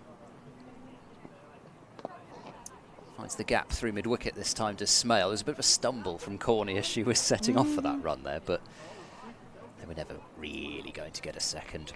Which, talking of Orla Prendergast, brings me on nicely to moment number 4. We talked about it a fair bit today, so it's hardly a secret, but I think that was... I know that Thunder supporters will be thinking, great, he started raking up the memories of Storm victories over Thunder again. Look at Biased Ed. Driven, smacked through extra cover by Emma Corney. That was left in no uncertain terms as to what treatment it was going to receive, that ball. And through it goes to the boundary at extra cover. Stepped into it, got the width. It was asking for the treatment, and it got it. But yeah, it was a really great day, actually. And although, yes, Prendergast made the chase look relatively easy with Fran Wilson at the other end. Shorter ball, and again, it's going to be the 2-line of defence. They're backing up theory well, aren't from they? Lancashire Thunder, yeah. It was just, it felt as though at the start of last year, you looked at the 2 teams and you could just see so many players who were not just now known in this country. Shout for leg before wicket, gone! And Grace Johnson gets a deserved wicket, and there is that breakthrough that Thunder were after. Corney looking to drive, might have nipped back a fraction on her, and that is an excellent retort from having been smacked for 4 on the drive earlier on in the over. Yeah, just a bit of swing back in, back pad, looks fair enough. And Storm lose their first wicket. Corney goes for 15, and they're 29 for 1. So it's going to bring Captain Fantastic to the crease. Sophie Love, 63 on her back. I just hope she, if you're watching, Serena, isn't too desperate to score runs today, if you see what I mean. I mean, obviously, for her, being a Somerset girl, she, I'm sure, is going to walk out that first game, you would imagine, immense pride wearing that dragon on the shirt, not the wyvern. And, you know, at the same time, however, when you've been at front and centre of Western Storm for so many years, you're getting the chance to play the last game here, home ground. I just hope Could be that emotional. she's not. Let's hope she's less emotional than you were. Yeah, right? well, no, exactly. When you take a step back from it, probably, I would imagine that knowing enough of Sophie Luff, she will be absolute business and nothing else. I've got a job to do out here, and I'm going to do it. That is Sophie Luff all over, and it's why she has been such a tremendous leader for this side over the course of its regional existence. And beloved as well. Yeah. Job to do here in terms of she's just watching as Seren Smale is kind of creeping towards her like a sort of sneak step attack. back again. Yeah. She's in a very strange position. It's like a gully. There. And well, there we go. Beautifully fielded on the bounce as well. Well, exciting stuff. 29 for 1 at the end of that Is over. that bowl into your field, or is Yeah. that field into your bowl? Anyway, going back to that, Yes. that game in 23, between these two sides at Cardiff, you had likes of Emma Lamb, Deandra Dottin was playing. Oh, yes. And I remember saying, and I still feel it even today, that I just wanted to see Deandra Dottin hit A6. It's just one of those things you felt like as a cricket fan you should see happen. Hang on a minute. We've got a Western Storm hat on one of those trophies there, look. Hats off. Hats off to Western Storm. They're celebrating there. That is a great piece of merch. Yeah. Actually. Western Storm hat, bucket hat. Lovely.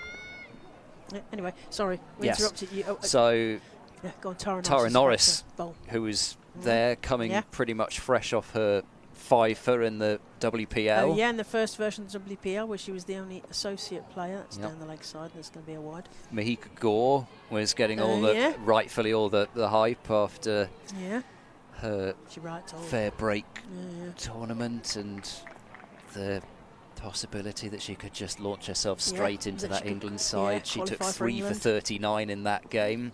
Wow. She got all, well, certainly 3 of the 4 wickets that fell anyway.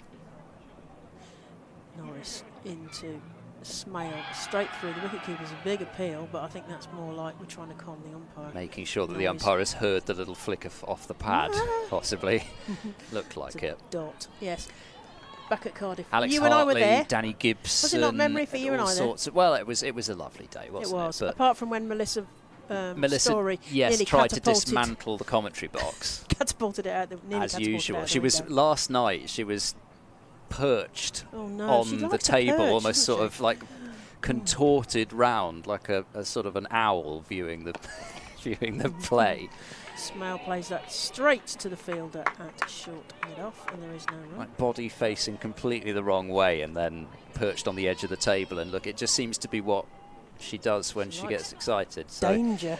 Yeah, no, it was cracking, and just what a quality innings it was as well. Just the timing, and bearing in mind that she was under a bit of pressure there. She's quite young. Was she 22, 23? Really and yeah, you know, she'd had the breakthrough in a bit of a breakthrough in the T20 World Cup.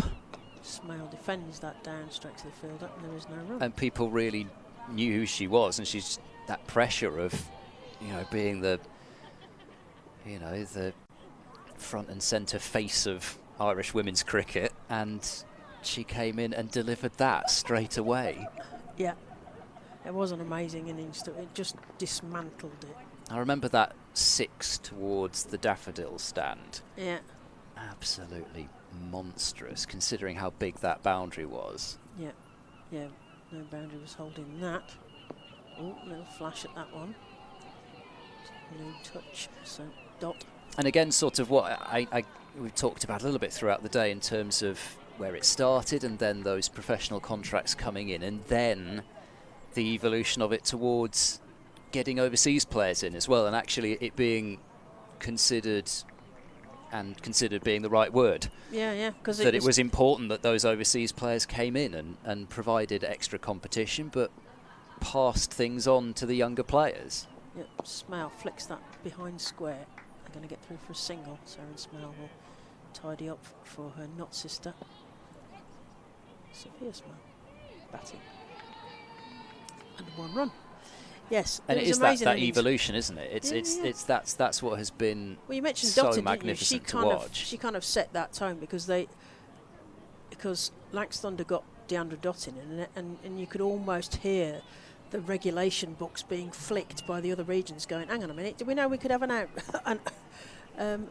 someone from overseas? And then they all got one then. It was just sort of like a rash going across the regions as Norris comes in. And there's another dot ball. Yeah, Dottin was the first one, wasn't she? And Prendergast. And then it's become more, well, the last few years, it's like, well, everyone's got one overseas. Or possibly two, if it might be one in the first half of the season and one later on and things like that. So, and Amanda Jade Wellington, the current occupant of that seat, as it were, for Western Storm. Yep, yeah, and you know, you talk about KSL days, and a lot of that was about the overseas players. You had experienced domestic players like Sophie Luff, but Luff was coming in more at 5-6 in those days, and you kind of needed the overseas stars to kind of carry things. And it was one of the great things about what Western Storm did in the KSL, that they were, I don't think it was any coincidence that they had the success that they did because of what they did with their domestic players. Claire Nicholas opening the bowling to some of the best that international cricket had to offer. Freya Davies, huge part of their bowling attack. Sophie Morris is going to bowl and almost squeaks past. Well, it does squeak past Smale's attempted poke, but not onto the stumps. So the next in the line, Sophie Morris of the Thunder slow left armers. Okay.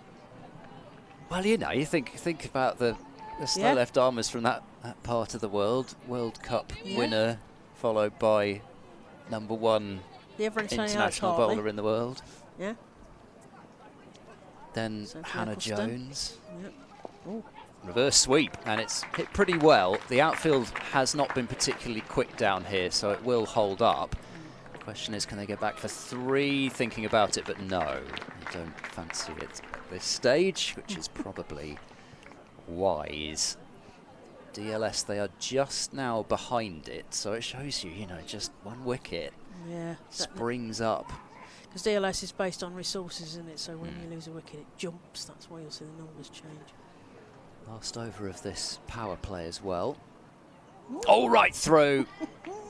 And that one still won't have enough pace on it. Has obviously been a damper patch right down below us in the Marcus Trescothick Pavilion. Buys is the signal, which is a rarity for Threlkel, but it was a really nasty one for her to have to try and take. Yeah. But all of a sudden now level with DLS.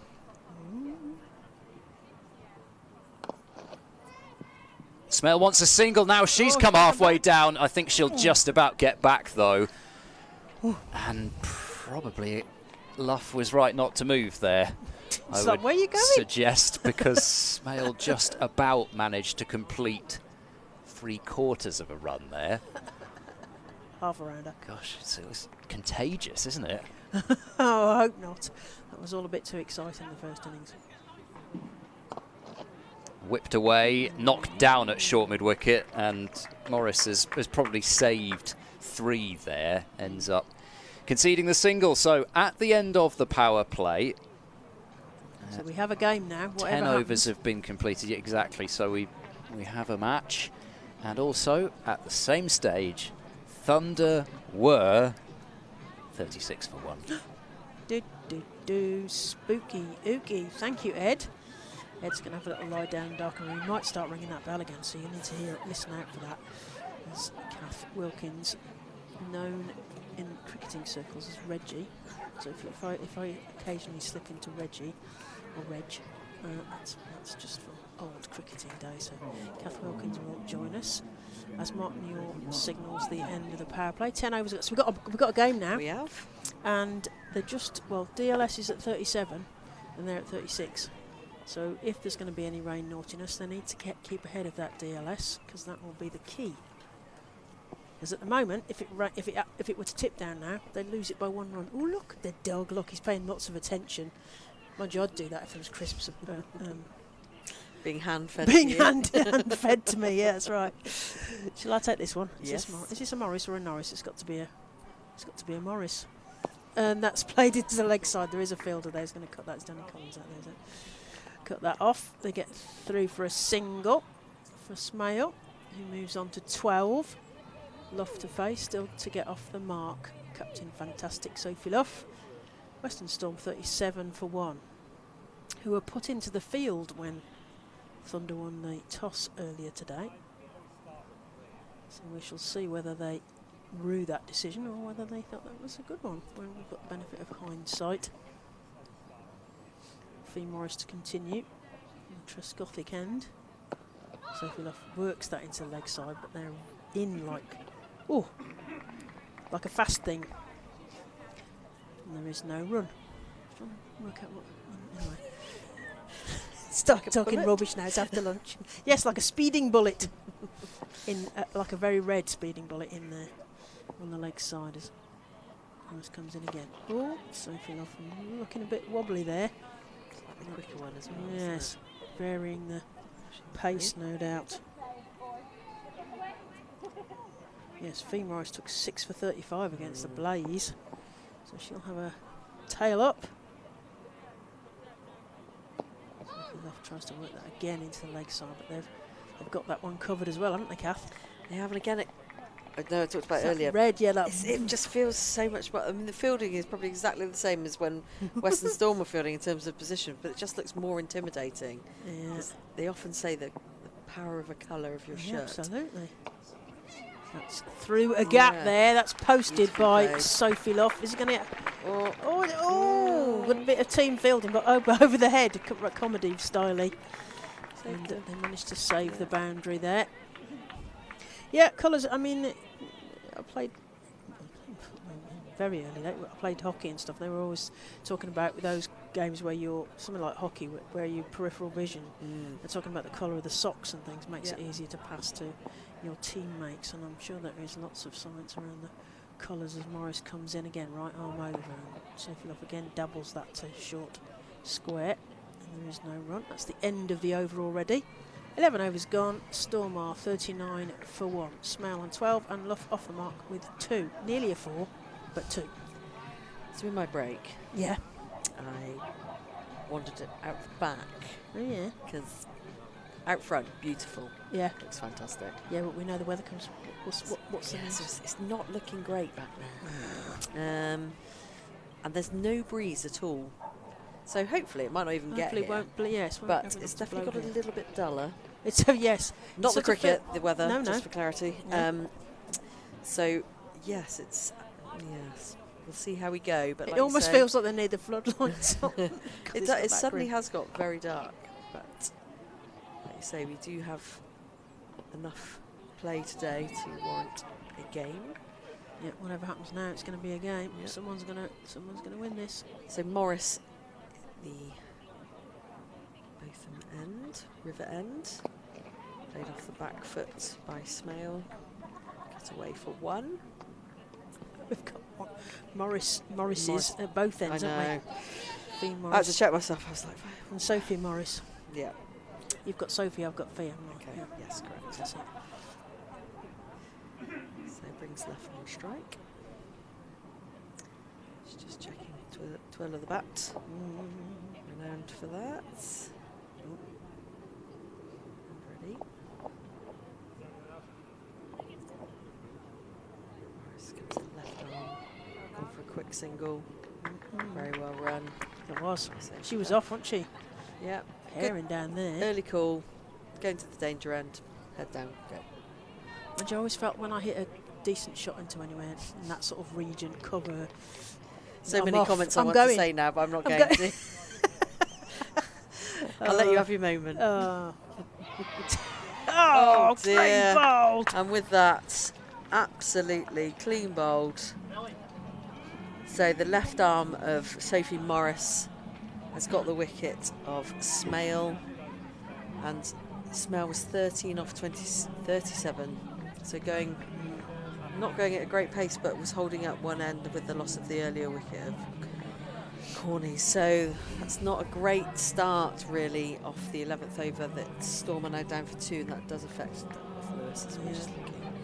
55 now, DLS. I think, yeah, she'll be very disappointed in the fact we just see the replay, see if there was any movement or that, or if it was just the flight of the ball that got her. So that left arm coming across, she went for the reverse, probably not the right shot to play, too tight to the stumps, so it was a play and a miss. We've got a replay on that. I don't think you've seen that yet, but yes, the wrong shot. She almost like didn't look convinced herself that it was the right shot to play. So yeah, if we're just coming in now, decides probably quite early 10. to go for it. Yeah. And then it just probably got too much bounce on it actually. She was probably expecting it to be a bit more of a sweep lower shot. But that sends Sophia Smale unfortunately back to the pavilion and brings out Wilson. So Wilson and Luff, formidable pair in the batting department for Western Storm for many, many years, since the beginning. Since time began. Since time began. And if ever you wanted two people at the crease, I think it's probably in this situation these two. So yeah, Fran Wilson in. So Western Storm 41 for 2. We are into the 12th over. They need a strong innings, a pair from partnership from these two. Ooh, Ed started ringing the bell already. That was a wicket set. Morris Wilson to face the free ball. Big shout for LBW, but she planted her front foot massively down the wicket for that. And Ellie Threlkeld can't see through the batter there, but it's been big, giving it big what for. Yeah, I think she was down there. Morris Love, ball that over, drags it down a little bit. Worked away by Wilson, but to no run. That brings up the end of the over. So Western Storm 41 for 2 off 12 overs. It's a bit of deceit in the flight there, wasn't there? What did you bowl? Off. Leg off. Oh, you bowled off. Yeah. So yeah, a bit of deceit in the flight there. And not quite sure what the bounce is going to be like. Let me build up Fran Wilson and hope that the commentator's curse doesn't work. So against the Blaze, she got 67. Against the Stars, she got 65 in that DLS win, and against the Diamond, she got 61 not out in a DLS loss. She wants to get into the 60s. They need her to get into the 60s and maybe beyond today. Vice captain. She's still vice captain? She's vice captain. And I've got Fee Morris this end, right-handed spin bowler. She's just adjusting her fine leg to square it, getting closer to the umpire there. We've got the deep square, 10 yards off the boundary, Seren Smale. Everyone else, the other 11 fielders, or 10 fielders, that's played through point. There's a fielder on the boundary there's going to cut that off, just get a single. Another one to the total, heading towards that 50 perhaps. Well, first milestone of 50 at least. Western Storm 42 for 2. Wilson to face. Yet to get off the mark. Fee Morris. Right arm over. 31 on her back. Going away from us. And Wilson goes back, plays that to square, and they get through for an easy single there. They needed a bit of this, don't they, just to kind of do the old rotate the strike, just accumulate a little bit and then just get used to the field spin a little bit as well. Yeah, make them work a bit harder. There is gaps if they can get beyond that initial bright red circle I mentioned earlier. Luff this time comes forward but plays that straight to the fielder and there is no run. Just Olay out the way as that's fielded back to Ellie Threlkeld behind the stumps. Ole, ole. Yeah. I mean, I like it. Yeah. Yeah. I'm not disagreeing with it. I just, it's, I'm not what I've heard. No. Ole. Ole, had the way. Straight to the fielder again, and another dot ball. We're putting a squeeze on here, as Ed mentioned, and we also mentioned that we think the spin bowlers will like the foot marks that they can bowl into here at Taunton. Cooper Associates County Ground. Thunder in the field, Western Storm batting. Straight to the fielder again, and another dot ball. It builds pressure quite quickly as well. And it's quick, because it's not, there's a short run up, so they get through the overs quickly. If you're not getting the ball beyond that circle, which they're not, another dot ball. But you then have to think about taking a chance, a risk. Yeah, do you put it over to the go top? over the top, yeah. To find a gap. Do they, in the gap that they've left you, if they've left you one at all, is that a trap? So that's the end of the over. 13 overs gone. Western Storm 43 for 2. Wilson on 1. Luff on 4.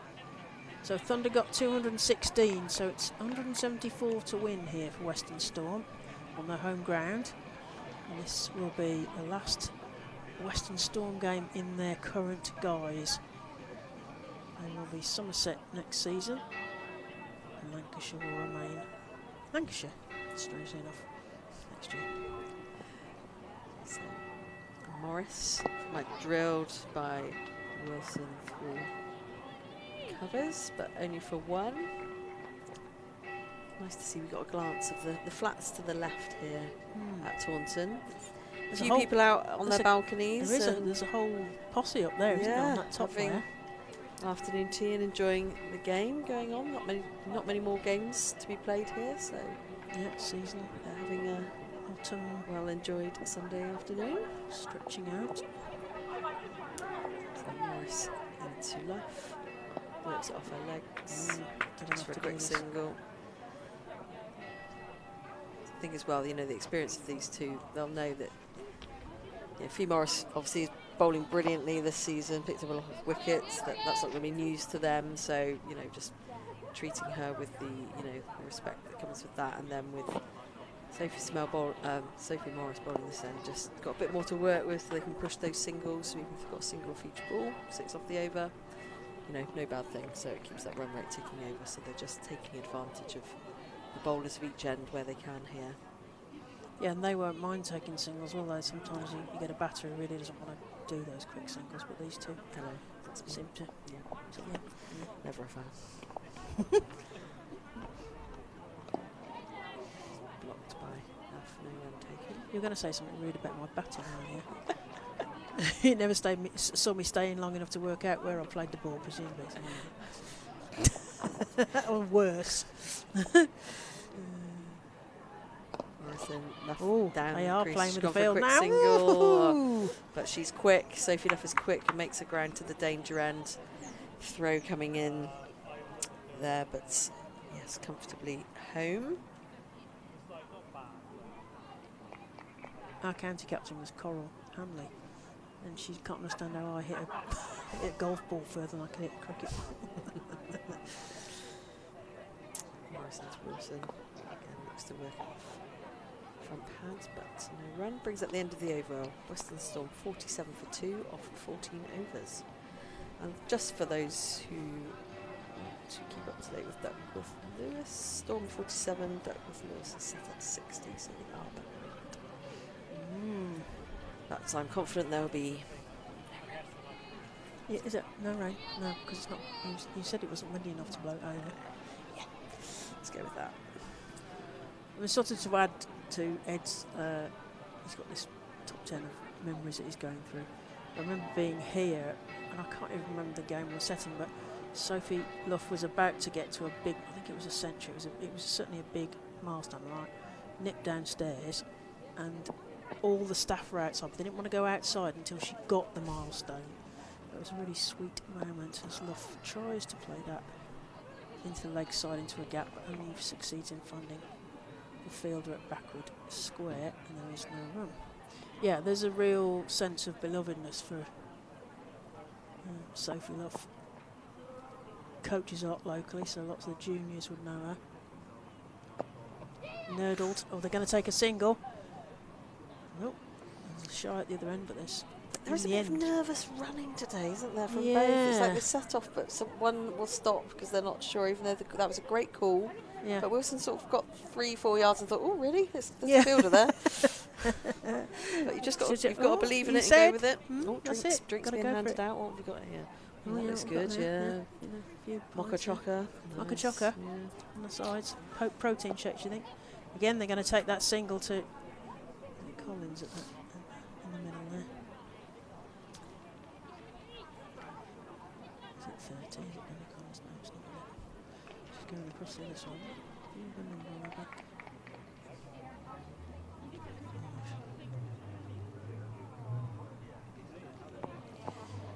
Fee Morris to continue. Luff. Ooh, down the leg side. It's going to be given as a wide. It sort of felt like it might come off her foot, but nevertheless, it's a wide. Another one to the total, and Western Storm's 50 up, but it's a wide, so we don't clap that, do we? It's gone to 51. Okay. Clap that. Clap that. Okay. 51. Even though it's a wide. Okay. Storm 51 for 2. Wilson on strike this time. Tapping her back. Forwards. Oh, they're going to run this one. And that was shy from Tara Norris, but he got in. Wilson got in there. Did you say quick between the wickets? Yeah.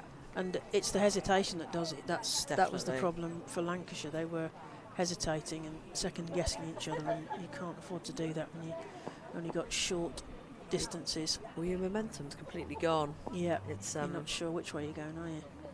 So that's played straight to the field at short. I remember the England legend that is Claire Taylor, Romper, yeah. often saying Bowler, I that suppose, better. all you've got to do is head down, run 22 yards as quickly as you can. The fielder has got to judge the ball, run to the ball, pick up the ball, and throw the ball to the correct end. Yeah, no, Romper's got a theory there.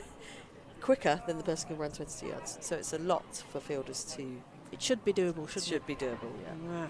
Right. End of the over. Is that me? Is that me? Is that me to go? Oh, yeah.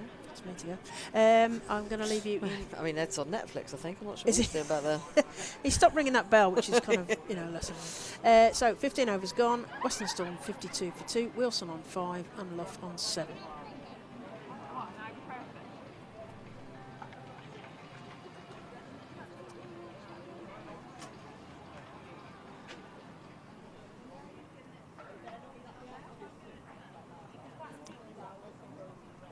Continuing with Sophie Morris, left arm spin. So welcome Ed back. So Wilson pulls that away off the hips, down to front of square for a single. Howdy Ed. Was that a howdy? Yeah. Oh, sorry. I've spent basically the entire last 5 overs buried in my phone. I feel very sort of late millennial of me. Or driven in a misfield, driven by Luff. It's probably not going to go. It might make its way to the boundary, and it does. That's a 4 for Sophie Luff. So yeah, it was driven well. The fielder didn't get enough on it to slow it down on its way to the boundary, so that's a great drive. Use of the feet out of her crease. Bit of a bobble on those wickets, often the case. Slightly drier, if you don't get everything behind it, can nip through. Yeah, and every boundary at this stage enormous when you just teetering either side of that DLS. I know we keep mentioning it, but it is pretty gloomy here. We just don't know when this rain is going to hit, if it's going to hit. Again, work nicely through just for single. Wilson there. Now, I'll tell you what I've Sorry, from left. been doing for the last Yes. 5 hours. I've been attempting to find any sort of a photo that I look semi-okay in. And in 5 overs you didn't achieve that? No, of course I Okay. didn't. Right. That's why I needed all the 5 overs. Oh, that's Morris. Pitching that one up. But no, I was trying to create a sort of nice little montage, and I'm sort of lacking in ammunition. I've always also realised that Claire is the only one that ever takes any pictures of any of us. Charlie's taken some. Charlie took some at Cheltenham. Mm-hmm. So off the back foot by Wilson, through the covers for a single. Because the problem is that I will just go through all of this stuff, just not taking any pictures. I'll just focus on what's going on out there, and then all of a sudden it comes to a point like this when you think, yeah, it would be quite nice to have a few photos over the years, and then you don't have any. Morrison. So left. Played off the back foot. No run. Brings the end of the over. Western Storm 59 for 2 off 16 overs. Duckworth Lewis set on 64. Oh, Danny Gibson's in the house. So she is. There she is on the bench. On Gimblet's Hill. Yes. She's enjoying the game. Western Storm probably would like her out on the pitch, maybe, but it's great to see her here in the ground today. I don't know whether she's able to just kick back and enjoy it. She certainly looks as if she is. There's head nodding and foot tapping going on at the moment. I'm not quite sure what song is being played around the county ground at the moment, but anyway, she looks as if she's enjoying herself, and I'm sure there'll be plenty of Danny Gibson moments, maybe later on even as well. This extravaganza that seems to be planned this evening. Another single into the onside. It's a really disturbing image to our left as a phone suddenly protrudes from the box next door. That's the BBC box. Claire's not allowed in there. It's only for BBC people. BBC Somerset people at that. I'm not a BBC Somerset person. Just trying to tick things along in this over, working with the turn. Wilson and Luffs have got the benefits of having the ball from Morris turning into them. At this stage, it's singles rather than boundaries that will do the job, and yeah, they have fielded well so far, have Thunder.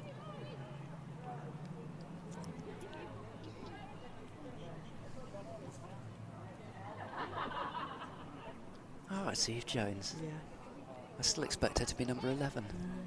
Finding the gap through square leg again for another single.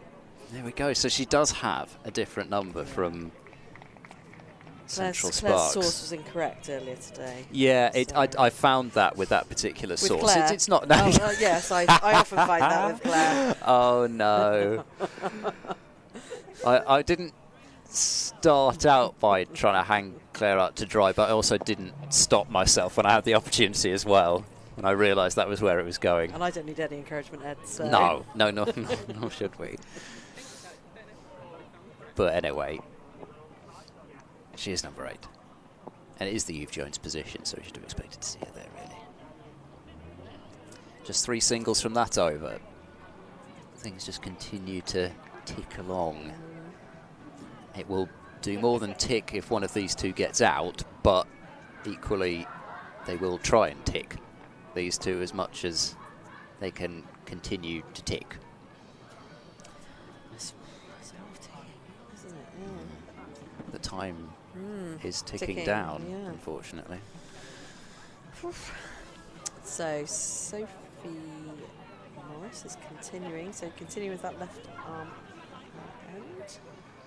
Wilson on strike. Currently 9 scored. Sophie left on 13. Again, there is that nice gap there. They've got the sweeper out, but that's what all they're making a slight adjustment. Might just be swapping players over.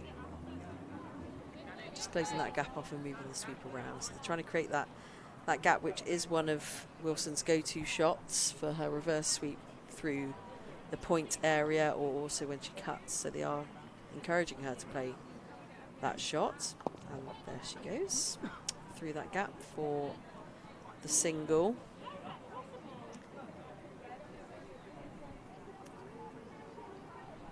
Left back on strike. Again, they're quite tight on that inner ring there, so they've got the feature of today, hasn't it? The ring there on the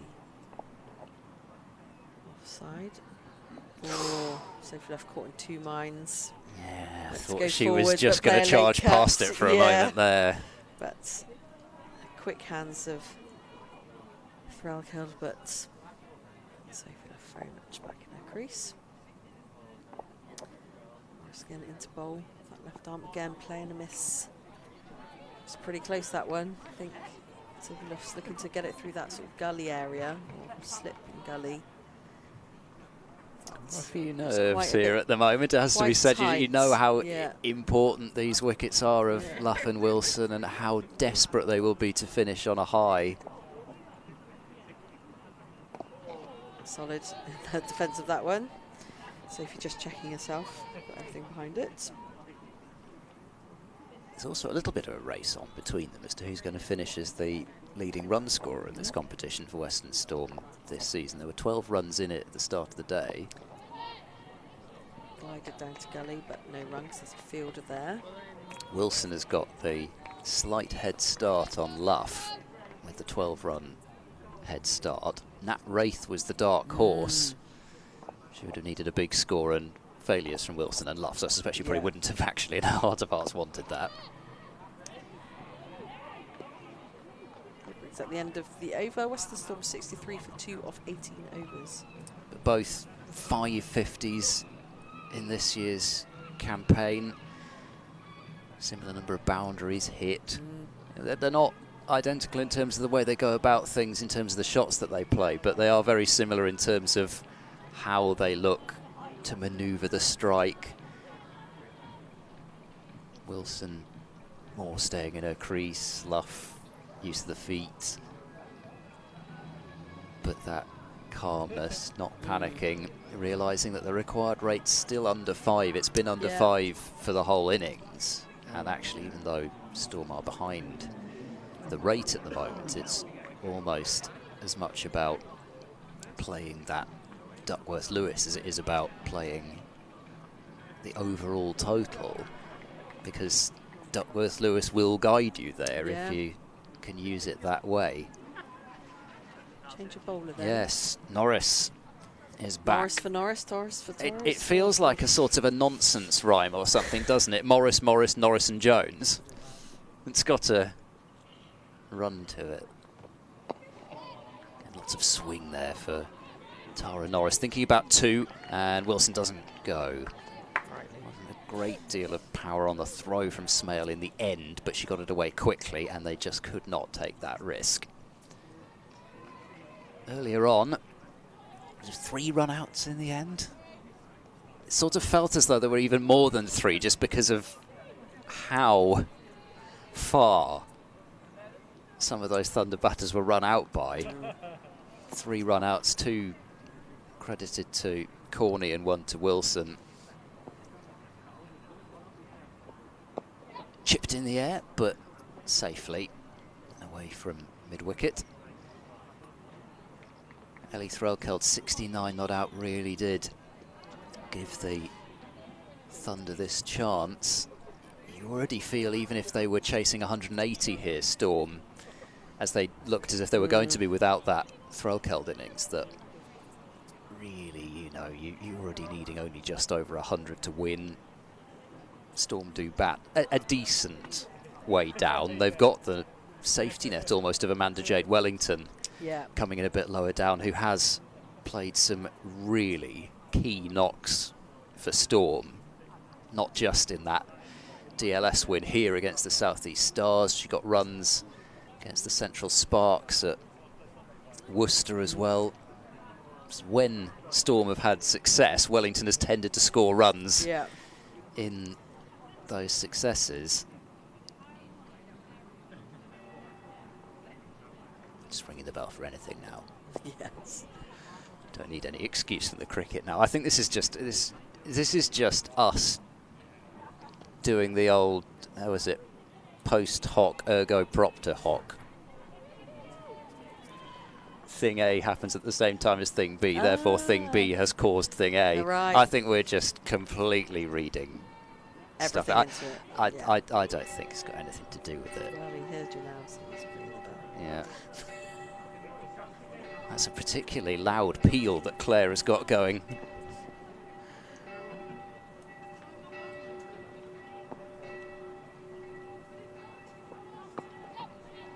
the bat there from Luff just to deaden some of the impact, and also hoping to come back for 2. She wants to come back. This is going to be tight, but Luff makes it, and there's a throw down to the non-strikers end, and that could have gone horribly wrong if that had deflected off the stumps.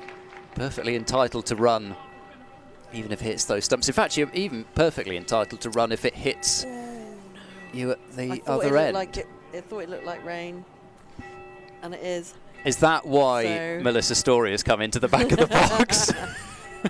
So we do have a slight drizzle here. So a few brollies going up around the ground. Yeah, you can see it coming down. It's not light either. So this is interesting now. They are 1 behind Duckworth Lewis. One run behind. So this ball needs to go for 2 if Storm are to be ahead, bit of bounce, and can't get it away. Yeah, I did think that 2 was risky.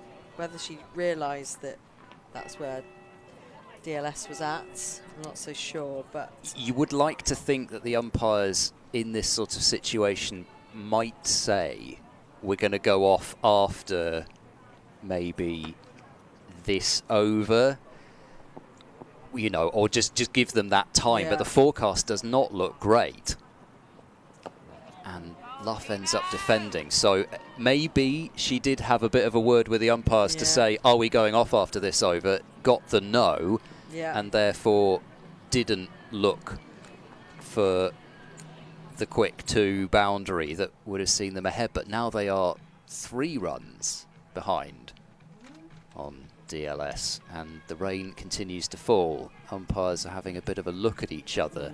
The problem is if they go off in this, then it looks tricky, doesn't it? Because, you know, and they also know, unfortunately, that the outfield isn't starting from a point of view of being absolutely bone dry either. It is coming down quite a bit now. Ground staff poised. This could be the over where Storm have to score probably, I reckon, about 7 runs off this over, 6 or 7, So like you say, ground stuff ready to go on. The problem is, though, if you take a risk and get out and then it stops raining, then you've lost one of Luff or Wilson. Let's see how they go. So we still have Norris, left arm to Wilson. No run taken. It's crazy when you get these rain scenarios. All of a sudden, it can be like the last over of a match when you're, what, in the 20th? Yeah. Norris into Wilson, dug short, and she's pulled that away. There is a sweeper out on the boundary, collects, so just 1 run taken. Bringing Sophie Luff on strike. But it is 1 boundary still, probably, off this over, as long as you pick up a few singles. Rain is not letting up.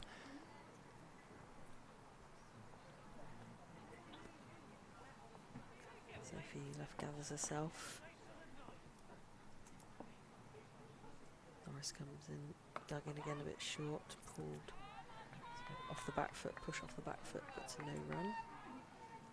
We can still see the Quantox. True.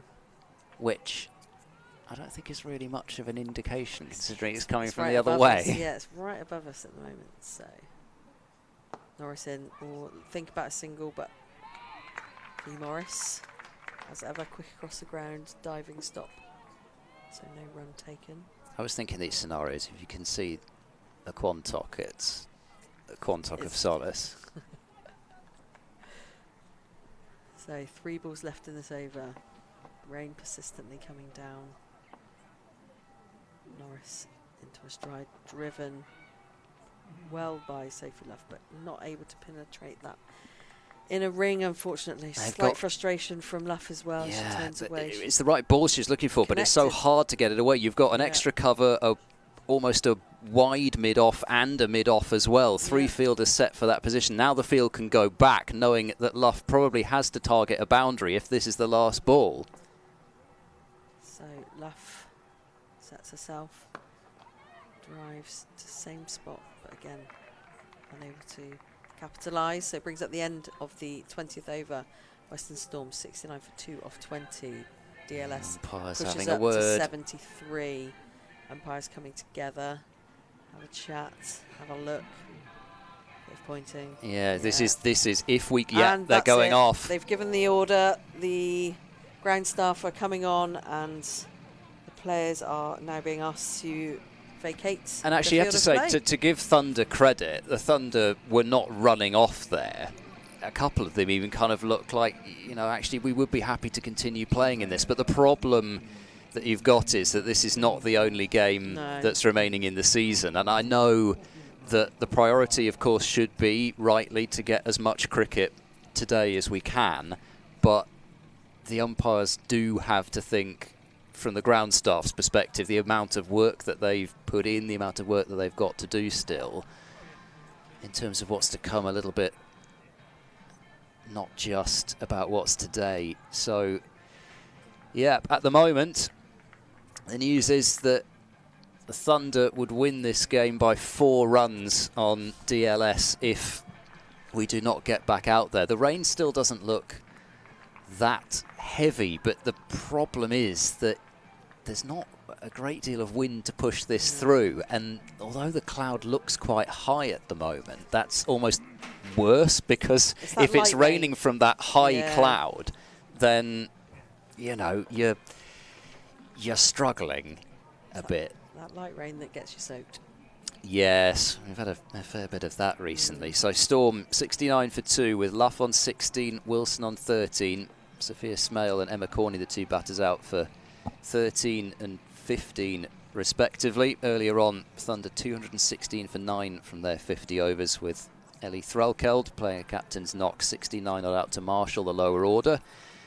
And from the top order, Alice Clark, the standout there, making 41 before she was sadly run out for that 41. Those are the 2 main contributions in the Lancashire Thunder innings of 216 for 9.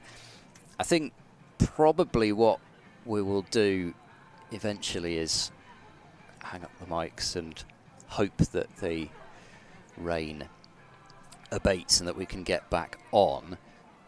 Before that, though, I think I will just have another little look back and to moment number 2 on the list, because I think that, I mean, we talked a bit about huge moments for Western Storm and Sophie Luff especially, but probably one of the best white ball innings full stop that I've ever seen was Sophie Luff's 157 against the Sunrisers at Bristol back in 2021.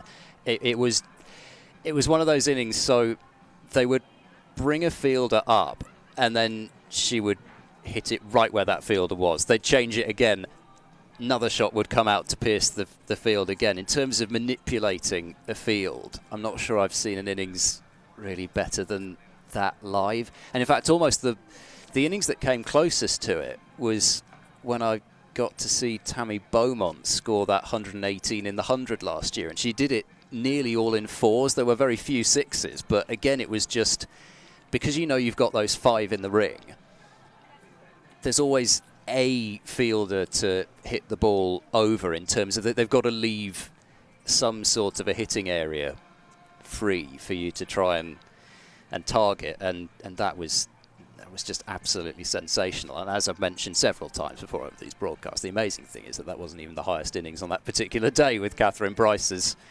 heroics. But that one, I think I would stick probably at number 3. Yeah, it's a massive shame, this. I just hope that they'll be able to get back out for at least something, because you just don't want it ending on a bit of a damp note. And whilst it wouldn't absolutely overshadow anything really if Storm were to lose this game by a few runs on Duckworth-Lewis, and actually interestingly, I'm seeing now it's only 2 runs that they're behind as well, so it seems to be a little bit of uncertainty is exactly what the mark is at the moment. But we do know that, I think fairly clearly, that Storm are behind on that Duckworth-Lewis, and lots more covers are being brought on, which will increase the amount of time that it will take for us to get back on. But hopefully we at least come back on for, you know, 5 or 6 overs, something like that.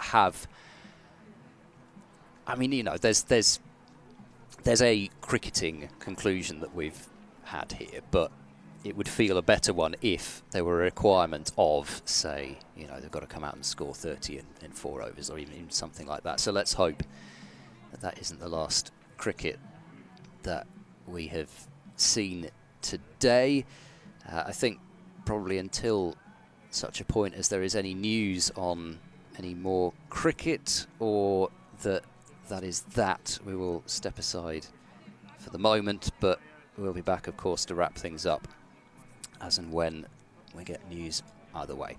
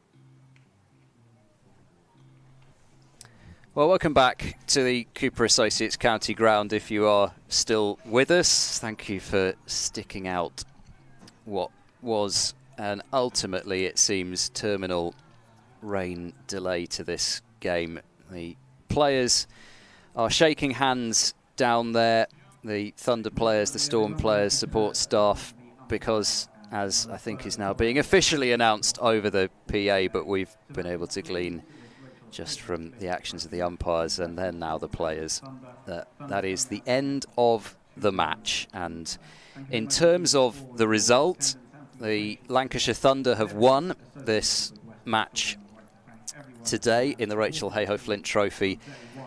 The actual margin I'm not exactly sure about, because we had two different scores up on the board at one stage. It's either 2 or 4 runs. I think it might be 2, which ended up being the margin on the scoreboard. So congratulations to the Lancashire Thunder. So they pick up a victory to complete this season. That will be their 5th win of the season. They will jump ahead of the Central Sparks and move into 6th place in the table. Ed Seaborn and Claire Jenkins with you just to have a little bit of a chat, as we have reached the final moment in terms of Western Storm on the cricket field. Just first of all, Claire, about this particular match and the cricket that we've seen, how do you reflect on that? I think today it's just so sad that we didn't get the end of the game, because I think it was set up for a really good finish, especially with Wilson and Luff at the crease. We said when they went off for the rain, really that was the perfect combination for Western Storm to really set a platform to bring it back if they were ever going to bring, if it was going to be bring back a ball. So that's in terms of the game, really. Yeah, and I think we still saw some really entertaining cricket today, and it was a low-scoring game, but it was one of those pulsating low-scoring games. There was some back and forth. There was some really good individual performances. Ellie Threlkeld, the way that she manoeuvred Thunder through the end of that innings, and you think about Storm's bowling, I think really probably until actually that very end, they bowled superbly, especially the spinners. We got one last look in a Storm shirt of Amanda Jade Wellington, who has brought so much to the team this year.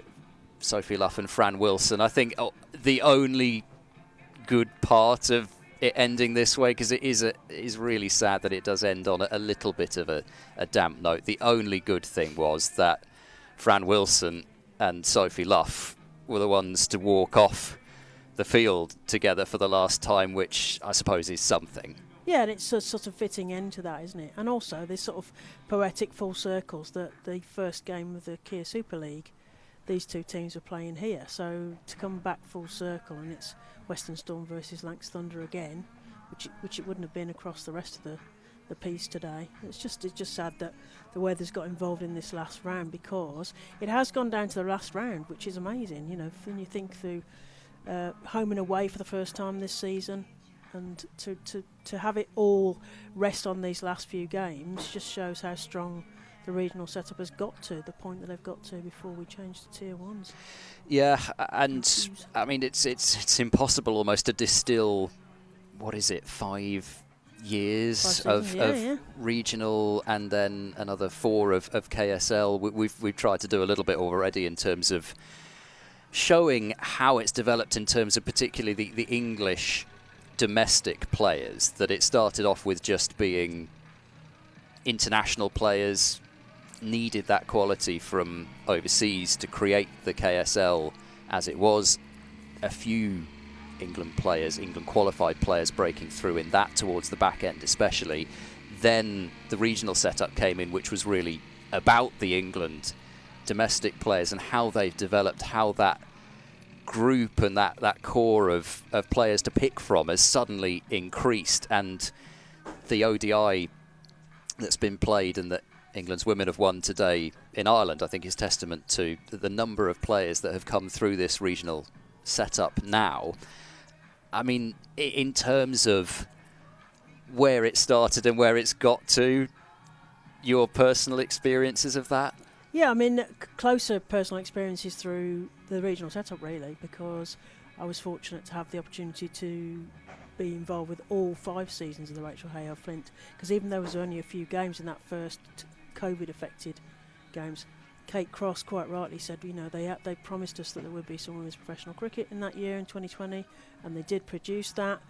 The regions decided that we're going to do 50 over that first time, but only a few games, because it allowed the coaches to do more coaching and development at 50 over. 20 over was too short a format, so they chose to just do 50 over in that first season. Second season, in comes Charlotte Edwards Cup in terms of the T20 format, and over those 5 seasons we've seen the fixture list, you know, grow and grow and grow, complemented by the 100 as well. And as you say, over the time, the KSL was very much dominated by the international players bringing up the standard of the domestic cricket, and then the opposite way around with the regional. It started with the regional, and then the introduction of, through the years, one overseas has then also brought the standards up. And as you say, it's fitting actually that National Treasure Kate Cross should be captaining the game and play so well today with a 6-for and runs with a bat as well.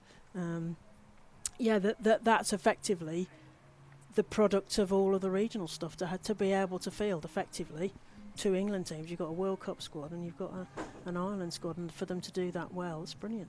And in terms of Western Storm, of course, a couple of, we saw Danny Gibson on site here today. She'll be heading off to the T20 World Cup coming up in a matter of weeks, and Lauren Filer part of that squad out in Ireland as well. I mean, those two are, in fact, that was going to be one of the moments that I was going to get to, was Lauren Filer making her Test debut, especially together with that Danny Gibson reverse sweep to win that Ashes game at Lord's.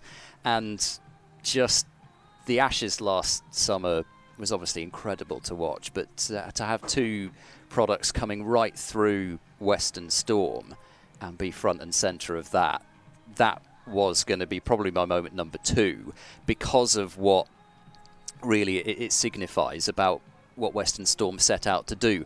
They may not have been the region that actually tried to, well, not tried to, but that had absolute on-field results as the overarching aim.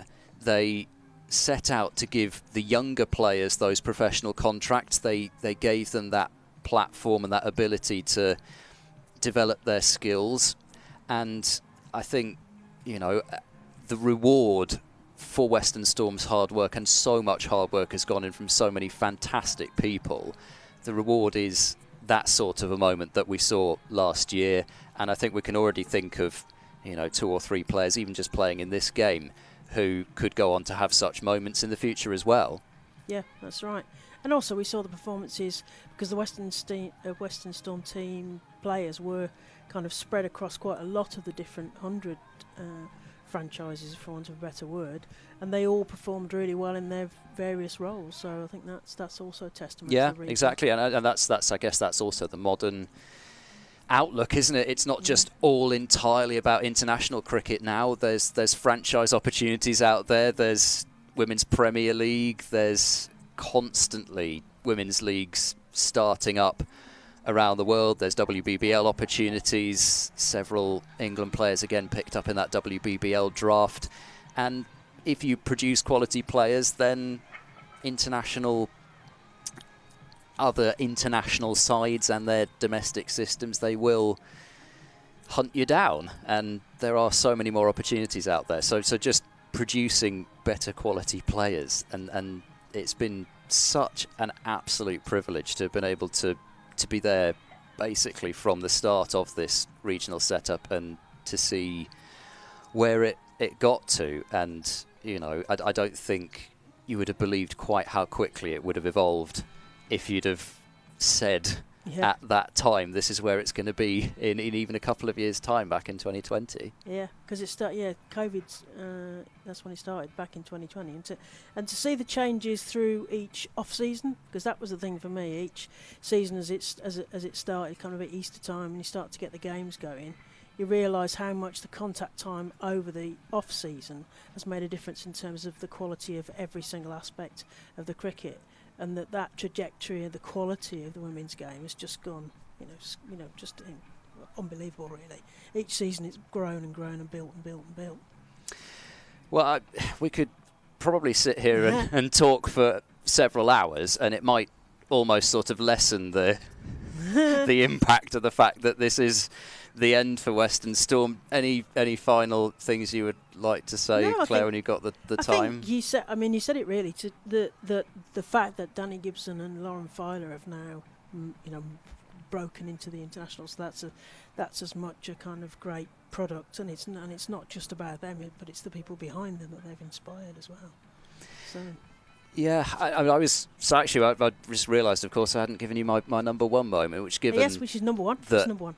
We have just seen the Storm play the Thunder. I think probably Storm's real kind of tour de force performance was that game against the Thunder back in 2021 when they effected the highest successful List A chase in women's cricket. They chased down 292 to win that game. Anya Shrubsole, England's hero, but Western Storm's hero. Absolutely. On that particular day. 10 overs, 3 maidens, 3 for 29 with the ball, and then they needed 40 off 27 balls when Lauren Filer at number 11 went out to join Anya Shrubsole at the crease, facing Kate Cross, Emma Lamb, Piper Cleary, Sophie Eccleston bowling that last over, and Anya Shrubsole hitting Sophie Eccleston for 2 boundaries in that last over to win the game.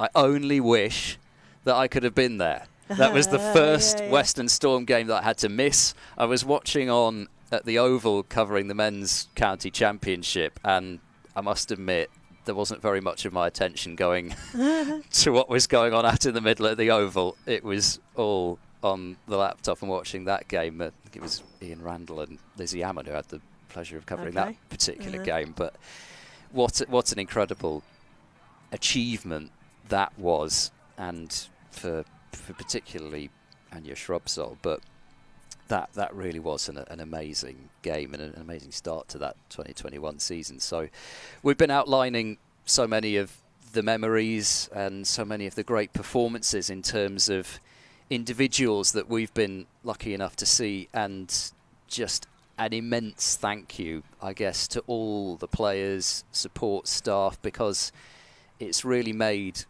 coming to watch these games, even just as a spectator, don't mind as a journalist, it's just made it the best thing to have done. And I cannot express properly just how privileged, I'm sure I speak for all of us who've covered Western Storm over the years, that we feel to have been able to be involved with this.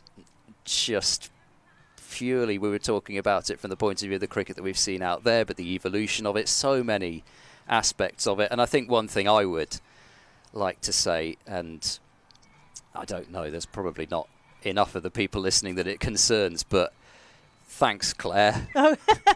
Thanks, Melissa. Thank you, Hannah. Thank you, Cassie. Thank you, Kath. Thank you, Carol. All the people that... and Charlie Taylor. I knew I was going to forget people because there's been so many who've been involved over the years. But I've met some incredible people. I've learnt so much from everyone personally. And again, it's just been the absolute best. Like, actually, it's got me through some quite difficult days at times as well, knowing that long weeks, don't you? Yeah, you do, exactly. You get some long times on the road, and it's always been such a friendly, relaxed environment that we've had, and you can't do that without working with great people. And thank you for everybody who's been involved on the broadcasting side in front of the mic. We might have done at times, yes. Well, hopefully it hasn't overstepped the mark.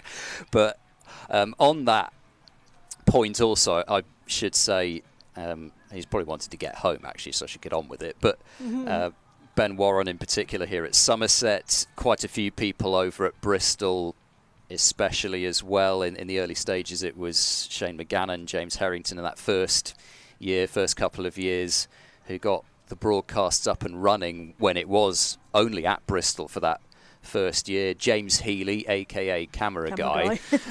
all the people that it takes to make something like this happen. I would like to hope that over the years, in terms of quality of broadcast, Western Storm has been up there in terms of camera angles and replays and all that sort of thing. And it's testament to the commitment that Western Storm, but particularly that Somerset and Gloucestershire together, the joint commitment, particularly that those two counties, together with Cricket Wales as well, that all of those organisations made to making Western Storm happen. So again, you don't get that friendliness and that warmth and that relaxed nature that makes us feel better and allows us to do our jobs without the stuff that goes on behind the scenes. And those guys do more actually than I think they even realise. Also, actually, just a quick note to say thank you to everyone who's been a guest also on our broadcast. I think we've had some people give up their time over the years who it's been really great to hear from. Alicia Hawkins springs to mind. Always brought great insight and enthusiasm to the broadcast. We've had some players. We've had community outreach stuff. Yes, didn't we? exactly. Danny Gibson. Yeah, Danny Gibson on as players. But I think biggest of all, Lisa Paget, who we've had on several times, and you know, so much of Western Storm does not happen without Lisa. She is an incredible person. She works so ridiculously hard, and she deserves today to be actually about her so much, even though I'm sure she wouldn't want that to be said out loud, but we can say it because what a job that she has done as Regional Director of Cricket over the years. The results absolutely speak for themselves. So yeah, I just wanted to say that really. I think that's probably it in terms of the thank yous, and so I think we've come to that point. It doesn't quite feel like the end in all block capitals, of course, because it's the end of Western Storm, but next year we move on to Tier 1 county competitions with greater professionalisation, with more commercialisation, and hopefully with more of a sort of one club, two teams type feel. So that will be immensely exciting to see how that goes. All the best of luck to Somerset County Cricket Club in particular, as they are the West's regional side for the start of the competition. Of course, Glamorgan will come in a couple of years' time as well. So we can't wait to see what happens with that. And I guess in terms of Western Storm, again, I can only reiterate what an amazing opportunity from my personal point of view it's been. I'm sure from all of us, we've learnt so much. We've grown a lot over the course of it, as I'm sure everybody to do with Western Storm has. And that in terms of even off the field, that is kind of Western Storm's legacy. I'm going to end with a quote which is massively overused, but I think is possibly appropriate in this situation. But I'm going to get Churchillian. Now, this is not the end. It is not even the beginning of the end, but it is perhaps the end of the beginning as we move into Tier 1 professional, fully county setups next year. Best of luck to Somerset. Thank you so much for being with us on this journey with Western Storm. Take care, and from all of us, goodbye.